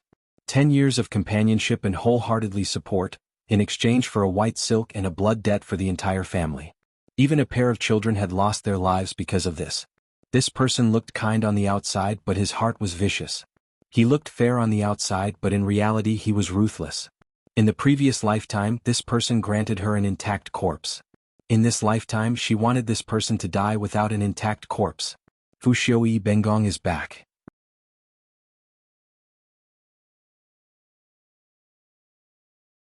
Chapter 36. At the male side of the banquet, other than Prince Ding, there were only 2 princes, Prince Zhou Fu Xiuan and Prince Jing Fu Xiuxian. The crown prince's health wasn't good, so he wouldn't participate in such an occasion. Prince Zhou and Prince Jing were born from consort Su Xian and both of them had outstanding talents. Prince Zhou was extroverted and arrogant while Prince Jing was reserved but shrewd. These 2 people were also eyeing the emperor's throne covetously. Everyone knew that the crown prince's health was weak and there would be a day when the emperor would appoint a crown prince instead. Consort Su Xian was already deeply favored by the emperor, and in contrast, Prince Ding's mother, Consort Dong Shu, was much more low-key. If it was not that Prince Ding was considered outstanding, one feared that the position of the 4 consorts would not be stable. In the last lifetime, Prince Zhou and Prince Jing were involved in the fight for the throne but relaxed their vigilance towards Prince Ding. Firstly, Fu Xiuyi and the crown prince had a good relationship and was always with the crown prince. He even personally searched for precious medicinal herbs for the crown prince. Thus the empress was very satisfied with Fu Xiuyi. Thus the rest of the people felt that Prince Ding was just a follower of the crown prince. Secondly, Fu Xiuyi was usually aloof and disdained to participate in the matters of the court. In addition, Consort Dong Shu had a cautious temperament and spent all day chanting Buddhist scriptures, and without the support of a strong maiden family, one expected that Prince Ding would not be able to stir up any waves. But in fact, the one who finally sat on the dragon throne was Fu Xiuyi, who they thought would not be able to stir up any waves. Shen Miao picked up the leaf card and played with it. Just like this leaf card, Fu Xiuyi's cards were very bad from the moment he was born. Everyone thought that he would be eliminated from the start, but they did not know that he had never thought of using the cards in his hands. His cards were in the hands of others, and what he had to do was to snatch them. Why aren't you reacting? Seeing that she was silent and there was no love for Fu Xiuyi in her eyes, Feng and Ning felt somewhat strange. Don't you like him? Shen Miao raised her head and looked at her. Feng and Ning was shocked. That sharp gaze made her heart turn cold and she almost could not resist the urge to kneel down. She did not know where her feelings came from, but she instinctively knew that her words had made Shen Miao unhappy. She paused and said, "Actually, I don't really like him. How can there be such a perfect person in this world? It doesn't seem real." This time Shen Miao looked at Feng and Ning seriously. She didn't expect that this arrogant and willful young miss of a big family could see through this. There were many people who were infatuated with Fu Xiuyi's appearance. As long as Fu Xiuyi was willing, all the young girls would fall for him. "What, there's actually a maverick?" She slowly said, "Looks like you have someone in your heart." "What nonsense are you talking about?" Feng and Ning's small face suddenly flushed red. "Do not falsely accuse a good person." Shen Miao did not speak to her anymore as she did not have the mood to inquire about a young lady's thoughts. She naturally had her own matters to attend to. The invitations for the chrysanthemum banquet were almost all received, and everyone should have arrived. Under the chrysanthemum field of Yanbei Hall, a huge platform was set up. This kind of stage dressing did not make people feel that it was vulgar. This was because the late emperor had once offered sacrifices to the heavens here. It was a high platform that was tainted with the aura of a true dragon. There were chess pieces stuck on both sides and there were soldiers dressed in ceremonial attire with a red scarf on their head beating the drums loudly. The drums rumbled through the sky and the musicians played the zither. It was a song of virtuous scholar, implying that the imperial family was thirsty for talents. Today's academy examination was to select the virtuous talents for Ming-Chi's country and to select the true talents of the country. The music and drums entered the ears with a unique excitement and magnificence that made one involuntarily surge. Most of the people present were youths and it was the time when they were filled with hot blood. They almost followed the music and could not wait to show all of their talents in front of everyone to have a good future in Ming-Chi and to leave a thick stroke in the history of the Ming-Chi's imperial family.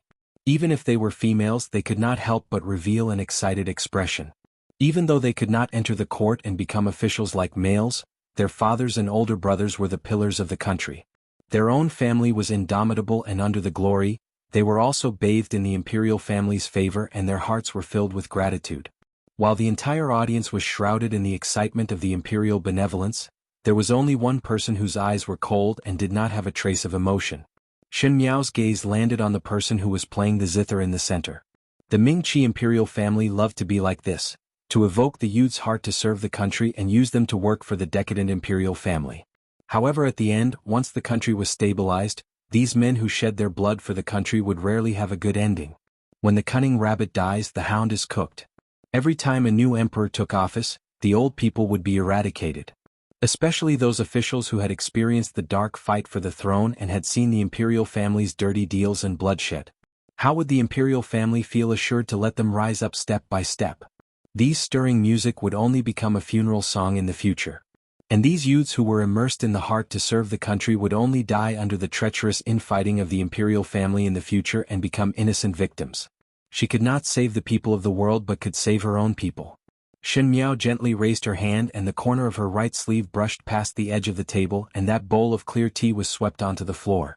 With a pa sound, a clear and crisp sound rang in the venue. It should not be heard but compared to the rhythmic music, it was as if one of the silk threads was pulled up and messed up the other threads. With a ping sound, the rhythm of the music was disrupted.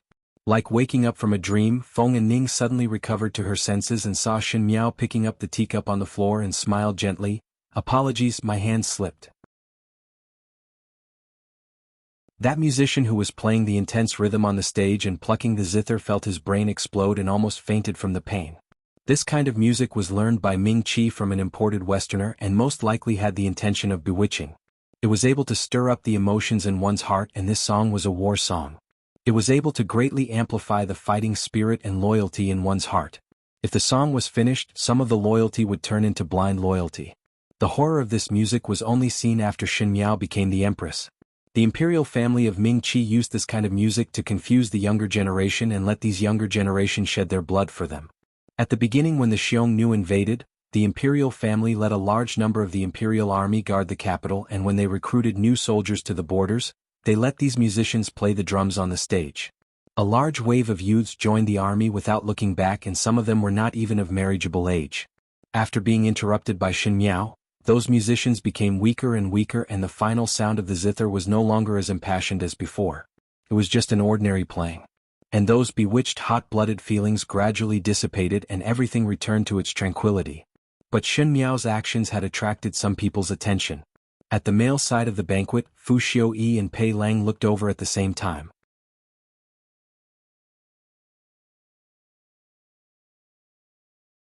Chapter 37.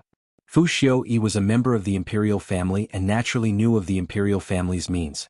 The crisp sound of the teacup falling to the ground seemed to be inadvertent, but it had already disrupted the rhythm of the musicians on the stage, and those bewitching tones could not continue. He naturally wanted to see who the culprit was. Fu Xiuyi himself had a cautious and suspicious character, so he did not think that the other party did it unintentionally. The purple-clad young female was holding her chin and talking to the person beside her. Her expression was cold and distant, but there was an indescribable bearing that clearly separated her from the people around her. Who is ninth younger brother looking at? Prince Zhou. Fu Xiuan followed Fu Xiuyi's gaze and revealed a knowing smile. Speaking of the few of us brothers, only ninth younger brother has not married. Did imperial father not mention many times about ninth younger brother's consort selection? That young lady looks like a young lady from which residence? She looks not bad. One do not know whose relative she is. Is there anyone who knows her? It is the fifth young lady from the formidable great general residence, this one student. Pei Lang was standing not far away and answered when he heard it. The fifth young lady from the formidable great general residence? Prince Jing. Fu Xiuan's memory was not bad. Perhaps it was because Shen Miao's name was too big that even the imperial family were not unfamiliar with her name. He said, "Isn't that Shen Xan General Shen's daughter? Seems to be called Shen Miao? How could it be Shen Miao?" Fu Xiuan smiled without a care. "The matter of Shen Miao chasing our ninth younger brother is known by the entire capital. Did not she fall into the water a few days ago because of ninth younger brother? If ninth younger brother really likes Shen Miao, why would it be so troublesome? Moreover, Shin Miao is an idiot. You see that young lady opposite, she has a calm and noble temperament. How could it be Shin Miao? Fourth older brother, be careful with your words. Xiaoyi does not have such intention. Fu Xiaoyi shook his head, but his eyes were looking at the purple-clad young female at the female side of the banquet. It was not that his heart was not shocked. What kind of person was Shin Miao? In his eyes, she was no different from those young females who admired him.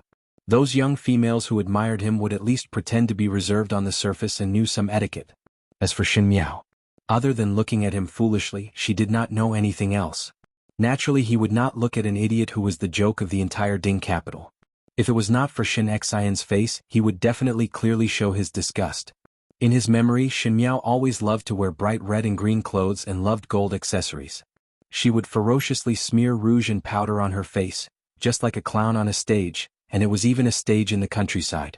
And the purple-clothed young lady in front of him had creamy skin, graceful eyebrows, and an air of nobility that clearly distinguished her from the surrounding women. How could it be Shin Miao? He was not the only one who was confused. Pei Lang was also confused. As Shin Miao's teacher for 2 years, Pei Lang undoubtedly understood Shin Miao more than Fu Xiaoyi. If one's appearance could be changed and clothes could be adjusted, the temperament of one's body would be different. Pei Lang was a scholar, and a scholar valued one's temperament more than others. Shin Miao seemed to have changed into another person overnight, so how could there be such a thing? He didn't think about the teacup just now. Although he also felt that there was something wrong with the music in his heart, how could a little girl hear the problem in it? Moreover, Shin Miao was never an expert in zither skills.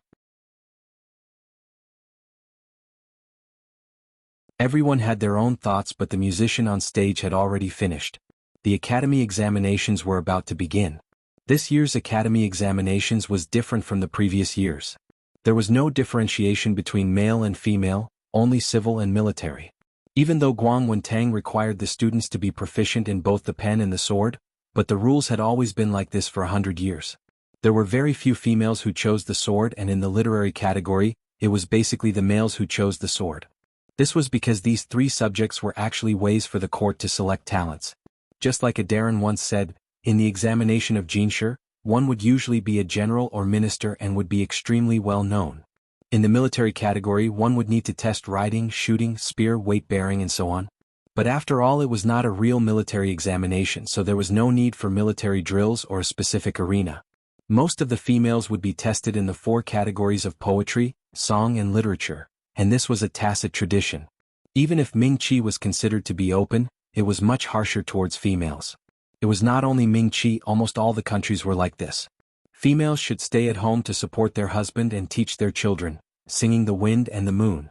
Ming Qi's academy examinations had always been divided into 3 parts: drawing, selection, and challenge. Everyone had to draw, and the examiner would mess up the order, and the situation of the drawing would determine what each person would draw for the academy examinations. In order to avoid drawing something that was too difficult, the females would draw from the 4 categories of literature while the males would draw from the military and literature categories. Because this was one of the unavoidable categories, Shin Miao would lose face in this category every year because she did not know any of the 4 categories of poetry, song, and literature. As for selection, it was the second stage. One could choose a category that one was good at to go up on stage to display, just like how Shin Yu often chose to play the zither and Shin Qing chose to calculate. As for the last part, it was challenge. This challenge was not selection but a challenge. Some people could go up on stage and randomly pick a student to be their opponent and compete in one of the categories. This kind of situation would often happen in a situation where the opponent was evenly matched. For someone like Shin Miao, challenging her would be an insult to one's own strength. But there were also those who wanted to see Shin Miao become a joke and deliberately picked Shin Miao to go up on stage to compare in one category. Naturally, there was no need to guess the outcome. No matter which category, Shin Miao would suffer a crushing defeat. So to Shin Miao, the academy examinations every year was a nightmare, and every year she would be treated as a joke by everyone. There were countless of such days. And it was the same this year. The main examiner on stage pretended to say something as usual, and the other 2 people took out 2 small wooden buckets from the back. The wooden buckets were filled with lots of paper. On these papers were the categories of the academy examinations, which were drawn by the students themselves. Both males and females would have to draw, and one of them walked over to the male side of the banquet and handed it to the male students. Another tall female took the bucket and walked over to the female side of the banquet and let the female students draw according to the order. Feng and Ning blinked her eyes. May the heavens bless me. I only hope to draw the zither and literature categories. I really do not know anything about painting and chess. She looked at Xin Miao. You do not seem to be worried at all. Could it be that you have a card up your sleeve? Or are you just smashing a broken pot? It was not that her words were harsh, but Xin Miao was indeed a fool who did not know anything. Xin Miao declined to comment. Was there any meaning in drawing? She did not know anything about the zither, chess, calligraphy and painting.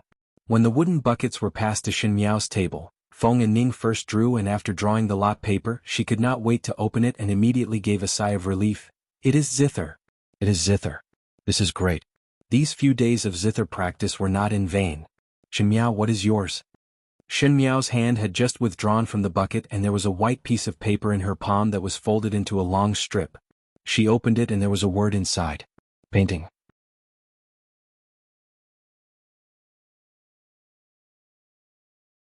Chapter 38. Painting? Feng and Ning stretched out her neck, and when she saw the paper in Xin Miao's hands, she was slightly surprised before saying, Do you know how? This was the truth. Xin Miao was not proficient in the 4 arts of zither, chess, calligraphy and painting. Not to mention the charm of a painting, one could not even draw it well. Seeing that Xin Miao did not speak, Feng and Ning also quietened down. Most likely people were very strange. Initially she did not see eye to eye with Xin Miao, but now that Xin Miao was cold to her, Feng and Ning was more willing to talk to Xin Miao. She felt that the current Xin Miao had a special temperament that unconsciously attracted others to get close. Both of them were silent when they saw Xin Yu and Xin Qing walking over. Xin Yu smiled. What is the paper in 5th younger sister's hand? Let me take a look. Perhaps eldest sister and I can think of some ideas. Xin Qing nodded her head. Correct. 2nd younger sister and I have drawn books and paintings respectively. What is yours? Xin Miao did not speak. Xin Yu smiled as she went forward to take the paper in her hands and said unintentionally, 5th younger sister need not be afraid. There are still us 2 sisters around and will take care of you. Feng and Ning snorted from her nose. Even though she did not like Xin Miao in the past, she also did not see eye to eye with Xin Yu and Xin Qing. Her mother was a powerful one and there were many sisters in the family, thus one could see who was harboring evil intentions and who was scheming in a glance. What was the difference between Xin Yu and Xin Qing and those Shu sisters in their residence who wanted to fight for favor? It was nothing more than using Xin Miao's stupidity to set off themselves. Sure enough, when Xin Yu's words came out, Yi Peilan, who was at the side, sneered, Xin Yu, why are you saying these to her? Even if you come up with good ideas, one fear that she would not be able to handle it. Exactly. It is better to let Xin Miao prepare carefully. Jiang Shaoxian also smiled. Their blatant ridicule was heard by the surrounding Furins and young ladies, but they pretended not to hear it. On the surface, they looked serious, but the corners of their lips curled up. There was no other reason, as Xin Miao would be a joke in the academy examinations every year, and when it became a habit to be ridiculed, there was no difference. Even if such ridiculing behavior should not appear on the noble children. Do not say that about 5th younger sister. Xin Yu disagreed. 5th younger sister is also very diligent. She opened the paper and exclaimed, Aya, before looking at Xin Miao in surprise. It is a painting. 5th younger sister, you and I have drawn the same item. Feng and Ning looked at Xin Yu incomprehensibly. It was only the same item, what was there to be surprised about? Xin Miao, however, was well aware of it. Most likely Xin Yu felt that her stupidity would be able to set off her outstanding elegance, not to mention that Fu Xiuyi was present today. Thinking of Fu Xiuyi, her eyes darkened. What does 5th younger sister intend to draw? Xin Qing asked curiously, do you want 2nd younger sister to give you some pointers? Her words were full of kindness and vividly portrayed the image of a big sister who loved her younger sister. If others were to see this, they would only say that Xin Qing loved her cousin very much. Troubling both of you to worry. Xin Miao coldly said, but since it is the academy examinations, it is better to abide by the rules. 2nd sister wants to help me, isn't that cheating? The 2 people who cheat will be expelled from the academy examinations together. 2nd sister wants to go to such an extent for me? When her lukewarm words came out, Xin Yu's expression changed. Yes, this kind of behavior was considered cheating, but if it was in the past, everyone would only say that she was kind and friendly and would not put much thought into it. But after being specially pointed out by Xin Miao, everyone's gaze towards Xin Yu changed. In the academy examinations, one more person meant one more opponent and everyone wanted to dominate the limelight. Xinyu was on good terms with everyone in Guangwentang, but it did not mean that there were no people who were jealous of her.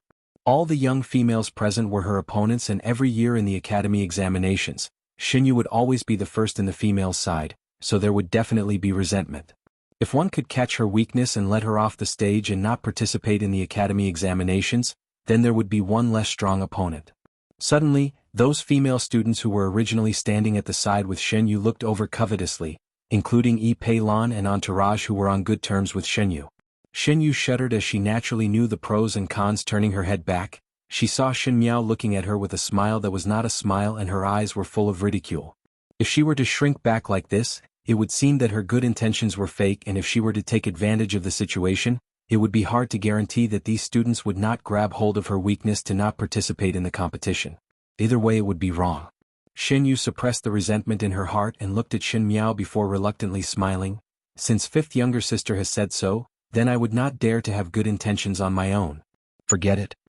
Feng and Ning could not help but laugh and deliberately said loudly, one thought that one dotes on younger sister a lot. So it is just like this. To be scared by others and forget it, then what kind of sincere help is that? For a moment, those young females looked at Xinyu with a meaningful gaze. Qin Roqiu also heard the movements over here and she was somewhat flustered. Xinyu was after all still young and did not know how to deal with the situation in front of her. At the same time, her heart was somewhat cold. This Xin Miao was able to stir up other people's emotions with just a few words and let others follow her words. Such a powerful mouth. But she could not intervene as it was a child's matter, and if she as a mother were to intervene, then she would be at a disadvantage. Ren Wanyun and Xin Qing were somewhat gloating as one knew that if Xinyu was too outstanding, it would cover up Xin Qing's brilliance. If Xinyu did not end up well, then only Xin Qing would be able to support the Xin family. Xinyu looked at Xin Miao and thought that if this younger sister had become smarter, she would also speak up for her at this moment. After all, they were all sisters in the Xin residence, and if it was spread out that the Xin residence was in discord, what good would it be? Moreover, Xin Miao had always been fawning on Xinyu, and if Xinyu was offended, then Xin Miao would no longer have any friends. But after waiting for a long while, she did not hear Xin Miao's reply. Xinyu could not help but speak. Fifth younger sister. Does second older sister not need to think about what to draw next? Xin Miao's voice was flat. As for my side, there is no need. Seeing that Xin Miao did not have the intention to help her out of the predicament, and looking at the ridiculing gazes of the surrounding young females, for the first time, Xinyu almost could not control herself and wanted to give Xin Miao a tight slap. She barely suppressed her emotions and gritted her teeth. It seems that fifth younger sister seems to have a well-thought-out plan. Since that is the case, later one will see how fifth younger sister will display her brilliance. It will definitely be extremely wonderful. Xinyu bit on the words extremely wonderful, very heavily. Finishing saying that, she flicked her sleeves and turned to leave in a huff. Xin Qing hurriedly followed after him. Feng and Ning looked at Xin Miao and asked, even though it is extremely refreshing, but why did you not leave a way out for yourself? When you go on stage, she will definitely grab the opportunity to ruthlessly ridicule you. I do not like to endure. Xin Miao looked at the chess game in front of her. Do not endure, do not turn back, do not be soft-hearted. Do not endure. Go. She took out a chess piece and placed it on the chessboard.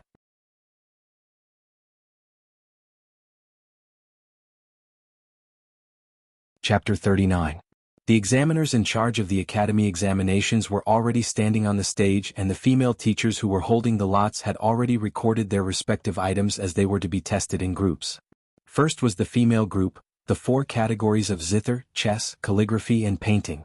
Among the students of Guangwentang, the first-level students did not need to go through the academy examinations, and only the second and third-level students. The third-level students were in the next group, and this group of second-level students were only 20 over people. The females that came to Guangwentang were the daughters of noble families in the capital, and Shu daughters naturally did not have the qualifications. Among the D daughters, there was no lack of teachers that came to the residence to teach. Moreover, the threshold for entering Guangwentang was not low, and every year they had to pay 1,000 taels of silver. Initially, Xin Xan did not care about these worldly possessions and sent the 3 daughters of the Xin residence to Guangwentang. Ren Wanyun was somewhat dissatisfied with this, but with a wave of Xin Xian's hand, she did not dare to continue to argue. After all, the money that was confiscated was the Emperor's reward for Shin Xian's battles. The 22 people were divided into 4 groups. There were more people in the zither category and there were 7 people. Females always liked these kinds of things that could highlight their charm, and the other 3 categories had 5 people. In the painting group that Xin Miao was in, there was Xin Yu, the left Imperial Censor's daughter Qin Qing, Fan Luer of the Feng Tian Residence's magistrate, and Zhao Yan of the left assistant minister's family. Fan Luer and Zhao Yan were somewhat disappointed. Fan Luer was good at the zither category and Zhao Yan was good at chess. Not everyone was like Xin Yu, who was proficient in every category.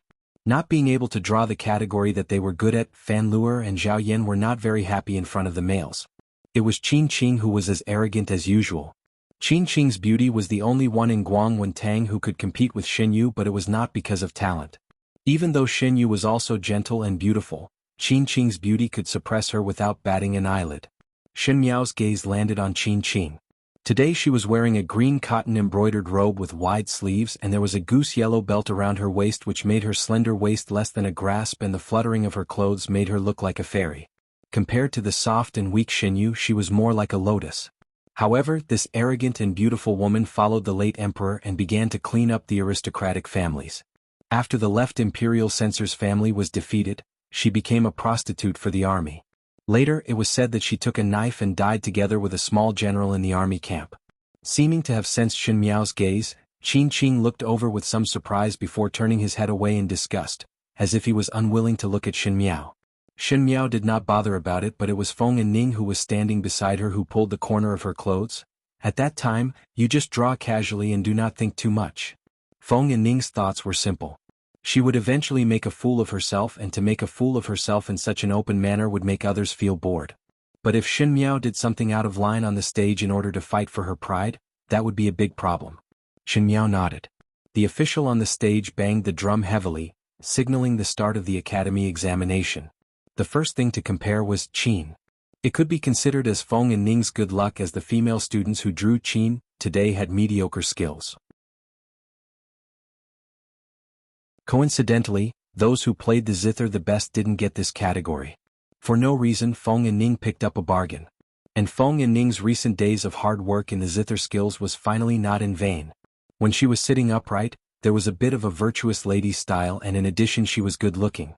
The zither sound was faint, and compared to the previous few mediocre zither skills, it was like a gust of wind that blew on one's face.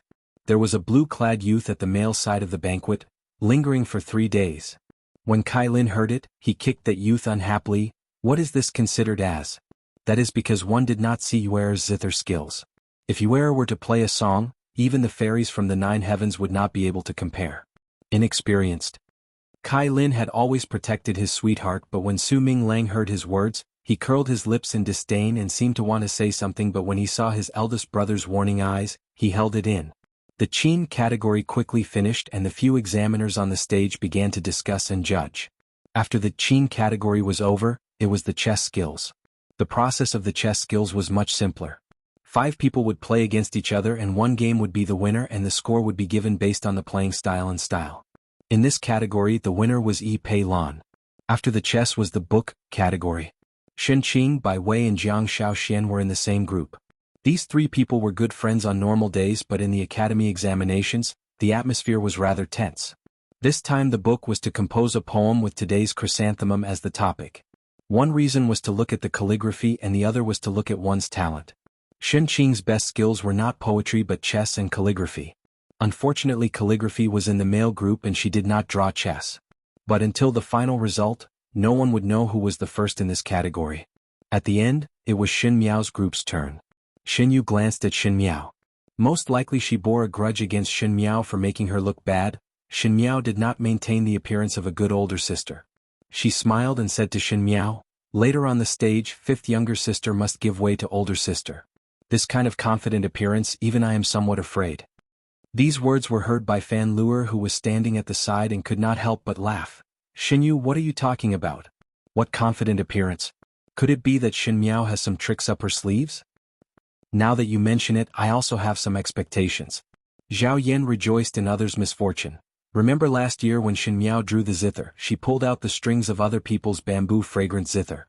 Most likely she inherited General Xin's bravery. This year when drawing one must not break the brush. As she spoke, she touched Shen Miao's cheeks. Such a white and tender face, would it be painted into a face by oneself later? Shen Miao did not move and looked at her indifferently. Under that extremely cold gaze, Zhao Yan's smile gradually froze. Fan Luer also felt that Shen Miao's expression was not good and her heart suddenly felt an inexplicable lingering fear. Involuntarily she pulled Zhao Yan's hand back. Qing Qing seemed to be somewhat impatient and looked at Shen Miao. "What are you quarreling about? If you want to quarrel, go quarrel on the stage and let everyone see your faces." When she said that, even though Zhao Yan and the rest were dissatisfied, they did not speak anymore. At the male side of the banquet, Kai Lin looked at Shen Yu's figure excitedly, but that glutinous rice dumpling pulled Su Ming Feng. "That beautiful older sister is also there. Eldest brother, look." Su Ming Feng did not know whether to laugh or cry, as he did not know why his younger brother was so persistent with Shen Miao. He was already in the 3rd year of the country, and this time he lied that it was the first time he went out after he was seriously ill, and he appeared to be very weak, so he could not participate in the academy examinations. He also knew of Shen Miao's name, since the entire Ding capital knew that the formidable great general swept across the battlefield but gave birth to an idiot daughter. She will definitely win. Su Ming Lang clenched his fist and said.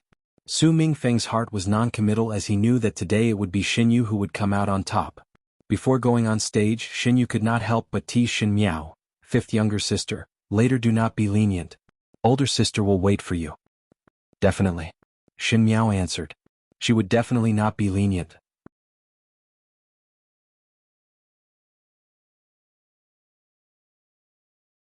Chapter 40.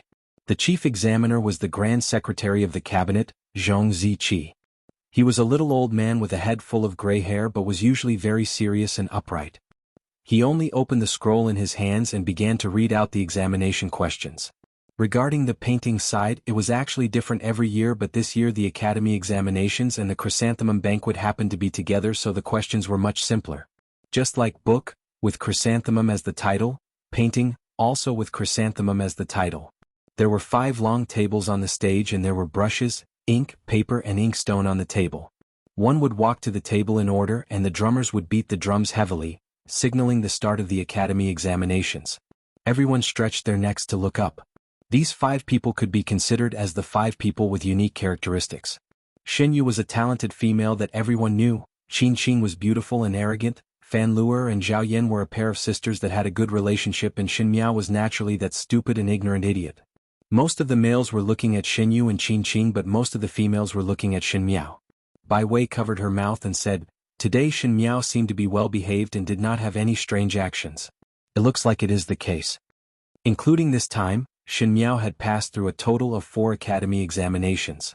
The first time she drew a chess piece, she randomly played a few pieces and was defeated like a landslide. The second time she drew a book, she overturned the ink plate and dirtied her clothes. The third time she drew a zither, and the string of a good bamboo zither was broken by her. Rather than saying that everyone was here to watch Shen Miao go up the stage, it was better to say that she would make a fool of herself in front of everyone. But today it was somewhat different. The high stage was wide and the young female was sitting in front of the table. Her actions of holding the brush were very proper, as if she had received rigorous training, as if there was not a single bit of mistake that could be picked out. In the golden autumn of the 10th month, the cold wind blew through the hall and lifted the stray hair on her forehead. She lowered her head slightly, and one could only see the oval-shaped little face and the eyelashes that hung down, drawing a beautiful arc. There was actually some beauty. That lotus-green cloak fluttered fiercely.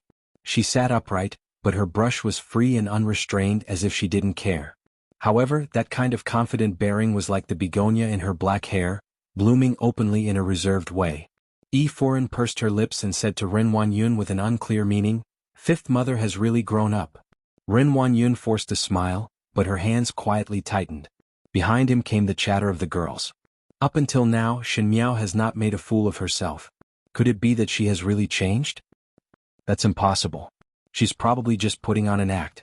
Didn't you see that she didn't even think before writing? Shen Yu still needs to think for a few more moments, but for her to be like this, the biggest possibility is that she is just casually painting. Feng and Ning looked at Shen Miao on the stage, and that strange feeling came again. She suddenly had an intuition that today's chrysanthemum banquet might not be like the past. For example, would Shen Miao on the stage really make a fool of herself? Or was it to destroy all the misconceptions people had about her in an unstoppable manner? At the male side of the banquet, some people gradually discovered the difference. This group was probably the most pleasing to the eye out of all the women's groups. Shen Yu's pink dress was simple and elegant, gentle and beautiful. Qin Qingqing's green dress was wide-sleeved, arrogant and beautiful.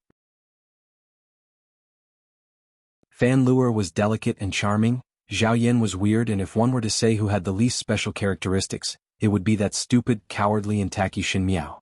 But at a glance, among the five of them, Shen Miao was not only not inferior but stood out. She just sat there quietly with her head lowered, but she gave off the feeling that she was looking down on all living things. It was as if that delicate figure was standing on a high and decisive position, causing people to involuntarily feel the urge to submit to her. Pei Lang frowned. How could a person's temperament undergo such an earth-shattering change? Was this person really Shen Miao? Fu Xiaoyi could not hide the surprise in his heart. It was not that he noticed the earth-shattering difference between Shen Miao and the past, but the way Shen Miao sat, the straight back and the way she raised her hands made him think of a person. The current mistress of the 6 palaces, the Empress. Fu Xiaoyi knew that his own thoughts were very ridiculous. The entire Ding capital knew that Shen Miao loved him, and he hated himself to be loved by such a female. But most of the time the news about Shen Miao was heard from rumors. It was rumored that Shen Miao was ignorant and incompetent, unbearably tacky, rough, stupid and cowardly. Now it seemed that there was only one feeling in his heart. One fear that those rumors were not all true. Really strange. The blue-clad youth who was previously reprimanded by Kai Lin said curiously, "Wasn't it said that the second-year student Shen Miao is an idiot? It does not look like it." Kai Lin was also stunned. His eyes kept following Shen Miao, but Shen Miao seemed to have a kind of magic that made one involuntarily notice her. It was as if she was born to stand in a position that others could see, and it was especially obvious today. He tried hard to suppress his own strange thoughts and snorted, "Just putting on an act. Eldest brother, she will win." Su Ming Lang tugged at the sleeves of the person beside him. Su Ming Feng's brows were smiling, but his expression was somewhat strange. "Shen Miao?" After the time it took for an incense stick to burn, the drummer beat the drum again, indicating that the time was up. Shen Yu put down her brush. She was very confident in her painting today. Beside her left was Qin Qing. Qin Qing had also completed his painting and was washing the brush. Even if it was a simple action when done by her, it was as moving as a painting. But no matter how moving it was in the academy examinations, one would not rely on one's beauty to speak. She then turned her head to look at Shen Miao and thought that Shen Miao had always achieved nothing, but there was no accident today. Most likely it was because there was someone beside her that she became smarter. One could pretend, but one could not pretend one's talent. At this moment she should be in a fluster and had not finished. However, in front of her, Shen Miao had already put down her brush and calmly looked at the people who came to collect the paintings. Shen Yu's smile stiffened. "All right, go down." After everyone's paintings were collected, it would be the academy examinations for the second-year female, and this would require time. "Fifth younger sister, what exactly did you draw?" After Shen Yu came down from the stage, she could not wait to ask Shen Miao. She did not know why, but Shen Miao made her very uneasy. "You will know in a while." Shen Miao gently smiled, and there seemed to be something more meaningful in her smile. She turned around and walked to a place where no one could see before speaking to Guyu beside her. "Think of a way to send this to the hands of second young master of the Annals residence." "Oh, it is the person dressed in green on the opposite seat from the left." Guyu hesitated for a moment and seemed to be somewhat confused before saying, "This servant will save it. Go." Shen Miao patted her shoulder and walked back to her original seat. From afar she looked at Pei Lang.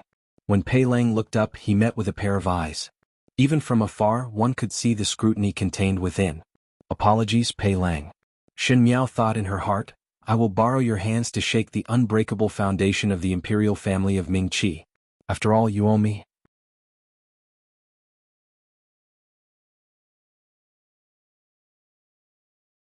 Chapter 41. The examiners on the stage were evaluating the results, and the students below the stage were also discussing.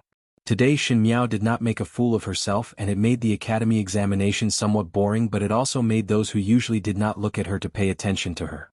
Humans were all strange. Those who were bad usually only needed to perform a little better, and perhaps in the eyes of others, they would be able to turn over a new leaf. Feng and Ning was somewhat nervous and would look towards the examiners on the stage from time to time. One did not know what the reason was, but the few Darren on the stage seemed to be arguing. It seems that today is also very intense. Fu Xiaoan smiled, but females, there is no need to be so calculative as they will not enter officialdom. His character had always been somewhat conceited and was not afraid that the Darren beside him would be dissatisfied if they heard it. After all, some of their daughters were those students who were on the stage.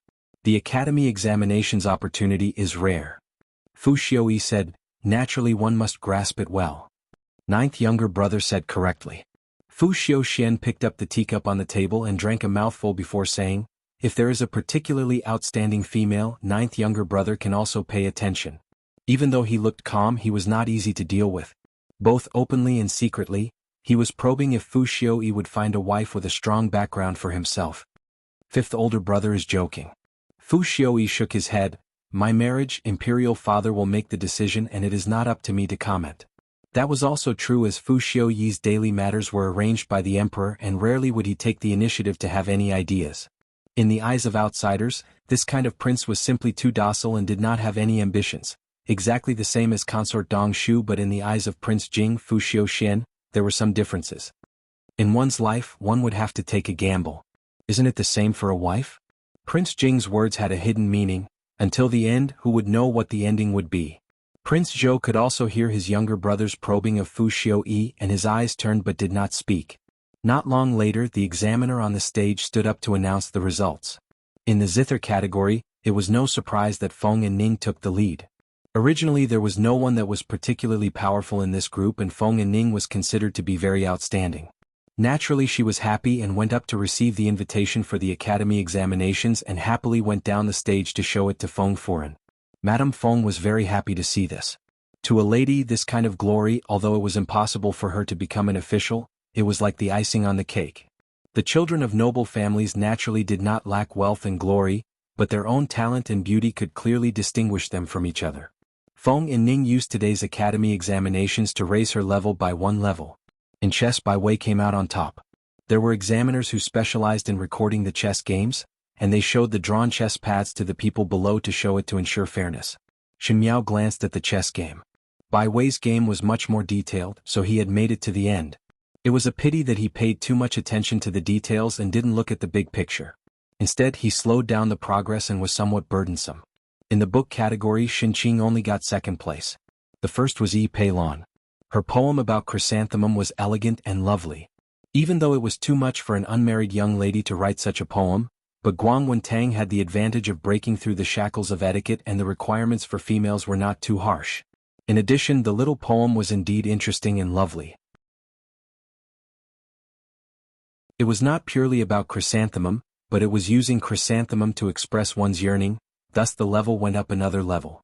Shen Qing's expression was not good, but she was naturally not good at composing poems, thus she was very helpless. The last one was Shen Miao's group of paintings. The examiners on the stage had different expressions, and it seemed that the most intense dispute was this group. The womenfolk were guessing that Xin Yu and Qin Qing each had their own merits, and it was difficult to choose. After all, these two people were often compared in Guang Wentang. Qin Qing sat at the same spot with an arrogant expression, as if she did not care about the result at all, but the fingers that were holding the teacup were somewhat stiff. In comparison, it was Xin Yu who was much more calm. She sat beside Chen Roqiu and her gaze was somewhat coquettish and shy. Chen Roqiu looked at her gently. This daughter was intelligent and sensitive, and her talent was as outstanding as her. She was proficient in the 4 arts, and every year in the academy examinations, she would always be in the limelight. Seeing how happy she looked, today it should be in the bag. Xin Yu naturally had a well-thought-out card up her sleeve. She had the strength of her brushwork, the interest, and even the idea had been thought of. It was as if she had long found out the preferences of the examiners, and was always able to come up with the best works. So what if Qin Qing was beautiful? At the end she was only good to look at but useless. Thinking that she was useless, her gaze turned towards Shen Miao, who was sitting at the other side. Today Shen Miao had caused her to suffer such a big loss, and she thought that Shen Miao would make a fool of herself on the academy examination stage, but who knew that Shen Miao had escaped safely? But now that the paintings were to be shown to everyone, Shen Miao would not be able to avoid ridicule. In any case, she was going to make a fool of herself, and a trace of happiness flashed in her heart. The examiner who was in charge of reading out the results sang loudly on the stage, painting group's first rank, Shen Miao. Shin Miao? First rank. A stone stirred up 1,000 ripples and everyone started to clamor. Even the voices of the examiner who was reading out the first few names were drowned out. Shin Yu's smile suddenly froze on her face. She looked incredulously at Qin Roqiu and her voice trembled. Mother, just now who was the first rank? I must have heard it wrongly. Qin Roqiu pinched Shin Yu's arm. Even though she was angry in her heart, she had eaten more meals than Shin Yu and knew that in this situation, there would definitely be a lot of people who wanted to see Shin Yu's reaction.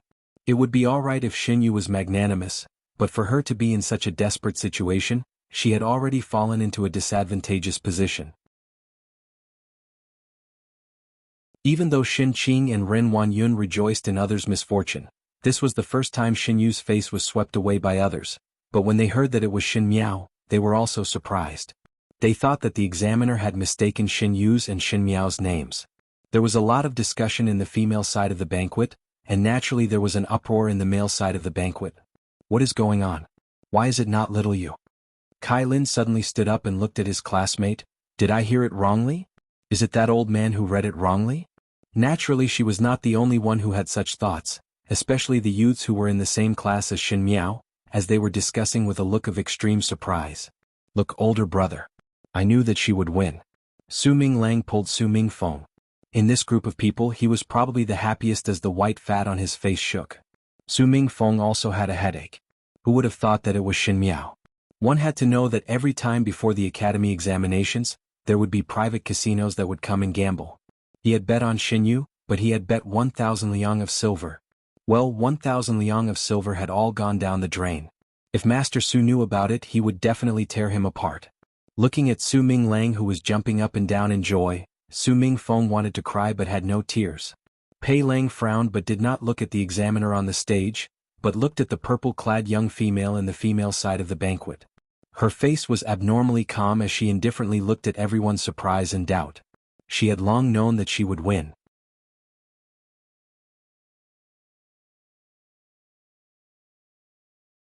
Chapter 42. The discussion continued and the examiner on stage had already shown the painting to everyone to show the fairness of the results. Fan Luer's and Zhao Yan's paintings were of the same path, both were the scenery of a garden with chrysanthemum blooming. In all fairness, it was beautiful but the artistic conception was too mediocre so naturally it was ranked at the back. Qin Qing on the other hand had painted a red fairy, with a big chrysanthemum. This was most likely a type of chrysanthemum that she was familiar with. The painting only depicted this chrysanthemum and it was so vivid and lifelike. It could be considered that she had taken a different path and completely ran away from the artistic conception and only casually displayed her own painting skills. A red fairy was vividly displayed on the paper and it was really beautiful. But the academy examinations not only tested one's painting skills but also the meaning of the painting, so no matter how beautiful this chrysanthemum was, it was only ranked third. Very quickly, it was Shin Yu's painting. Shin Yu bit her lips as she sat beside Qin Roqiu. She barely managed to maintain a smile on her face but her fists were tightly clenched. If it was in the past, she would be smiling lightly and accept everyone's sincere praise and envy. But now, this second, was like a deep irony that made her feel that everyone was looking at her with ridicule. Shin Yu's painting was a remnant chrysanthemum. The wind and rain rustled and a lot of the chrysanthemum petals in the courtyard had fallen but the scattered petals were still firmly attached to the branches and stood straight, as if it was an important person with integrity. And at the side, there were 2 sentences from a poem, rather die holding the fragrance on the branches than to be blown away by the north wind. This painting was considered to have a lofty intention. Generally speaking, from the painting to the person, the remnant chrysanthemum in the painting was of high quality and the person who painted would be able to see that it was of high moral character. The examiner in charge loved such a talented and moral person the most. If Shin Yu's painting was not able to get first rank, it was really unimaginable what Shin Miao had painted. Painted so well? How could it be second? Bai Wei exclaimed, I really do not understand. Qin Roqiu also could not understand. Initially she thought that Shin Yu was slightly nervous today and had taken a wrong path. Who knew that when this painting was taken out, she knew that her daughter did not do anything wrong and it was the same as the previous academy examinations. It was indeed a well-deserved first rank. But why was the result different? Ren Wanyun was somewhat rejoicing in Shin Yu's misfortune. Shin Yu was outstanding and had always suppressed Shin Qing in the academy examinations. Seeing that Shin Yu suffered a loss this time, even though Shin Miao winning first place made her unhappy, but since it had nothing to do with her, she was always happy to watch the show. The examiner on the stage ordered the two children to unroll the scroll, and the noise stopped abruptly. The drawing paper was very big and Shin Miao's painting had too much white space. Her painting skills were not outstanding. Therefore he only drew a rough view of the distant scenery, but unexpectedly, there was a kind of magnificent atmosphere. On the scroll, yellow sand was endless and a setting sun was gushing blood red. A broken sword stood in the yellow soil, and a white chrysanthemum was below the sword. Here the chrysanthemum seemed to be just an ornament. It was so small that even the meridians of the petals could not be seen. But in this painting, it was like a finishing touch. A bleak and desolate feeling gushed out. Everyone present was silent for a moment. Even through the pen and paper, one could feel the desolation and misery in it, as well as the helpless struggle. That was war. Qin Roqiu and Xin Yu trembled at the same time. After seeing clearly what was painted on the scroll, they knew that there was absolutely no possibility of a comeback in this match. Yes, Xin Yu was indeed elegant and her character was not gaudy, and was able to take care of her character and nobility. But Shin Miao's painting had completely jumped out of the person. If one said that Xin Yu was using the chrysanthemum to praise people, then Shin Miao was using the flower to express her will. How could the feelings of a lone person be compared to the cruelty of war?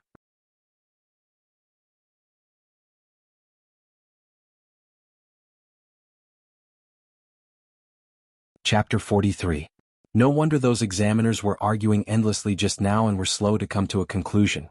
One feared that they did not think that such a majestic painting was actually drawn by the idiot Shin Miao's hands. The chief examiner, the grand secretary of the cabinet Zhong Ziqi said, "Student Shin Miao, come up and talk about why this painting was made." Every student who obtained first rank would have to talk about their understanding of getting the first rank.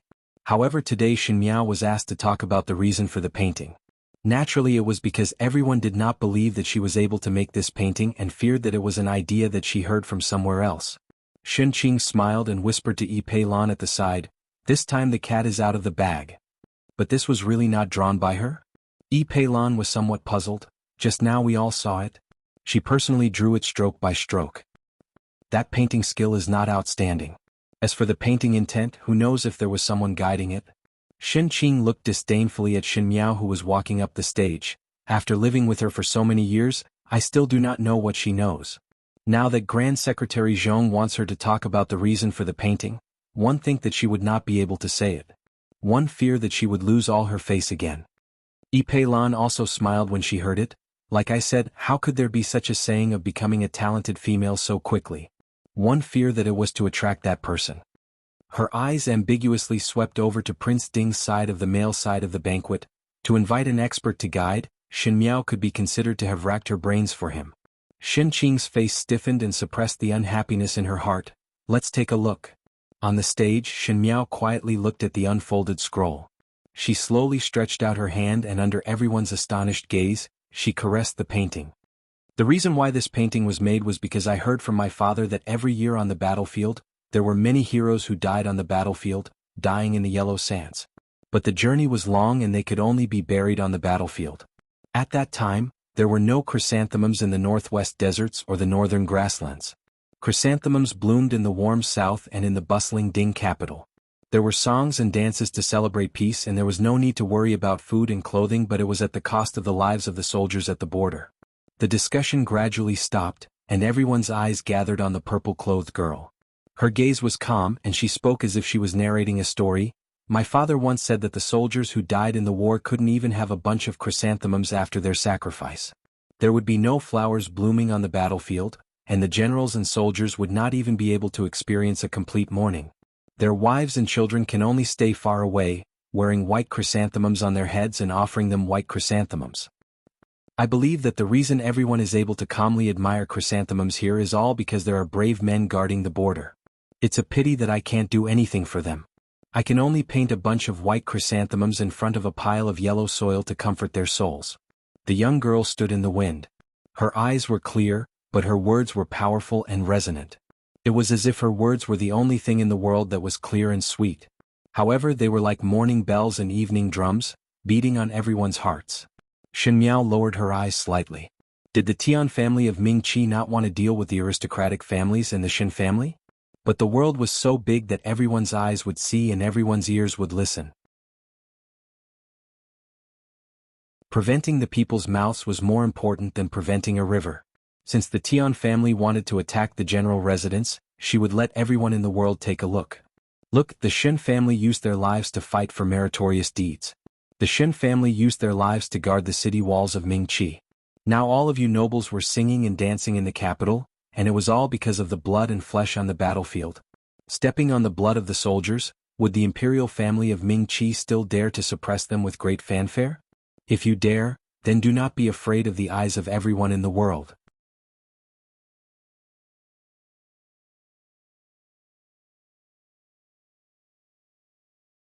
Chapter 44. The most supreme thing was the imperial power. What was more powerful than the imperial power was the common people's mouths. Of course one could use an iron fist to suppress it, but when that day comes, the common people would not dare to speak nonsense and the joke would spread out. Wouldn't it be the biggest joke in the world? The imperial family of Ming Qi was probably like this. It was obvious that they were corrupt internally and had done many dirty things, but on the surface they still had to put on a face that they cared about the country. They enjoyed the protection and offerings of the aristocratic families with a clear conscience, but at the end they had to make a false accusation. Shen Miao's words made everyone present gradually quiet down. The daughters thought of the glory of their ancestors, and if the residence was a military general, they would be even more moved. The male students were at the age where they were full of vigor, and the soldiers on the battlefield were admired everywhere, so naturally they would worship heroes. But there were some who were not so happy. The three princes of Ming Qi who were present all frowned at the same time. Others did not know, but they knew what the imperial family's intention was: to treat the aristocratic families. The Shen family was a tall tree that attracted the wind, and sooner or later the emperor would use other excuses to eradicate them. However, the Shen family had a good reputation among the common people for so many years, and to topple them was not something that could be done overnight. Now Shen Miao's words seemed to be mourning the soldiers, but in fact it was praising the meritorious deeds and also put the soldiers in a position of being in the spotlight. If the imperial family had a trace of inappropriateness, they would be in the wrong in terms of morality and conduct. Was she doing it intentionally? Everyone looked up, and after the young female finished speaking, she became silent. Her robe was a little loose, and it fluttered in the cold wind, making her figure seem even more delicate. Most likely she was thinking wrongly, as she was just a daughter in the boudoir.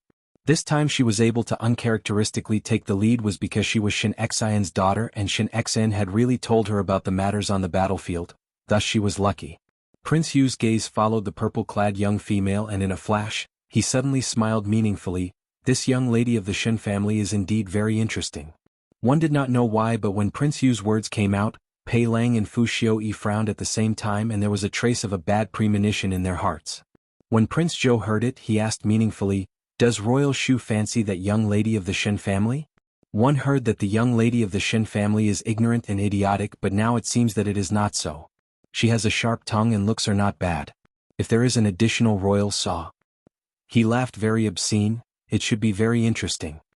Prince Yu of the first rank was now over 40 years old, and in addition to his brutality and viciousness, the number of females that were played to death by him was uncountable. If Shen Miao were to fall into his hands, one feared that in a short period of time she would perish. Zhou's words were already out, but he had such arrogant temperament, so others would not find it strange when he said it. However, it was really too immoral to put a budding girl into such a tiger's mouth without rhyme or reason. Prince Jing, however, thought further than his own twin brother. Even though the imperial family had the intention to suppress the Shen family, but the Shen family had military power in their hands, like a common man with a treasure. If any prince were to obtain the Shen family's help in private, it would be a huge bargaining chip in the road to the throne. But if Shen Miao were to marry to Prince Yu, then Prince Yu would no longer be able to fight for power. Perhaps the best way would be to place the military power in the imperial family and not be coveted by any prince. Thinking of this, Prince Jing Fu Xiuyi nodded his head. The young lady of the Shen family is quick-witted. If Royal Shu feels that it is not bad, there is nothing wrong. Fu Xiuyi's brows wrinkled even tighter. He naturally considered the things that Prince Jing could think of. He knew that Shen Miao marrying to Prince Yu residence would have 100 benefits and no harm to him. Firstly, he could get rid of Shen Miao's entanglement and there would be one less peach blossom joke. Secondly, the Shen family's military power was too hot, and even if he had the intention to use it, He was afraid that it would cause the emperor to suspect that the gains would not make up for the losses. It would be better to leave it in Prince Yu residence and wait for an opportunity to make a move. But he did not know why he felt that there was an unpleasant thought in his heart, as if it was not right to do so. Pei Lang looked worriedly at Xin Miao, who was walking down the stage. Her steps were unhurried and her expression was calm. Most likely she did not know that her fate was already in the hands of this group of imperial children. He sighed in his heart. After all, they were teacher and student, but he was just a little teacher and could not change anything. He could only feel pity for Xin Miao's fate in his heart. Prince Yu of the first rank waved his hands impatiently and did not seem to be very happy. The smile on his lips was indeed somewhat sinister. Imperial nephew, it is not that this prince does not know what you all are planning. The residents of Prince Yu of the first rank would not be able to eat up this big Buddha of the Shin family. His eyes landed on his stump leg, but the young lady of the Shin family is interesting. It would not be bad to bring her over to play. Su Mingfeng took a look at this side. He was close to Fu Xiuyi and the rest and only seriously watched the situation on the stage, but his heart was somewhat indignant. No matter how stupid that Xin Miao was, to be targeted by Prince Yu of the first rank, one feared that it would bode ill rather than well. It would be alright if Shin Xian was in the Ding capital, but unfortunately Shin Xian would only return at the end of the year. Without father and older brothers to protect, how would a young lady contend with these vicious wolves? As if he had expected the tragic ending, Su Mingfeng sighed and brought Su Minglang to Master Su before quietly leaving the banquet. Xin Miao did not know about the changes at the male side of the banquet. Jingzhe was very happy for Xin Miao, but it was Xin Yu who finally could not maintain the good expression on her face and left the banquet somewhat stiffly. After the female group's examinations, it was the male group's turn. On the side of the female side, the young ladies who had passed the examinations all left the banquet to rest. Feng and Ning followed beside Xin Miao, and this previously arrogant young lady finally revealed a look of heartfelt admiration towards Xin Miao. She said, "Just now you did really well. Was really great." Xin Miao lightly replied, "You are also not bad." Most likely it was because she thought that she got first place in the Qin category. Feng and Ning smiled. "Hard work does not fail those who are willing. I will go to the horse carriage to get something. Wait for me here." After Feng and Ning left, Xin Miao walked to the plum blossom forest in Beiyantang to wait for her. The plum blossoms had not bloomed in this season, but the trees were verdant and very lush. Guyu walked out from it and looked around before whispering, "Young lady, it has already been sent to Gentleman Librarian Jing's hands.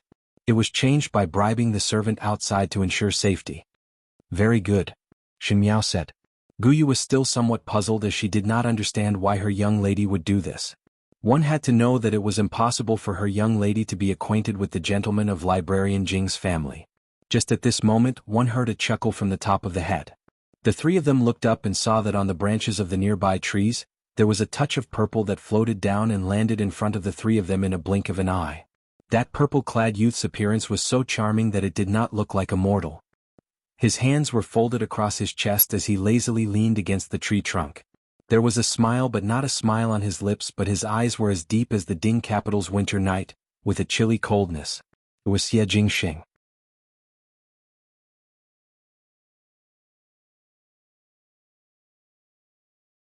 Chapter 45. Young Lady. Guyu and Jingzhe were somewhat vigilant as they stood in front of Xin Miao to protect her. Shouting loudly would be too much of a loss of composure. Moreover, this youth was dressed in brocade clothes and was born with a noble and beautiful appearance, making one unable to help but suspect his identity. But after all, he was a stranger. Guyu and Jingzhe were afraid that there would be an accident. "Guyu, Jingzhe, both of you guard at the entrance of the forest," Xin Miao said. "But young lady..." Both of them were somewhat hesitant. "Go." Xin Miao slightly frowned. One did not know why, but she was very good at giving orders. Every time she ordered the maids to do something, there would be an inexplicable majesty that no one dared to refute. Jingzhe and Guyu could only retreat to the entrance of the forest. "You are indeed interesting." Xie Jingxing leaned against the tree trunk and looked at her playfully. He was obviously a noble young master, but his eyes were as sharp as a bloody blade on the battlefield, and his plain tone was able to bring out a biting cold intent. He was after all a person who had seen blood on the battlefield. "What does Marquis Xie want to say?" Xin Miao asked. Xie Jingxing suddenly appeared, and naturally it was not for idle chatter. Even though this person was young, the way he did things was very insightful. Since the old Marquis could not control him, He would be even more unbridled in the way he did things, making others unable to grasp the path. Prince Yu residence is currently lacking a Wangfei. That cripple seemed to have taken a fancy to you and wanted to congratulate you. His tone was unclear. However, to call Prince Yu a cripple was considered to be very daring, but when Xie Jingxing said it, there was a trace of contempt and ridicule, as if Prince Yu was just an unbearably dirty plaything. This person's ambition was very high. Xin Miao was thinking in her heart but did not show it on her face. She had actually forgotten what this calm look represented in the other person's eyes. Xie Jingxing suddenly took a step forward. He was extremely tall and Xin Miao's entire person was under his shadow. The purple-clad youth leaned over slightly and whispered in her ear, "You indeed already knew." There was a nice cold bamboo scent coming from the youth's body and his voice was deliberately lowered to have an ambiguous magnetism. This action was also ambiguous. Xin Miao looked up and that handsome face was right in front of her and the corners of his lips were slightly hooked up, adding a bit of evil air to his smile. But after all, she was not a real budding girl. She only slightly lowered her eyes and said, "So what if I know? So what if I don't know?" Xie Jingxing saw that she was indifferent and was too lazy to act like a playboy, so he pushed her away without any tenderness towards the fairer sex. He waved a letter in his hand and smiled frivolously, "You know, but you are not anxious about your own matters and instead worry about second young master librarian Jing?" Xin Miao's eyes suddenly moved and stared at him tightly. Her tone involuntarily became somewhat ruthless. "Isn't Marquis Xie meddling in other people's business? It's just a piece of paper. Why are you so nervous?" Xie Jingxing regained his frivolous look. "What kind of relationship do you have with second librarian Jing to help him like this?" "Xin family's girl, what are you planning?" Xin Miao's face was as heavy as water as she quietly stared at the paper in Xie Jingxing's hands. The paper was thin, but it was a heavy stone in her heart. It was the circulation of law that she had memorized for a long time. In the past lifetime, Pei Lang relied on this piece of paper and was discovered by Fu Xiuyi. From then on, Fu Xiuyi took him in as an aide and gave advice to Fu Xiuyi's empire. Now he had yet to show his talent, but Xin Miao wanted to cut off all possibilities.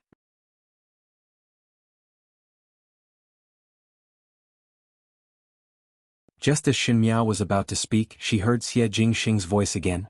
"Now can you tell this marquis why you wrote a letter to the librarian Jing?" Xin Miao sighed in her heart. Even though she had the intention to tie the Shen and Xie family on the same boat, now was not the time. The discord between the Shen and Xie families had been going on for a long time and was not something that could be resolved in a day and night. It was a slow plan, but who knew that out of nowhere, Xie Jingxing was involved and the good plans were all messed up. She did not trust anyone and had her own path to walk. Be it Xie Jingxing or the Xie family, they were all chess pieces in the great scheme of the world. No chess player would explain the reason to the chess pieces. This marquis thought that for you to help him like this, unless you have a personal affair with him and help your lover to fight for the limelight. Xie Jingxing's smile was mischievous as he sized Xin Miao up, afterwards thinking that even though the second son of the Gao family is not a good person, his eyesight in picking females is not bad. He looked at Xin Miao. It was clearly an extremely beautiful eyebrow, but it was as piercing as the northwest desert. Also, if you want to help Gao Yan, it means that you want to help Warden Jing's reputation. But you don't help Gao Yan. That's the trash Gao Yan. It looks like you have bad intentions. He smiled maliciously, but his words hit the nail on the head. Xin family's girl, do you have enmity with librarian Jing?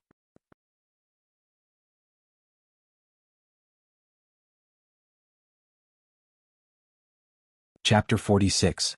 Xin family's girl, do you have enmity with librarian Jing? Xin Miao quietly looked at the youth in front of her. His eyebrows were beautiful, but his heroic spirit was pressing. Even though he had a cynical expression, there was a steadiness that transcended his age. It was not what was shown on the outside, but when following him, there was a sense of security that even if the heavens were to collapse, the other party would be there to support it. Even in the previous lifetime when she was in the Qin country or in the inner palace, she had never seen such a clear person. With just one sentence he was able to see through the heart of everything. Such an amazing and brilliant person had to die young. It was really the heavens being jealous of heroic talents. A flash of regret flashed in her eyes, but when she opened her mouth again, it was in a flat tone, "Yes. This game of chess is laid out in a roundabout way." Xie Jingxing's eyes were scrutinizing, to go around in such a big circle just to send Gao Yan into official career. Could it be that you want to mess up Ming Qi's officialdom? Even though Xin Miao had lived for 2 lifetimes, her heart could not help but be slightly shocked. If Xie Jingxing's performance previously was that he was excessively smart and understood with a single point, then now this person seems somewhat scary.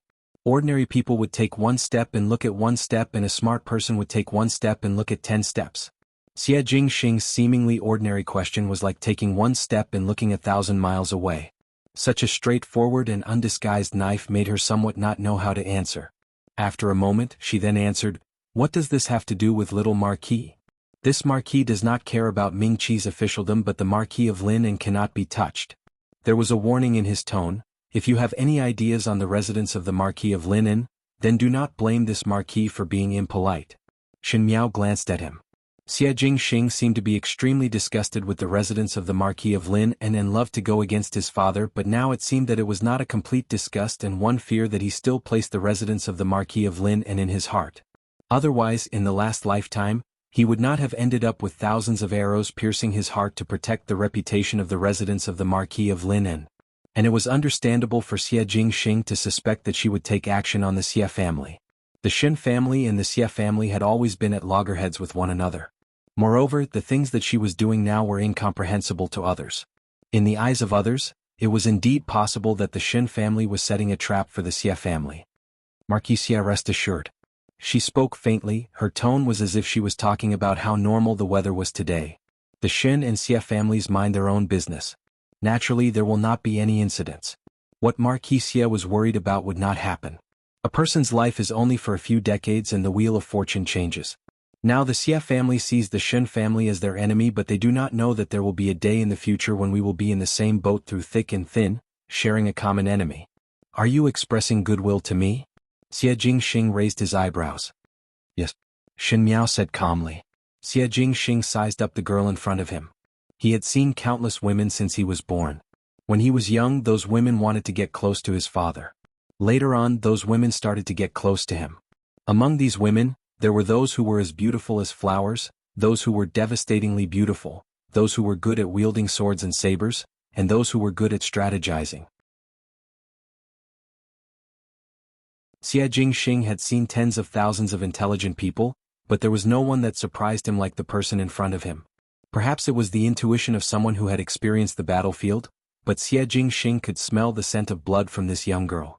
It was like a pool of stagnant water, but there was a huge ferocious beast lurking at the bottom. Now on the surface it was calm, but it was just waiting for an opportunity to move. When the day comes that it would break through, it would be a reign of terror. Even though this looked somewhat ridiculous, an unmarried female, how big of a storm could she stir up? But Xie Jingxing would never underestimate his intuition. The young female was covered in a lotus green silk cloak and her pretty face was covered in frost. In this lush and verdant plum forest, there was a feeling of a 9-foot palace when she stood there. Noble, lonely, decisive, and bottomless abyss.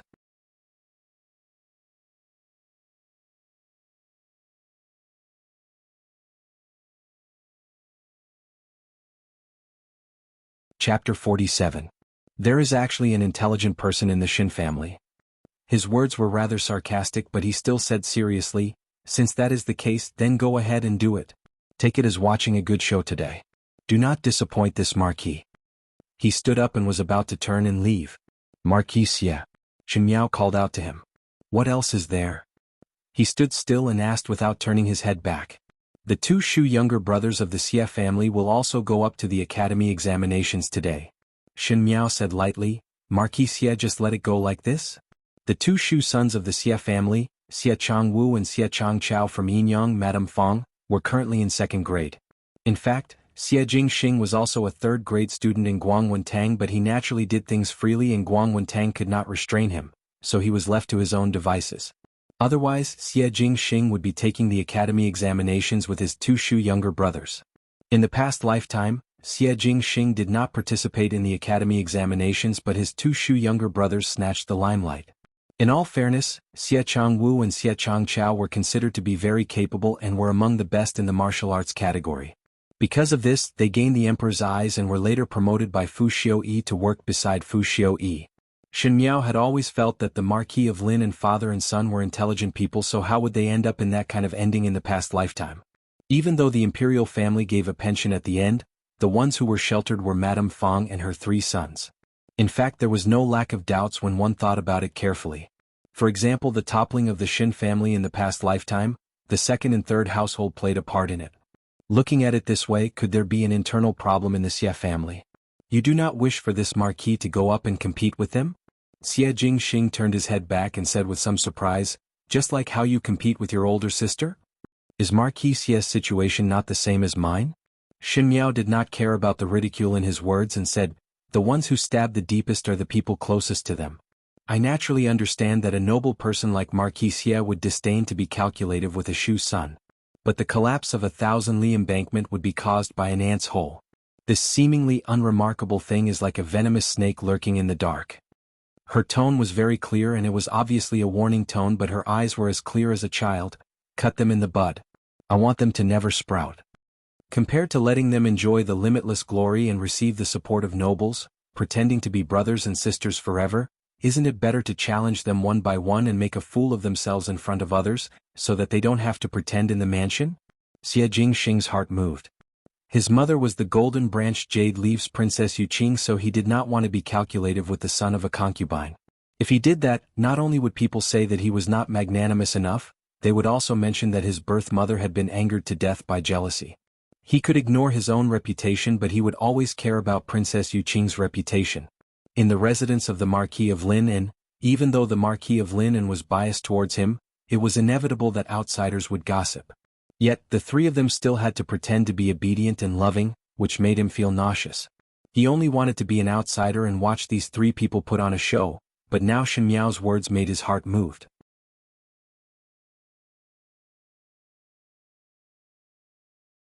Wouldn't it be better to extinguish their hopes? Shedding all pretense of cordiality in front of them, so that they would no longer have the face to respect each other and annoy each other? Shin Miao's voice seemed to be bewitching as she said, "It has been too long. Do not endure it. Do not endure it." He lowered his head and looked at the person who was close at hand. There was a faint fragrance coming from the young female's body. Like her, she looked pure but was actually cold and heartless. He clearly knew that she had a purpose in her suggestion, but it was impossible to refuse. His lips hooked up into a smile, and with a sweep of his sleeves, the begonia flower on his black hair fell into his palm. In the next second, the place where the begonia flower was had turned into a small jade begonia. He picked up the flower and said in an ambiguous tone, "You are interesting. This flower is for you. The suggestion is not bad. Many thanks."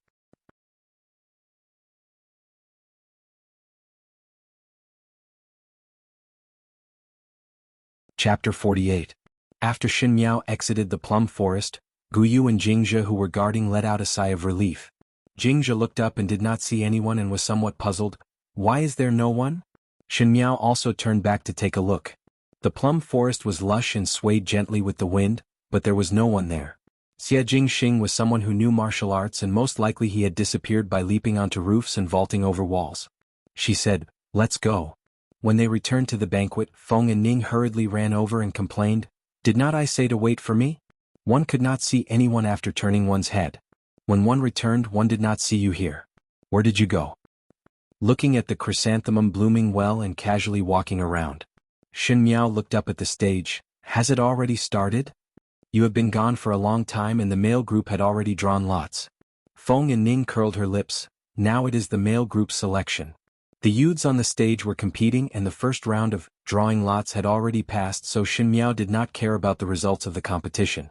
The second round was selection, where one had to choose the subject that one was good at. Shin Miao's gaze landed on the leftmost side of the opposite banquet, on the youth wearing lake green clothes. This youth was dark and strong and his facial features were not bad, but because of his overly strong body, he looked somewhat solid. Moreover, he still had to wear green clothes, which made his skin look even darker than before. Not only that, his hair was combed into a high bun with a bamboo hairpin inlaid with jade.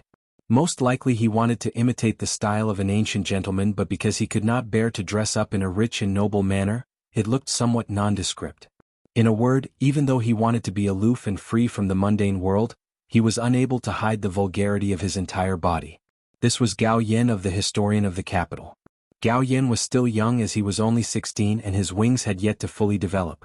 It was until after Fu Xiuyi ascended the throne that Gao Yin rode on Gao Jin's wind to rise in status and bullied men and women in the Ding capital. He even dared to covet Wan Yu, which was extremely daring. Once she thought that Wanyu was once teased by Gao Yan's words in the palace, Shen Miao was unable to restrain her anger.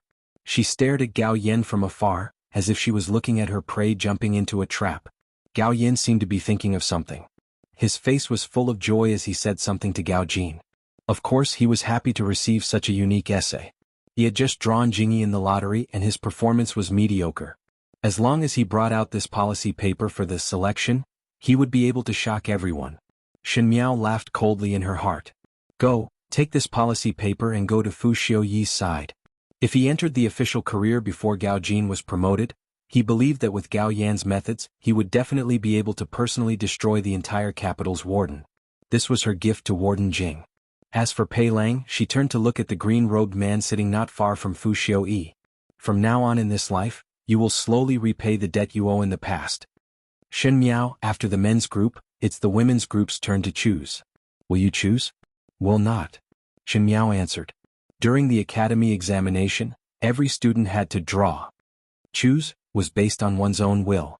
If one didn't want to choose, one could choose not to. So rather than saying that choose was a part of the academy examinations, it was better to say that it was a part where one's strong points could be displayed. If there was something that one was good at, naturally it could be displayed in the choose segment. So compared to draw, everyone was more enthusiastic about the choose segment.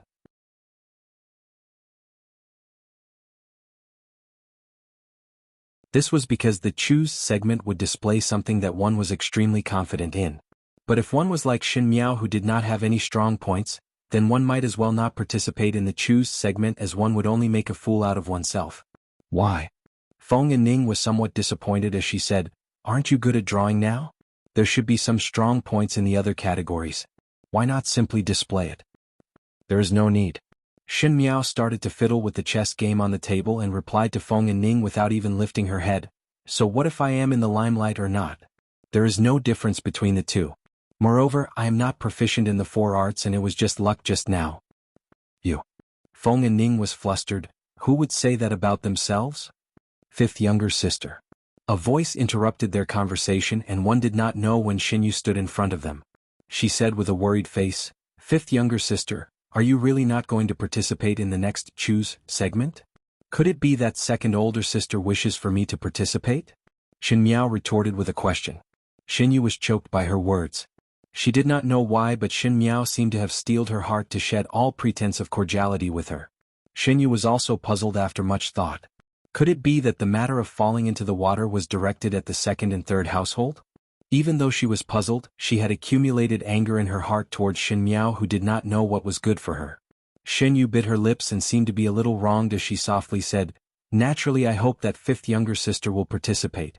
Just now the drawing was extremely good and since fifth younger sister has such talent, why not continue to choose the drawing category so that everyone would not talk behind your back? If the drawing is done well again, then the rumors would be destroyed. Shen Yu's voice was not low and the surrounding were all young ladies and Furins so naturally they could hear every word clearly. These words did not seem to be anything but it spoke out the suspicions in everyone's heart. Even though Shen Miao's white chrysanthemum painting was ranked first, but she had been an idiot for so many years and the impression in people's hearts would not change so easily. Of course they would not believe that this painting was drawn by her. Thinking that perhaps there was someone guiding her from the side. Shen Yu also thought so in her heart. So she thought that as long as Shen Miao drew another painting in the second round, without the guidance of others, how would she be able to draw anything good and would definitely make a fool of herself? Feng Ning heard the meaning behind it and immediately sneered back. Second Shen young lady said it so easily. One must also pay attention to the composition of a painting. Even if second young lady were to draw by herself, it would not be possible to consecutively draw 2 paintings. Shen Miao was only a student and not a master of calligraphy and painting. Did I not see that fifth younger sister has made great progress? That's why I asked. Shen Yu smiled gently. Just now such a good painting could be drawn out, so what is not possible to draw another one? Shen Miao did not raise her head from the beginning to the end and only placed a chess piece on the chessboard loyally, not interested. Thank you for the trouble. Shen Yu did not expect that in front of so many people, Shen Miao would dare to answer in such a lukewarm manner and for a moment her face was somewhat embarrassed. The most infuriating thing in this world was to lay a trap but the other party refused to take the move. Even when Shen Miao was facing everyone's suspicions, She still refused to accept her provocation. This made Xinyu even more certain that the meaning of the painting was not what Xin Miao thought. The thought of making Xin Miao make a fool of herself was even more deeply rooted in her heart. She paused and suddenly continued to smile. Since fifth younger sister insists, then I will not say anything more. She turned around and returned to her seat. At the male side of the banquet, Kai Lin had been secretly looking at Xinyu but saw Xinyu suddenly looking over from afar and seemed to smile gently at him. Kai Lin was startled and was somewhat excited. However, he saw Xinyu lowering her head and seemed to be somewhat sad. He suddenly became nervous.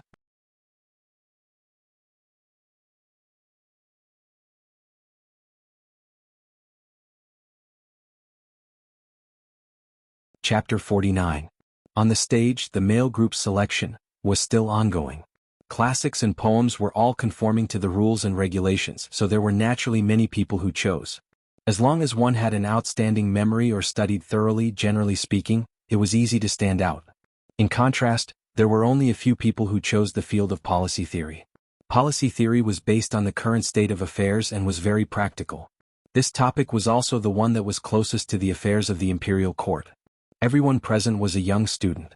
Other than a few disciples who had already begun to accept the teaching of the manner, the majority of them were still ignorant of the affairs of the imperial court, let alone give any good suggestions. Thus, policy theory was the most difficult, but if one really stood out, one would have half a foot in the official career. Xin Miao looked at the chessboard in front of her. At that time, Pei Lang's circulation of law was done in the third round of selection. In the selection field, the male could choose the female could choose the male, and the students could naturally choose the teacher. And one of the male students picked Mr. Pei Lang. Pei Lang was also brimming with talent. Just a few steps on the stage and in a blink of an eye, a policy theory was done. It was voluminous, quoting from classics but not exaggerating and always hitting the key points. It was really amazing. At that time, it made the princess pay attention to it. But Pei Lang was also a clever person. He only wanted to be a teacher in Guangwentang and did not think much about other things. His attitude was firm. If not for Fu Xiuyi's courtesy and Xin Miao's advice, this Pei Lang might not have entered the official career. The chessboard crisscrossed just like the life of the previous life. She lightly flicked her sleeves and the entire game was disrupted. Xin Miao put down a piece. How about starting a new game with her as the starting point? Gao Yan adjusted his sleeves and tidied his hair before asking the servant beside him, "How does this master look?" "Young master is distinguished and elegant, handsome and chic." The servant also said flattering words. Gao Yan proudly curled his lips and was about to get up and walk to the stage. Seeing this, Gao Jin grabbed him and asked, "What are you doing?" "Choosing," Gao Yan said. Gao Jin frowned. He was very clear about this younger brother of his. It was fine if he didn't have the ability to begin with, but he still loved to show off. Currently, historian advisor Jing's Fu was flourishing with each passing day. They absolutely could not allow any mishaps to occur at this time. Gao Jin asked, "What can you do?" These words were unpleasant to Gao Yan's ears.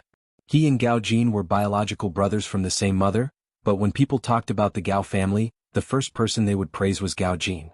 Gao Jinxing had delicate features, but he was rough and tanned.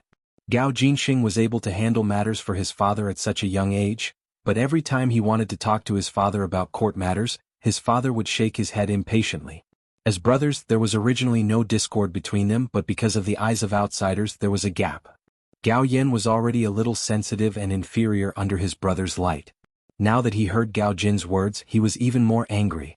He was originally a little hesitant about whether the manuscript was too well written and whether it was too impressive. But now he didn't hesitate at all. He said in an unkind tone, "Big brother, although I'm not as smart as you, I'm not a complete idiot. You don't have to stop me. After all, I can't steal your limelight." Gao Jin heard the hidden meaning in Gao Yan's words and paused for a moment. Before he could speak, he saw Gao Yan push him away and walked up the stage.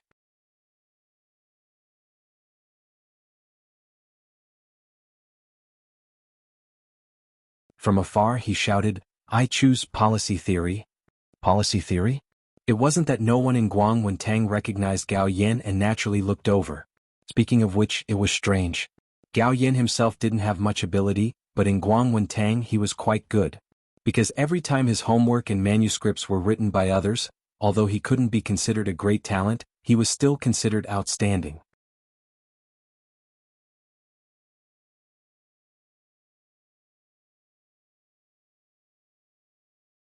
Chapter 50. Thus when he went up the stage like that, no one was surprised. This was because in the choose line, what was shown were the best things that one had prepared. But policy theory was difficult. Thus the originally noisy crowd quietened down in an instant as everyone looked at the green-clad youth on the stage. The first few students who chose policy theory had already read out their own policies. However, it was not considered good. When Gao Yin went up, Gao Jing frowned. One did not expect that Gao Yin would dare to pick policy. Feng and Ning said curiously, if it was Gao Jing, I would feel that it would be better. Shen Miao stopped the chess pieces in her hands and looked towards the stage. Once everything was prepared, Gao Yin took out a piece of paper and slowly read. Law, the frame of a country especially set on wood, supporting it to the heavens. He read in a cadence and the crowd's initial look of watching a bustling scene gradually disappeared, especially the masters and officials at the banquet as they looked seriously at the youth on the stage. Gao Jing's younger brother is indeed not bad. A flash of amazement appeared in Prince Zhou's eyes. This kind of policy theory, even the Darren in the court would not have such incisive views. It is indeed not bad. Prince Jing also nodded his head in praise. Moreover, this child is still young and in the future, he would definitely not be an ordinary person.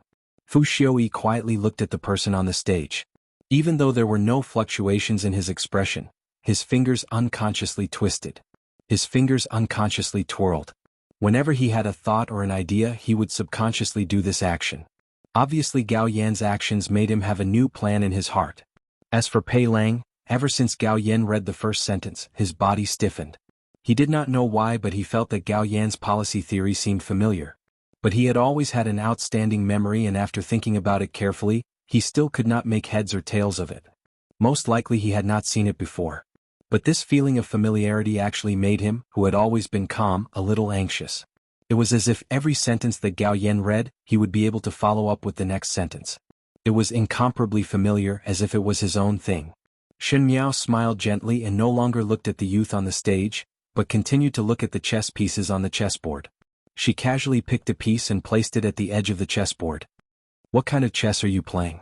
Feng and Ning asked, just randomly playing. Who would place the chess pieces so far away? Far. Shen Miao shook her head. Every chess piece had its own use. How far could this seemingly useless chess piece go? Even if it looked like it was still 108,000 miles away from the situation, it was still an indispensable part of the future general. Could he see it now? From a distant pavilion, one could see the entire scene on the stage from afar. Su Mingfeng waved his fan and said, one do not know where did Gao Yan found this essay from, but it was written in an elegant and unrestrained manner. I would like to get to know the person who wrote this essay. So what if I know him? The purple-clothed youth opposite him spoke lazily. His whole body was sitting in front of the window of the pavilion, leaning against it, almost half of his body was sticking out. It should be a knowledgeable Darren. Su Mingfeng did not think much of it. If one is able to make friends, one would definitely benefit a lot. Xie Jingxing sneered and turned his head to look at the stage as a begonia appeared in his hand. The crabapple blossoms had not yet withered, as if they had just been plucked, fresh and moving. They seemed to contain a quiet fragrance, but also seemed a little austere. Not necessarily.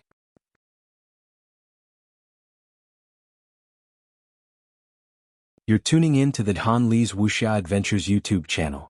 We're so grateful for your support, and don't forget to subscribe to join us on this incredible journey through captivating stories. Your generosity through donations truly makes a world of difference, as it's the primary source of revenue that allows me to expand and enhance this channel for you. Thank you from the bottom of my heart for being a part of this adventure.